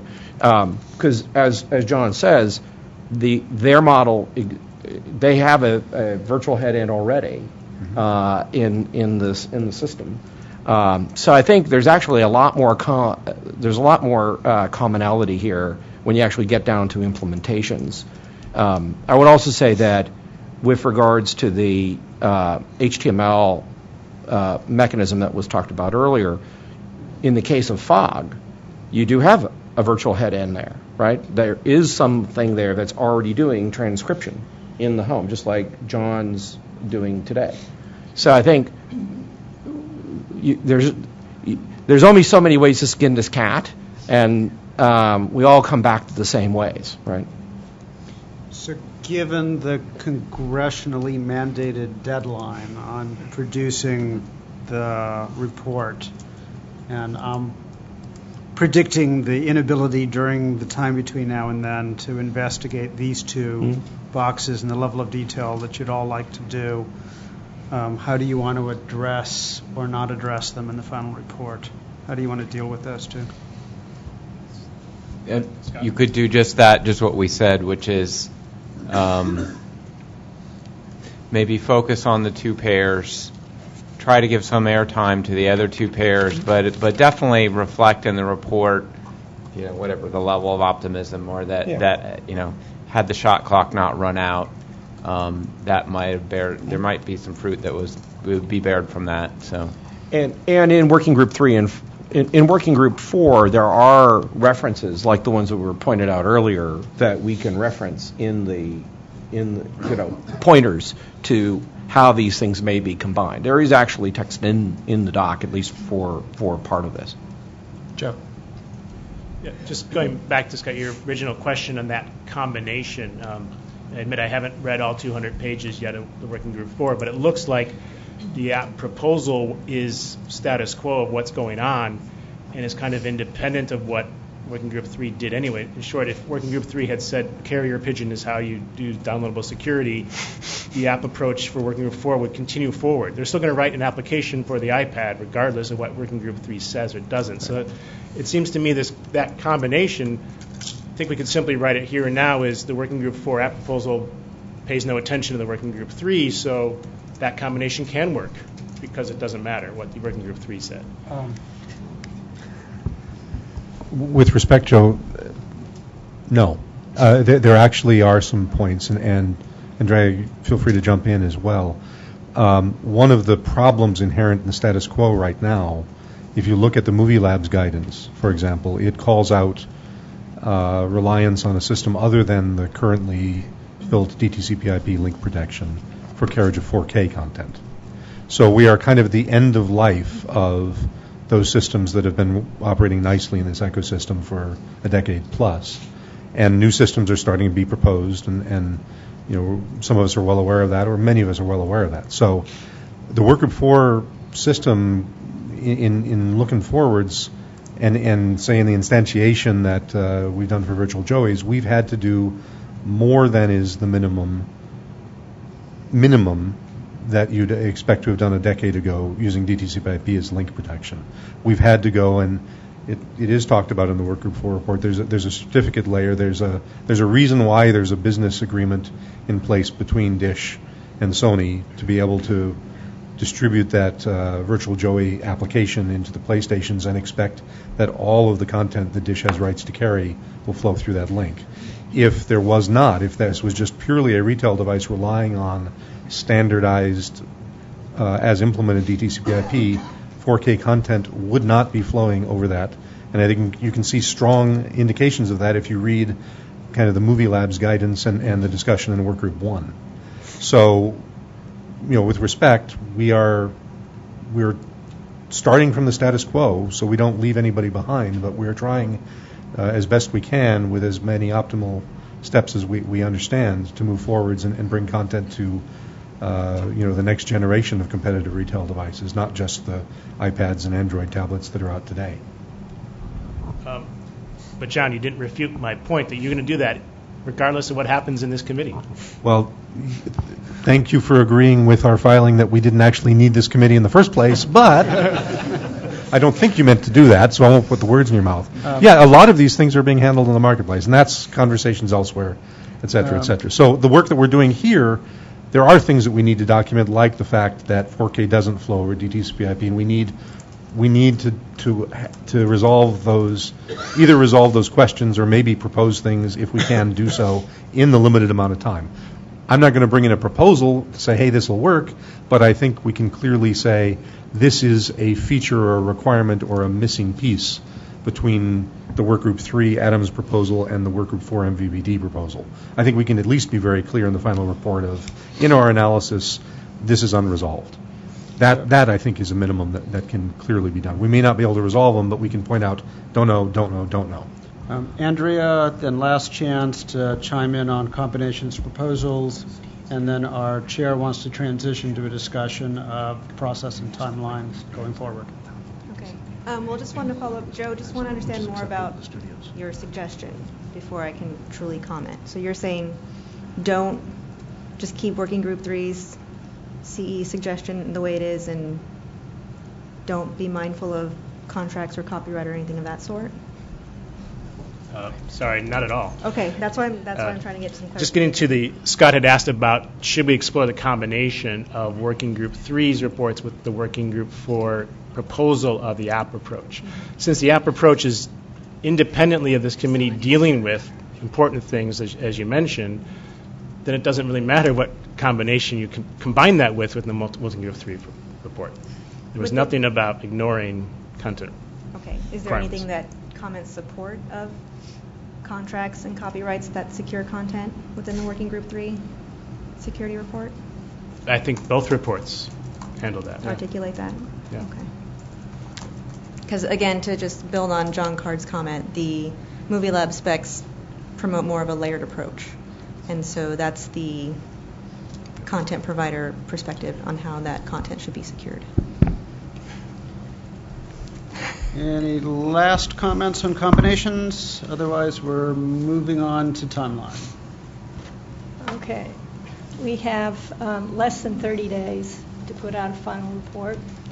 The staff and I have been talking about timelines for getting it done. And essentially what we're trying to do is marry 4 working group papers in a very short period of time. And the discussion today, I think, has been really, really good. And what we concluded with the proposals in the matrix, I think, would be part of that. We concluded that the co-authors for Working Group 3 and 4 have been whipped, what do you call, ridden hard and put away wet or something like that. Does that mean I'm done and actually put away? I think it's actually put away dry. Oh, is that it? I don't know. It's a Western thing. So Jay and Milo have very nicely agreed to take up the cudgel, or the pen, as it were, and complete the report. Why don't we talk about what we're proposing for a schedule and see if you think it's doable. But I need your input. But what we're thinking about is not another 197-page tome, but something very short. 5 pages, 10 pages, 15 pages, something that's like an executive summary, and something I can understand. have it tonight. Well, can you have it by the 12th? You said you like to draw pictures, so, okay. Can you have it by the 12th? A draft? I think we could get a draft, a first draft. It's a week. It's a week, yeah. And then It's a week from tomorrow. the first draft would be to me. Yeah. So there Okay. might be a little slip in the gears that would Great. be okay. And then send it to the full committee August 14th, a couple of days later after we've had a chance to review it. And then we would expect edits back from the full committee by the 19th. It's another 5 days. But the edits still have to be consistent with your page limit. Yes. Okay. I just wanted to put that on We the cannot record. have, 25-page inserts. And then on August 26th, we'd recirculate after we've considered all the edits. And then we have the face-to-face on the 28th, and hopefully people will sign off on the final report. So what say you? So Cheryl, in your timeline that you're suggesting with edits coming in on the 19th, I think that's what you said. You'll Yeah, submit a I draft. did. You'll expect edits to come in on the 19th. Yeah, that gives you 5 days. Yeah, that's fine. I understand that. In the resolution of those comments, other processes, other bodies, when comments are resolved, if there are questions, they will talk to the authors of a comment to say, did you mean to say X or Y, or are you insane, or no, I'm not going to insert you 25 pages. Right. Give me 2. Are you expecting that kind of a process? I guess the 3 of you talking with whomever those authors would be? Yeah. Okay, I suspect you're not going to get 16 individual sets of comments. No, what we so- wanted to avoid were the continuation of the conference calls. Yeah, okay. We're hoping to do this, by emails essentially. But if it's important if people have real concerns about what we're saying, that we have a dialogue, we listen to people. Yeah, I would suggest that from the 19th to the 26th, or maybe the 25th, if you guys want 24 hours to do the final edits, in that last week of activity, you plan for a lot of conference calls with the submitters of comments to that draft, right? That's the easiest way to, I guess I'm suggesting for the committee, that's the easiest way, one-on-one or group on one, group on 3, to resolve whatever comments you get in hand. I don't think trying to do email threads with time zones, you're going to get all of the resolution of all your comments, even if you guys can parallelize all that process at once. I think serializing it over conference calls, I appreciate that's a lot of calls for you guys to be on. I think we might just kind of take it as it comes and see how many comments we get, how hostile they are. Yeah, I think if we're really, what we're trying to do is an executive summary. Yeah, we're not trying to create new content. There's Right, not a lot of exactly. new content. Part of it is just assembling stuff together in a way that makes it more understandable. Right. I think Jay mentions that he loves Photoshop and is great at drawing.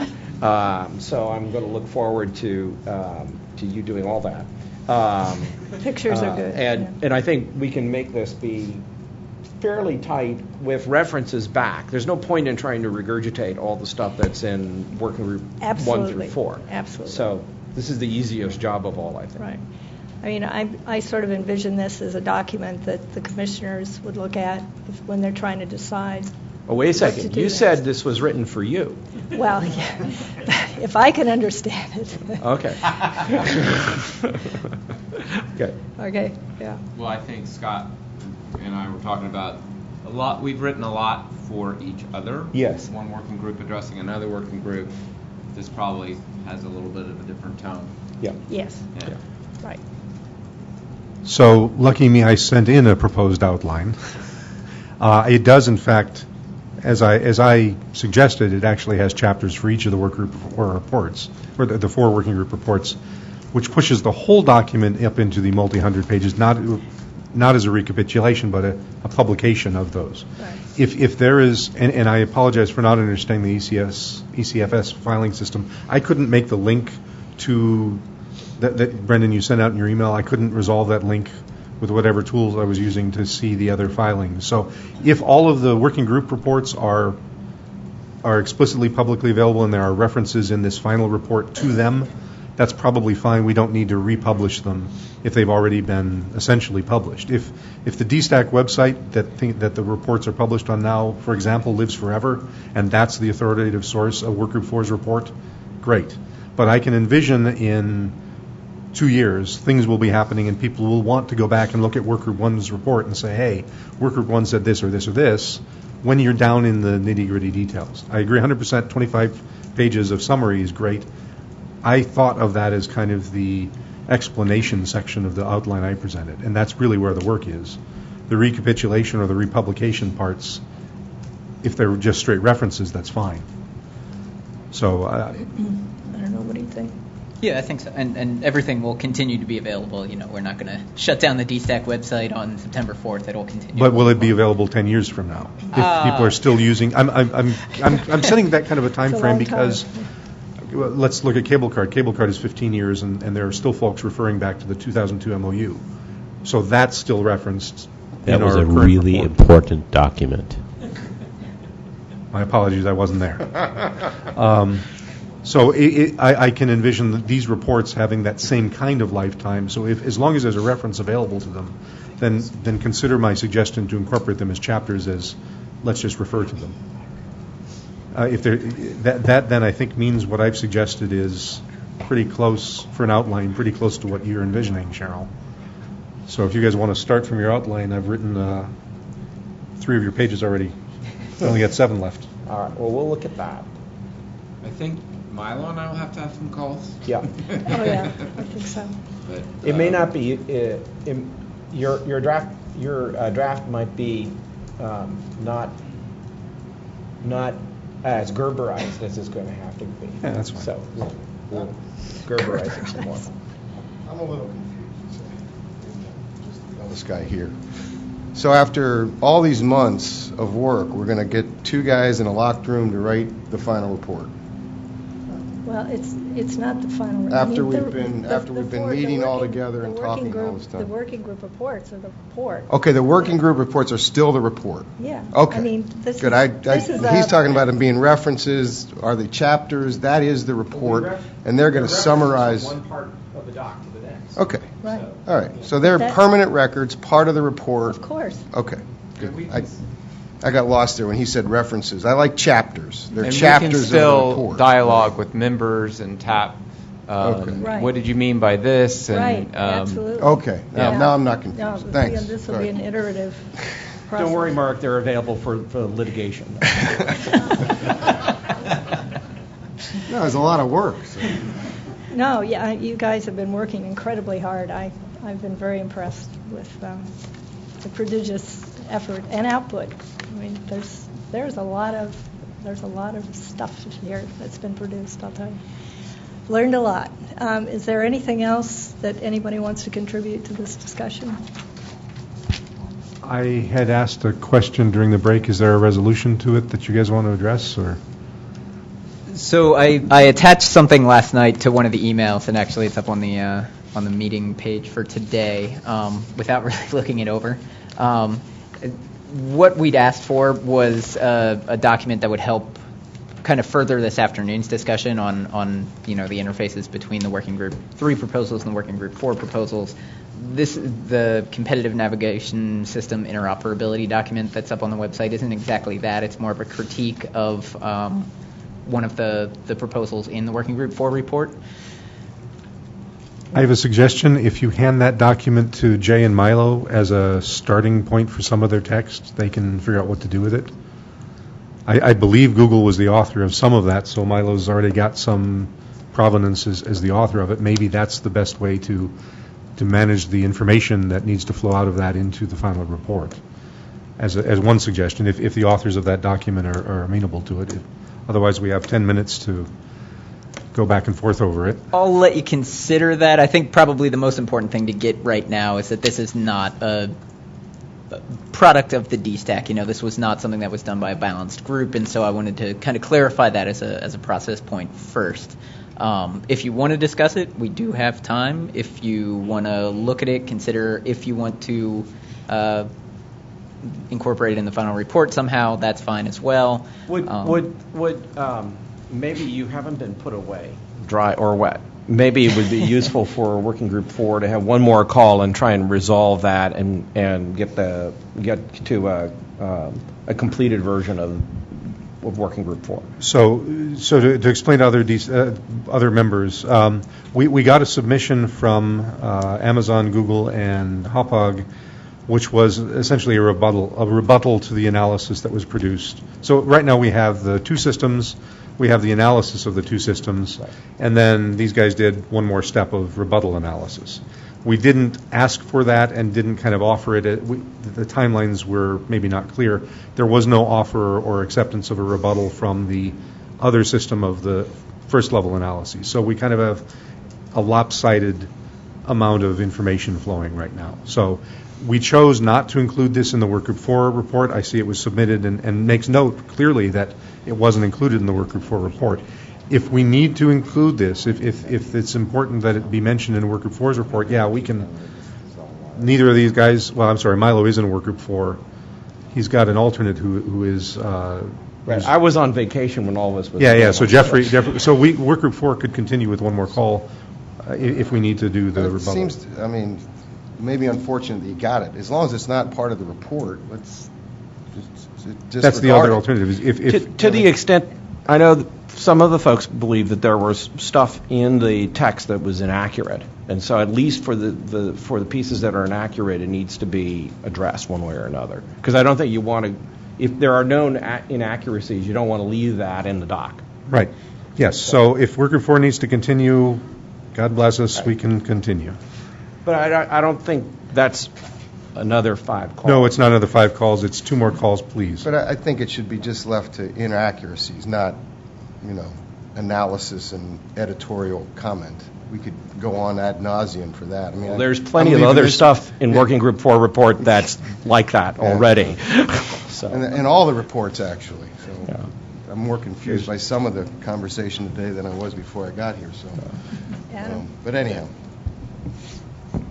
How strongly do you feel about the contribution? I'm just concerned it's going to rebuttal, sir, rebuttal, sir, rebuttal. I mean, come on. It doesn't strike me as the 25 pages that Milo and I will come up with. 12 will be critiquing the other 12 pages. No. I don't think it's a good start. I think it's a parallel. Right. So I think we may reference and say there was some critiquing. If you want to see it, it's in the document. But yeah. I think it's a parallel effort, if anything. I don't think the piece that we're going to send out to the committee for draft is not really affected by that. We can take it into account in any case. But I think the question is if there are issues, and perhaps this is better taken offline, if there are issues with the text, then it's useful to make sure that if there's wrong stuff, it's fixed. So. Okay, so what's the resolution? There's a phone call? Well, Brad and Matt and Milo, you guys are the authors of the document. If there is factual inaccuracies or unclear parts, I think that we should have another call to be able to correct the issues that are at hand. So are you asserting that there are and we need another call?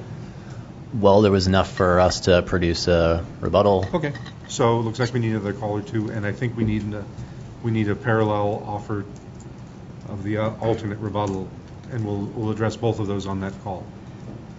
And when will this call be? We reserved time tomorrow. That's right, you did. For a call. I don't know about travel schedule. I can support that.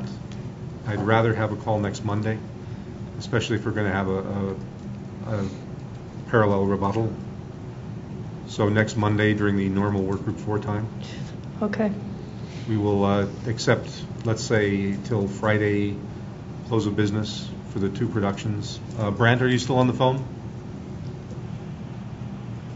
Are you on mute?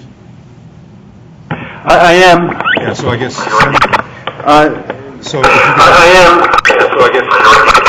So anyone who has a final analysis. Sorry, thank you, Jay. For folks who have final analyses, get them to Brant and I by Friday, 5 p.m. Pacific time.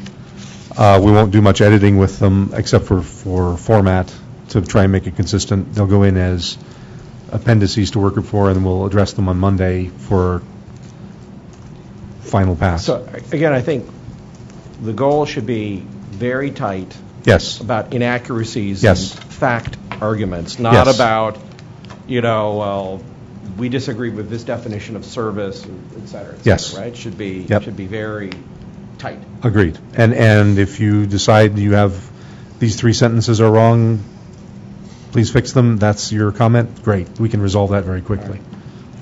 Is Working Group 3's report done? Are you, Feeney? I don't know of any open actions right now, so Adam, I believe we're done. sorry. There's 2 empty sections at the very end of Workgroup 3's report. Yeah, I think Oh, you just need to take them out. Yeah, I think that's just an editorial. Editorial, that, correct. That Bruce neglected. Yeah, The editors forgot to take out. Yeah, I'll take a final look through it and strip it and then distribute Okay, it. well, that's good. All right. All right, so to be clear, we'll accept whatever inputs we get by 5 p.m. Pacific Friday. And you wrap it up Monday. We'll wrap it up on a Monday call, 2.5 hours, starting whenever we've been starting our Monday calls. Okay, so John, good. Okay, is everybody okay? All right. Did you have something? Okay. Public comments. Oh, public comments. We'll have to go next to Scott. Here? Sure, yeah, you can take Brent's spot. Okay. Identify Brent's yourself spot. as not Brent. Okay, Jim Williams of Media Strategies and Solutions, representing Verimatrix. So, first I want to compliment people. What I think I heard of people seem to be recognizing that there's no one-size-fits-all solution for this. And I've also heard that, at least from the WG3 side, that the couple of proposals that they were not recommending common reliance, recognizing that something else might be out there, might be some options. So this is important from a security standpoint for diversity. I love standardization, been involved in a lot, but if you standardize too much, that damages security, so that's good because this is a security group. And then if you also standardize prematurely, it can stifle innovation. So that's good also to keep your options open.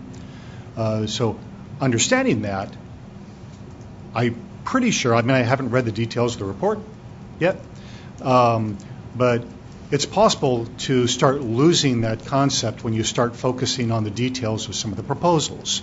We had a proposal, we had 2 different proposals from WG3, and then we had 2 from WG4, and there appeared to be 2 of like kind that were the best match, or that one, at least the one that evoked the most conversation, and the other 2 seemed to be a match, but I thought it was very informative to take a look at when you take the ones that didn't appear to match, are those possibly useful also? And I think the fact that they were useful, and not only were they useful, but they also nicely match some of the things that are being deployed now and plan to be deployed in the future. I think that's very informative to the whole one-size-fits-all doesn't make a lot of sense, that we're dealing with a lot of options here. So that's all a compliment. But then I'll go ahead and give a critique on 2 of the endpoints on the technical side. And I think there's great purpose for link protection. I also think there's great purpose for HTML5 encrypted media extensions. So the critique that I'll make is not that they shouldn't be used, or that they shouldn't be used in some ways for some of the purposes described herein. It's just there were on the encrypted media extensions, there are some things, some of the richness, some of the features that are available in a full DRM are not passed through the encrypted media extensions. And Petr Peterka, Verimatrix, gave a nice explanation of what those are. So they shouldn't be seen as a substitute for the full rich DRM. It is a really good way to achieve broad application of DRMs on devices. Flipping the critique over to the other side, link protection, I think there was a very nice, there was a very interesting exchange between John and Adam about what the heck is the link protection and what is it doing, and John started asking about remote access, but using the link protection that Adam was talking about and DTCP/IP, and there's a possibility that DTCP/IP could be used for remote access. But if you actually go back to DTCP/IP, it was really intended to be, first, a home networking solution. So if we're going to call FOG, I'm not sure the terminology, but the fog to ground scenario of doing home networking and having a demarcation point from the cloud where it's being managed there. And DTCP/IP, sort of like DFAST, had a limited set of usage rights, a couple of copy control states, and then it had a thing called encryption plus non-assertion, which did double time as a redistribution control, basically to say, if this thing's on, if it's encrypted, this means localize it, don't let it escape beyond the home. And that was built in to an awful lot of contracts on how this was used. So, yes, it's possible to build a link protection that does more, and Adam didn't purport that the current one does everything. We actually had a lot of work for many years, and some people in the room joined me in some of that work in DVB, called DVB CPCM, Content Protection and Copy Management. And that was more of a rich, not a link protection, but more of a rich home networking type thing that did do the stuff that John was asking for. And various companies in the room, or at least prior incarnations of them, Motorola had a thing called IPRM that did a similar thing. NDS had a thing called SVP that did a similar thing. Nagra had a thing called PRM that did a similar thing. And all of them were saying, okay, well, I'm going to go from a DRM or a CA, I'm going to have a demarcation point, let's say a gateway, and then I'm going to have a rich set of things that can be done so that Joe could build a fantastic product that does everything he wants. It turns out that those things didn't really get into the marketplace well. Some of them failed, some of them are in certain ways, and a lot of the market went to ultraviolet as a way to have a rights locker in the cloud. And then we see a lot of moving on to doing app model. It's just that some of the really good technical architectures that we're talking about here, they've had a gap in development. They've been good ideas, they haven't been worked on, and it's possible to get these things in place, but we don't have the endpoints of our system, the link protection we have now, and even EME are not ready for prime time to do everything. And that's why I'll go back to my introduction, why I'm happy to see that the group has embraced the fact that we don't have a one-size-fits-all solution. And I would just ask in the summarization of this and in the Commission's review of this to continually keep that in mind, because it's easy to take a look at a proposal and say, that looks great, but try not to overburden a particular element of this with trying to do everything. Thank you. Thank you.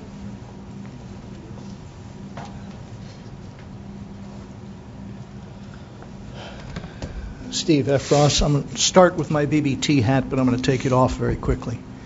Just to follow on what was just said, the bigger the threat target, the more likely it is that it's going to be broken.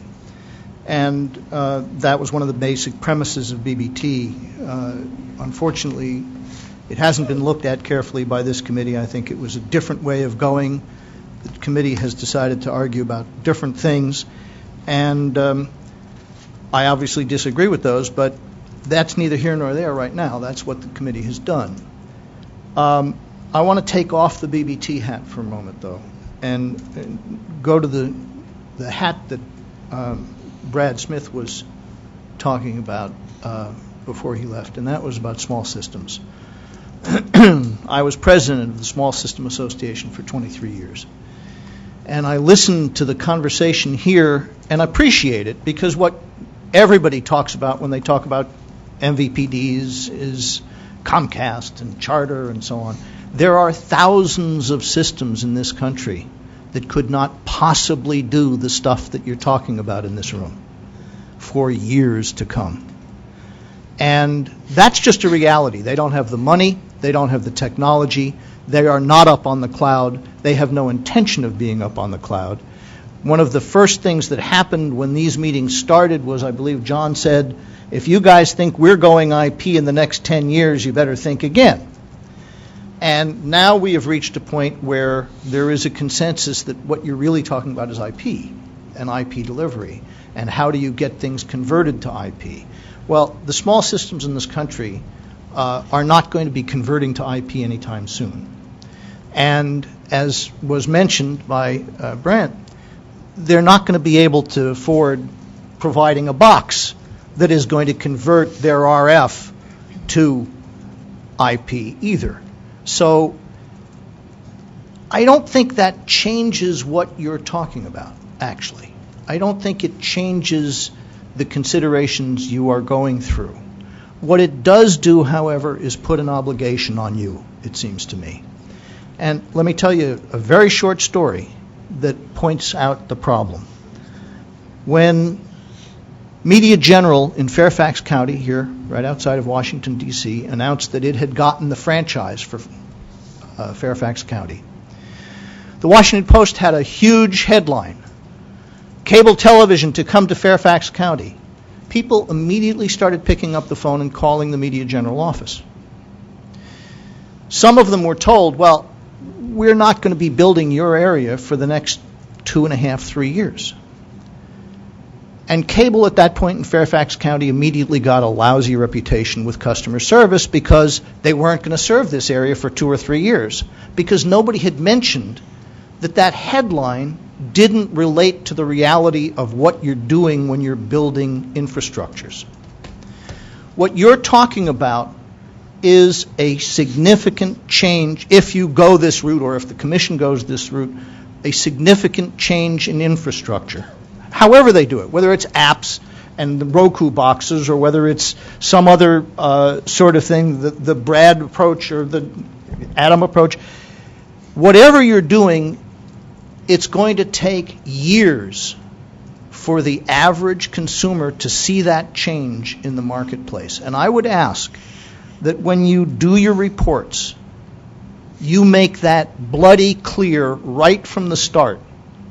Because if you don't, we as, and I'm saying this with my president of a former trade association hat on here, we as the cable industry, for instance, or the MVPDs, wind up once again with a black eye because we didn't do something immediately that everybody expected immediately because there was a headline somewhere.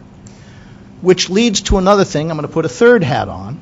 As I told you the first time I came before this committee, I ran the federal advisory committees on federal, state, local relationships and the technical advisory committee back in 1972.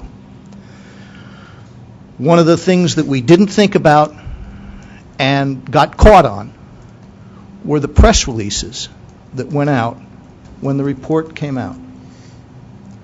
Now, if there are going to be any press releases when this report ultimately gets distributed to the Commission, I would strongly recommend that they be approved by the committee, because it's going to be the same issue that you've been fighting about. Are we really talking about graphical user interfaces, or are we really talking about set-top boxes? Are we talking about internet, or are we talking about all of MVPDs? All of the issues that are being hashed out now, if it is misstated or not clearly stated in the press release, you're going to start seeing headlines in the Washington Post, or the great headline of last week is that TiVo is going to be out of business at the end of 2016 because the cable card rules are going to be destroyed, and that's the end of the world.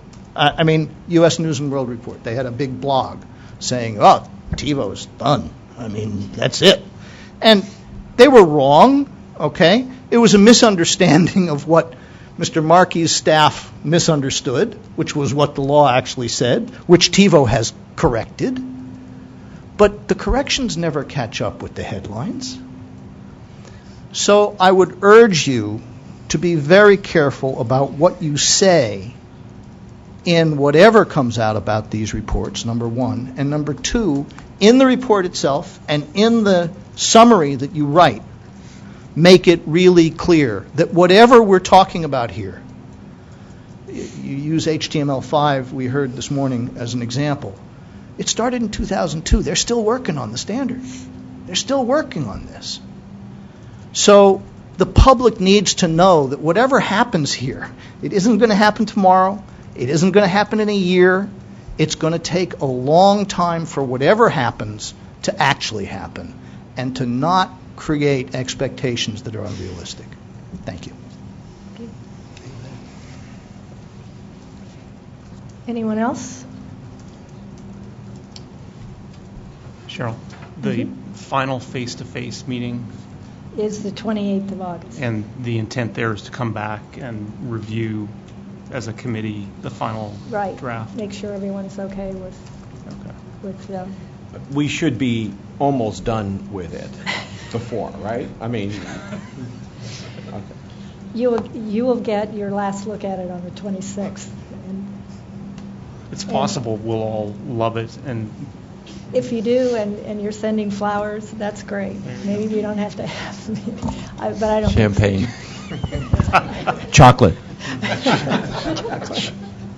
Okay. So there will be editing that happens at the final meeting then? I would hope not, but No. there would be, that possibility, I suppose, if someone. But if not, there's really not much to do. No, I don't even think it needs to go all day. It's probably just, a couple hours, an hour, however long it takes. So there's a FACA requirement, the Federal Advisory Committee Act, that you have to get together, discuss, debate. If it's all happiness, then we'll be out of here quickly. I don't know how much debate there will be, discussion about how happy it is. So forget Can you the guys pick a flowers. really weird font that we can criticize? But it's important to have a quorum, I assume? Yeah. So let's... Oh, You yeah. have to be here. No, I've got to be here, believe me, but... It is. But they count. We'll have the phone bridge if folks can't make it, but Okay. I'd love to see you all again. Let's just pay attention to that, because I would hate to... start all over again. Yeah, that would not be good. It'd be Brandon and Milo and Cheryl and I at the table here. So. Not a good way to go out. Yeah. Okay, anything else? Right, thank you very much, and we'll see you in a month.